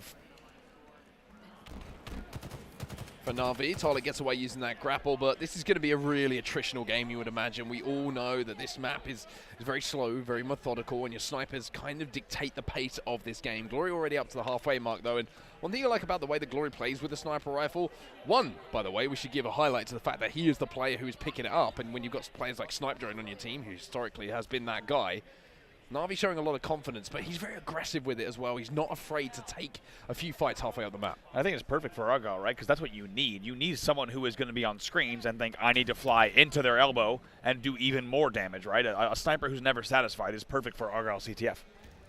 It picks off one, but at the moment Na'Vi are just trying to break out of their base because Native Red picked up a few kills on the screen side. Doesn't quite connect here, goes for the second shot, and once again doesn't connect, but certainly scares Suppress back for a few seconds. See what we can do here, and not only a battle of attrition, as you said, but also just a battle of not even crossing the 50-yard line. Yet a big double, though, might even open up that opportunity. 3 dead. And Glory immediately moving into the base. Has no sniper rifle ammo left, but is out of there already with this flag. Now, where are the kills going to come in? Are they going to be on respawners?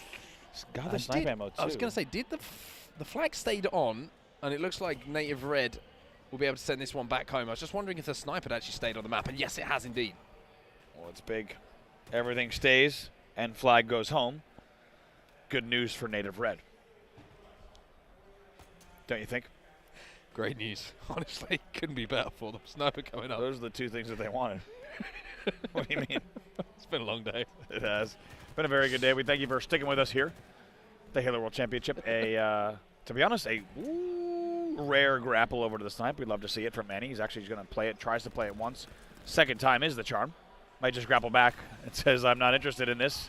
Eventually taken down. But to finish the thought, thank you for hanging out with us. It's been honestly a fantastic day number 2 here at the Halo World Championship. It really has. Tolik's got the snipe for Native Red, so it's a case of only one sniper on the map at the moment, and it's going to be Native Reds, although we did get taken down momentarily, so we have to see where that weapon has fallen. Snipe Drone trying to play a little bit of defensive work at the moment, or maybe just think about sneaking behind enemy lines. It's actually going to be Mighty as he picks up 2, and behind enemy lines is where Snipe Drone is going to find himself. He's going to slide this one towards Tolik, finish off that kill, and then if Suppress goes down, this is a clear run home. So that's exactly what does happen, and Snipe Drone with that flank on the front of the base gets through, gets to the screens. If he can cross this corner, there might be an opportunity here for Na'Vi to strike first. Perfectly timed, waits for the shields to recharge as well. He perfectly times the shield recharge and just gets through. This one should go home. Should go home, but got to wait a second just for those shields to come back, just so he can feel comfortable. And now, having seen the position of Native Red on the map, he should be able to put this one in. In fact, he's going to leave that for a teammate. So Na'Vi strike first, and I feel that's so important for them after how that last game went. Really big. Repulse nade comes out. Tolik gets pushed back. Nice work here from Snipe Drone, as you say. I mean, how important is turning the corner there on Engine, right? If he doesn't turn the corner to top mid, that flag probably doesn't go. Snipe Drone looking to get aggressive again. However, he's going to be momentarily last player alive. Glory's going to be spawning on the other side. Snipe Drone should be able to get one, but no, Manny is going to survive, and that's going to hurt because you can see the flag is moving here for Native Red, and they know of Snipe Drone's position. Snipe Drone needs to disappear, and that's exactly what he's done. Soul Snipe gets to top mid, but the flag gets caught on the door just before screens. However, taking a look at the numbers, a little strange bounce for the flag. Look at Snipe Drone, the man you were talking about. It's a big, big trade, though. Killing spree, however, 2 dead for Na'Vi. 2 dead for Na'Vi. Mighty's on the front of the base. Gets taken down as well. This is going to be a flag going in, you would imagine. Glory goes for a hero play, but not going to be able to make it work. It's a clear run home now for Native Red. A hot start from Na'Vi, but equal is the response from Native Red. It's 1-1. Strong play there in the end from Native Red. I think Na'Vi had the pieces of a stop. However, it was just a little disjointed. The timing wasn't perfect. They had 2 dead. It wasn't really going to happen. I think the stick is what changed it, right? If Snipe Drone gets that kill clean, he can survive a few seconds longer. But the stick, the trade, yeah, you're right. It just meant that the rest of the team were able to flood back. Manny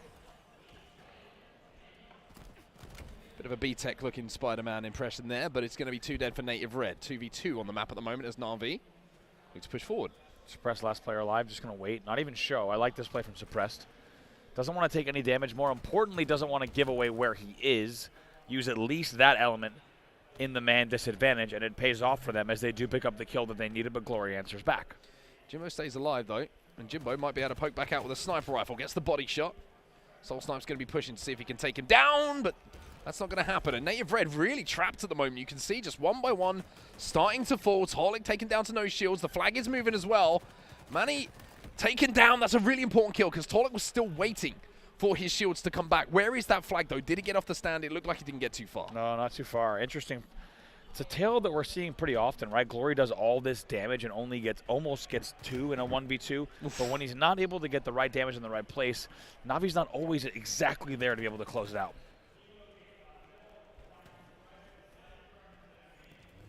Sniper rifle in the hands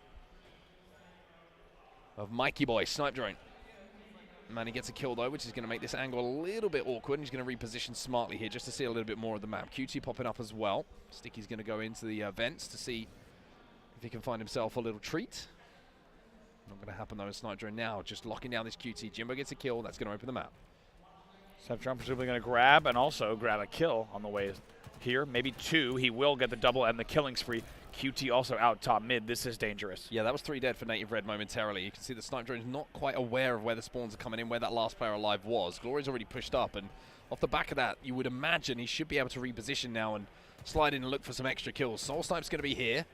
Snarshot should be taken care of. Now he goes back up to the vent. Excellent placement of that QT, but the flag not being moved yet. Native Red stuck in the back of their base. There's an opportunity here for Snipe Drone to hit some shots and maybe force Na'Vi up the map. Yeah, a bit of a test of the patience here of Na'Vi, as Argyle often does, right? It can be one of the biggest tests of patience, not just in Halo Infinite, but in CTF's suite of game types and all of Halo multiplayer played at the tournament level. This one is one where you will need to slay and slay again. They've got 5 minutes to get a second flag in. Manny going to get caught off guard here by Snipe Drone. Should be cleaned up pretty comfortably. Nade does come in. You can see Snipe Drone's desperately looking to help out Mighty's, but he doesn't need it. Mighty's wins his individual battle as well. 2 dead here, and this is the position that we saw last time. Na'Vi be able to convert their flag. Snipe Drone will clean up 1, and now he's on the flank under the base. A couple of good nades here, and there might be an opportunity. He was almost a fraction of a second off of an insta-splode there that could have damaged 2 and maybe killed 2 from Native Red. Snipe Drone is going to let his shields recharge, which is important here. They do keep 2 dead. Flag is going to be jumped on, though. Mighty's gets that kill. 4 dead here for Native Red. Soul Snipe just come off the spawn. He spawned out, though. Way out. Not an elbow spawn. Yeah, Na'Vi are going to have to be careful. Make sure they can find him. Mighty's looking for other respawners. Glory gets 1. And Soul Snipe does get taken down. So this is a real opportunity with 2 dead for Na'Vi to put their second flag in. And Soul Snipe was the first spawner, right? He actually went across the mid. This should be going home. Yeah, we'll be going home indeed. Na'Vi very clean on their execution there. Up by 2-1 now. New sniper coming up, and Snipe Drone says, after the work I've done, I'm going to grab that again. And Glory already moving. Another flag here for Na'Vi. And 2 were dead. Ow. Tries to make it happen on the elbow, though. Tolik's going to grab that sniper rifle. However, not before, as you say. 2-1 with 3:47 left on the clock. Snipe Drone was your anchor player, still alive. Timing on that. Always the timing on that, right? It's the moment you look away, a player's going to peek. It's always the way. As a rule, yeah. Almost happened again. This time he was lucky enough that the teammates cleaned those kills up. 2 dead here for Native Red. Snipe Drone just playing kind of quarterback at the moment for the team, making sure that he is that line of defense. Gee whiz. However, he gets gee whizzed on. A little bit of a gee whiz bang.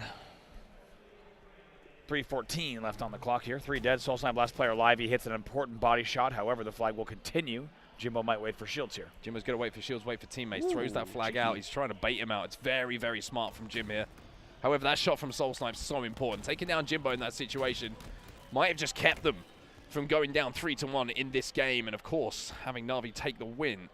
2 minutes 50 left on the game clock. And this is interesting for Na'Vi, right? One thing I've always been a little bit critical of them watching their scrims is they go up 2-1. They see 2 minutes 40 left on the clock, and they play their half of the map. The problem with doing that, Andy, as we've always seen, is if you lose that fight on your half of the map, the flag will be moving. I'd like to see them try and push the 50-yard line, try and stay aggressive, as they have been having success so far in this game. Absolutely have. Let's see what Mighty's can do here. 2v2 on the map at a pretty important point. It's good damage coming in from him. I don't mind the pre-fire either. He's able to stay alive and wait for teammates. Yeah, really good movement as well from Mighty's, just recognizing that it might not just have been one player he was going to have to deal with there. It would have been two. Unfortunately, he's going to get sniffed out here. Soul Snipe chases him down. One dead for Na'Vi. And Native Red know what they've got to do in this situation. It's all about holding forward. They've got 2 minutes to make a push that's going to get them a flag cap. Off the stand is the flag. Manny with some good damage. Snipe Drone's shot does not connect, which means Tala can start the run, and with 2 dead and additional damage, this one should continue running. Jimbo's in that vent though, and Jimbo is a problem. Jimbo gets that kill. Suppressed and Soul Sniper there. The longer Jimbo survives in this situation, the more likely that flag is to go home. And you can see that Native Red have just given up on that one. They know this isn't the pool that is giving them the right pieces to convert. Perfect positioning from Jim to get that kill, as you say, from top mid and then stay alive top mid. Eventually, he is finally taken down. However, Glory now with a sniper rifle of his own. Aggressively challenges as well. A lot of fun to watch, Glory. Yeah. Have to say, he's always got something, kind of a little bit reminds me of Renegade in his decision making, right? He's so decisive. He's like, okay, this is my play. Right. And I back myself to hit it. The problem is he's got a player behind him. He's got to be so careful. Doesn't get the trade. In that situation, Snipe Drone now left on his own. It's going to be 4 dead for Na'Vi. Soul Snipe in position to run this flag too. This is dangerous. Look at this. Soul Snipe actually going to go for some damage first. No pull just yet. So far, it's working out for them. Flag comes off the stand. Yeah, this is going to be a flag cap, you would imagine. Jimbo gets 1, but Snipe Drone's last alive. Has to be a hero play from Snipe Drone. Multiple players in position to cut him down, and look at the map control that Native Red have kept off this flag run, Andy. This is a scary moment for Na'Vi. Not only are they going to get capped on here with 36 seconds left in this game, but there was a worry there might be an opportunity for another flag to be pulled. However, they did clear out their base. There's 2 dead for Native Red. Yeah, the 2 dead was very important here. 30 seconds left. Very likely we'll be going to sudden death OT in our game at number 3. Glory thinking about taking a 1v1 here. Oh, it takes too much damage though. Does get the stick. Vital to do so in the back of the base just to keep the numbers where they needed to be. Anyone in position to pull this flag? It looks like Snipe Drone might be the only one. But it also looks like he's not going to. Overtime it is. I like that play already. They necessarily no advantage there. The only thing that could happen is you see a weird extension where the other flag gets pulled. Not worth any kind of push there. No clear advantage. So we are now into overtime. Next flag will win the game. 5 minutes on the clock. 1-1 in the series, 1-1 in the game. Next flag wins. It's as simple as that. All the weapons back on the map as well. Glory gonna challenge once more. Not for the first time we've seen that. Yeah. Same exact way the game started. Looks like Soul Snipe doesn't learn his lesson from last time. And Glory now going to continue on with the sniper rifle.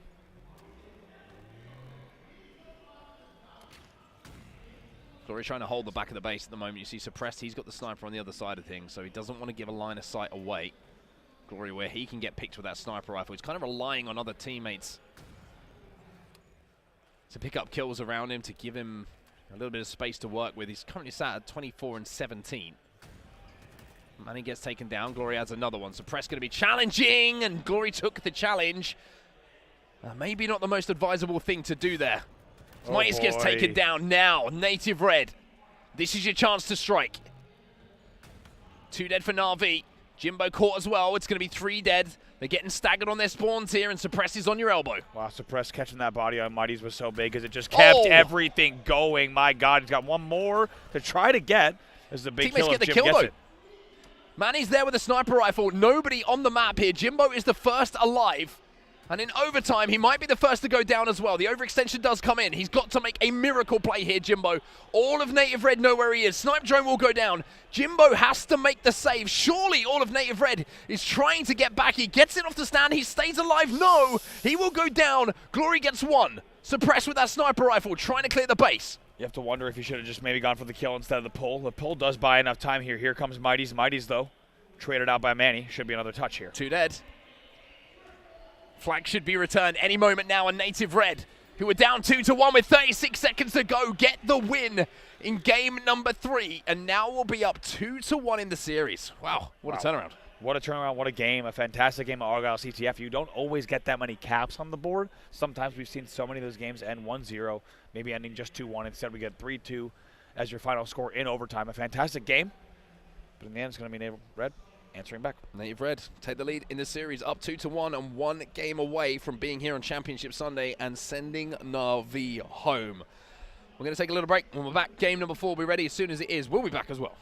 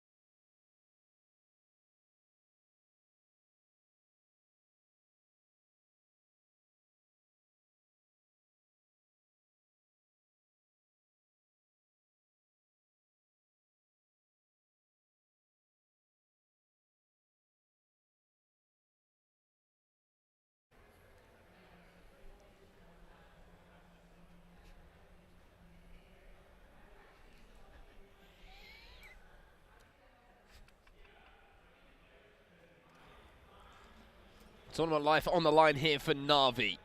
Welcome back to the Bravo stream, and Native Red looking to keep their run going as we head into what could be the final game of this series. 3 dead off the rip here for Na'Vi, down 2-1 in the series. Going to be Strongholds here on live fire, a game type they're usually pretty good at, but you could say the same about Native Red. Certainly. Native Red here, only 1 game away from being able to get back, wrap their evening, and get ready for a championship Sunday. Of course, Na'Vi wants to extend this series, go all the way to that game number 5. They need to first take this 4th game and ideally do it in a convincing way that gives them momentum into that 5th game as well. Yeah, Jimbo gets a nice kill though. 2 dead here for Native Red, and I'm pretty sure the snipe drone also got an overshield. There he is indeed. Torlik missing that shot is going to put Suppress under pressure. Now snipe drone can put some pressure onto Native Red themselves. Torlik has to retreat here, and there should be a flip of B if Na'Vi are quick about it. They're inside that stronghold, and even though 24 points was on the board, you can see that Native Red are having to be forced to make decisions here. Torlik still with snipe ammo here as well.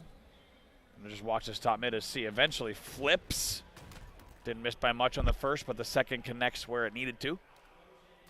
Gives him a minor man advantage and potentially an opportunity to get over to B as well. Well, Glory's at the back of B, and if he can get a trade in this situation, it will be really, really important. But that shot is going to be enough. Mighty's going to be challenging from the sandbags. Torlik still stays alive with his sniper rifle, and it's been a bit of a difference maker. Finally, you can see Glory should have been taken down. He is indeed, and that's going to be the flip on B. Native Red controlling the power weapon, which really has been what's controlled the pace of this game so far. Yeah, it really has. And speaking of, 17 seconds left before that next overshield as well. You're already seeing Glory spawning on it, trying to get to his teammates, but Torlik with the right time, right place, right flank. Shots coming in from behind, though. Oh, lined it up onto Mighty's, but just narrowly missed that headshot. Now Mighty's is thinking about just holding the line for that overshield to come up. He should be able to get it. He should be able to lock it down. And as we know, Andy, if you're If you lock it, you got to pop it. Got to pop it. Let's see if he can also add to the kill count by hitting some drops as well. BC still being held, by Native Red. And 3 dead, though. Talik was your last player alive. Bottom middle should be ably cleaned up. He is indeed. Now Suppress your first spawner. Yeah, this could be an opportunity here maybe to look for a triple cap. Suppress could be pushed. Suppress should be finished off. And even though B got reset, somehow Na'Vi should be able to flip C here. But this is a little bit of a misplay. I'm not sure what happened over at B, but Na'Vi misstepped because there was an opportunity for a triple cap, and now they're just not scoring at all, even though they had the overshield. Yeah, really strange sequence of events there. Just maybe Mighty's picks out another kill. Maybe just one kind of step out of sequence with one another there to not convert on what felt like it should have been a pretty convincing hold. A little bit of chaos here in the rat tunnel with the Shroud joining the mix. C gets flipped. Now it's a battle for B. It's a race to B, and you can see there's already a player out on the white wall. Kills are falling in the favor of Na'Vi, and they need to get inside of these strongholds, and finally they're going to make the play. Manny is there. Mighty collapses onto him, and now you can see Na'Vi just starting to roll a little bit here. Soul Snipe going to give away his position. Spawns are going to be coming in from Native Red, but now you can see they're giving up A for C here. Na'Vi trying to out-rotate their opponents. The question is, are they going to be able to get a kill over A or B? Yeah, that's the question. Keep an eye on the kill feed. That'll tell you a lot about how this game goes from this point on. Na'Vi continues scoring BC. Picks traded one apiece at this stage. Manny should be taken down. Mighty's killing spree for him. Needs to step up in these big games, Mighty, as he's had opportunities to impress so far this year on Na'Vi, but when it gets to the really pressurized moments, there's been a few games where he probably looks back on as huge learning experiences, shall we say the least. Now he needs to put this experience to use. B's going to be flipped. Can he beat Native Red to C? That's not going to happen again, and now it's back to just playing for kills. Mighty thinks about playing sneaky. Looks like he knew he needed to be able to push up and gets 2v1 there, so it's 2 dead for Na'Vi off of that exchange, and Native Red continues scoring. 3 Did dead. they get the overshield? That's the question. Na'Vi do get the overshield. It's 3 overshields in a row, by the way, for Na'Vi, and they're losing this game 110-37. That is a huge concern for me. Certainly. The objective efficiency here of Native Red, the out-rotates, being in the right place at the right time based on the rotates they need to do. Look at Manny. Just causing problems. What the? Oh, things are getting ugly, but it is going to be Na'Vi who come out on the good side of it. 2 dead here as they flip B. Snipe drone trying to find the right angles to get some shots onto Suppress and manages to do so. And it looks like Na'Vi going to play for the 2 cap for now and play for some kills. A lot of respect here to Na'Vi. They're trailing by a ton early on. Playing the slow, patient game yet again. This is not easily done when your backs are against the wall. In the elimination bracket at the Halo World Championship, Snipe drone almost picks up another one. Good shots, but not enough. Score will stay 116-62. Yeah, this is going to be an easy flip of A and B. And it'll be Native Red who are scoring once again. 117 and rising now for Native Red, who have just been outplaying and out-rotating Na'Vi. Taking their advantages when they're presented and making the most of them. Haven't had an overshield to play with. It's only that sniper rifle we saw early on that they really have had as far as advantages on the map with weaponry. You can see Jimbo's got the heat wave again. They do flip B here, so Na'Vi will be scoring and starting to just close the gap ever so slightly, but never really looks in danger, you would say, Native Red, of letting Na'Vi get back into this. Although, having said that, just for once, for the first time, we're seeing numbers in the favor of Na'Vi. As I say, that Talik does pick up 1, but also scoring starting to be theirs as well. You have to wonder, and also, as you point out so wisely so often, you have to wonder what is going to happen with Native Red if they get this next overshield. Right, but they haven't had an overshield yet, and they have a lead like this. Question will be answered here in 6 seconds. Well, they're going to get another overshield. Suppress is going to take down Jimbo, though. Need to make more of this. Have to make more of this. Suppressed. Double in bottom middle here with the teammate, and looks like they're going to try and push out onto that OV side. 141-84 now. A will flip. Soul Snipe able to stay alive in the back, and now C will also flip as well. B is the play for Na'Vi. C is going to be given up. Na'Vi 2 dead, though. They should be spawning in and around A, you would imagine, and indeed that they do. And there's that overshield. Mighty should get this kill, and numbers still heavily on the side of Na'Vi. It's a 4v2 on the map at the moment, and slowly but surely, even though it's been, I would say, a little bit untraditional in the way that they've approached this game, Na'Vi, it is kind of working, but you just feel like if a mistake, a triple cap comes in and they go 4 dead, there could be problems. Not quite sure what happened there, but Mighty's isn't going to be too happy with it. 3 dead here for Na'Vi. Soul Snipe looking to make a play. Wow. Oh, wow. My goodness. Glory probably thought He had a guaranteed kill here, but that is the difference maker. That is absolutely huge. I agree, though. I think you put it perfectly. It's Na'Vi staying in this game in a really efficient way, kind of just climbing back, making sure the game stays within reason. However, it's too close for comfort. They're going to need to change something here if they want to take the lead. Yeah, you've never felt they've had a periods of dominance, whereas Native Red, you felt like they've been in control a lot more of what's been going on. Jimbo does get the kill. Suppress is going to be trying to challenge in. Jimbo has the heat wave and manages to turn 2. Toilet goes down as well, and Jimbo may be the man who can force the triple cap now. This is the opportunity Na'Vi have been looking for. Soul Snipe going to be spawning on the dummies, and if Jim plays this well and plays this one right, then he should be able to pick up kills and maybe think about that trip. Mighty's also trades with Manny. Manny was your first spawner, so that's well done here. Should be another kill that comes in for Jimbo. Yes, 3 dead still. Suppress is the only player alive. Overshield coming up as well. This is going to be a momentary triple cap, you would imagine. C does get flipped though, but Manny spawned on that overshield. And now a fight is going to be a little bit more difficult for Na'Vi here. The overshield has been theirs every single time so far, but this time it looks like Native Red have got the positive damage. They might give this one up. Wow, Suppress stays alive on scoreboard long enough where somehow Manny gets to spawn on scoreboard as well, and essentially is given an overshield that you have to think is a little bit of a gift. 165 to score here. A going to be flipped, but B should be traded, you would imagine, by Native Red. Good shots coming in from Na'Vi to really focus, but they're suppressed on a little bit of a flank himself. He'll pick up 1. And the flip of B has been completed. Now Native Red just decides to try and play bottom middle a little bit here. Battle of the Repulsors. Sidekick going to be good. Can he fit the finish? No, Glory will win that fight. Big win from Glory. Needed to win that one. Still Native Red scoring here with the BC hold at the 182 mark. Still within reason. 2 dead for both sides. Repulse again coming in from Soul Snipe. Mighty just needs to back down here and wait for that help. Does indeed do exactly that. Sniper rifle coming up in 6 seconds. Na'Vi need to make a play. It's 194 and rising. And at the moment, even with the sniper in their hands, nobody near a stronghold. Kind of wonder with a player like Mighty's. Was he made for moments like this when they need it most at the Halo World Championship? And he wants to be the one with the sniper, playing fast, flying in your face. Can he do it here? Suppress gets a remote detonation kill onto Glory as well. Very smart from him. The flip does come in, but A has been traded off here by Native Red. Body shots. Maybe at this situation in the game, not going to be good enough. It needs to be headshots. It needs to be the best plays you've made. It's the Halo World Championships. You can't afford to be missing heads in these situations. Jimbo gets 2, though. And B should be flipped. Now this is an opportunity to hit a shot. Manny's going to be jumping into C. And Mighty's has to back down again. Ooh, they get the kill, though. C will flip, however, they might be playing the long game here at Tower. Been juked out at the moment. And the longer he's juked, the less chance there is to flip C. Overshield coming up. Jimbo's going to get it. 228 is the score in favor of Native Red, though. And this might be last chance saloon. You need to hit these shots, Mighties. Na'Vi need to make the play with this OS. I was going to say, they go fast. Jimbo, I think, makes the A call. And A does start to flip. A flips right away. They must have at least hopped 2 on it. AC is the hold. And not a lot of room for error here. They need to go on one hell of a run, does Na'Vi. 2 dead here for Native Red. Make it 3 as B will be flipped. And this could be... And it is a triple cap here. Now, staggered spawns as well here for Native Red. Their spawns are going to be given away, as you can see, as they jump into the A stronghold. No pressure whatsoever from Na'Vi in that situation. Maybe a little bit of nerves. Let's see how they play this. They give up A, goes without saying, as you noted. But now, with all 8 players alive, this next pick could determine the direction of the game and the series. Suppress trying to move up onto C. Manny gets that first kill onto Snipe Drone. They're trying to flip C here, and Na'Vi, they're at 6s and 7s. They're just not looking comfortable whatsoever. And even though they had a triple cap, look at the conversions that are going down right now. Na'Vi are 3 dead, pretty much 4 dead.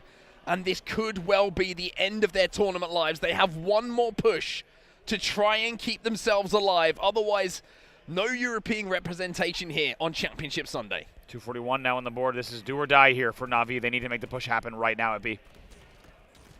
Mighties gets 1. Suppress shuts it down, though. Jimbo does stay alive. They get 3 dead. Manny is trying to clear things out and does manage to do so.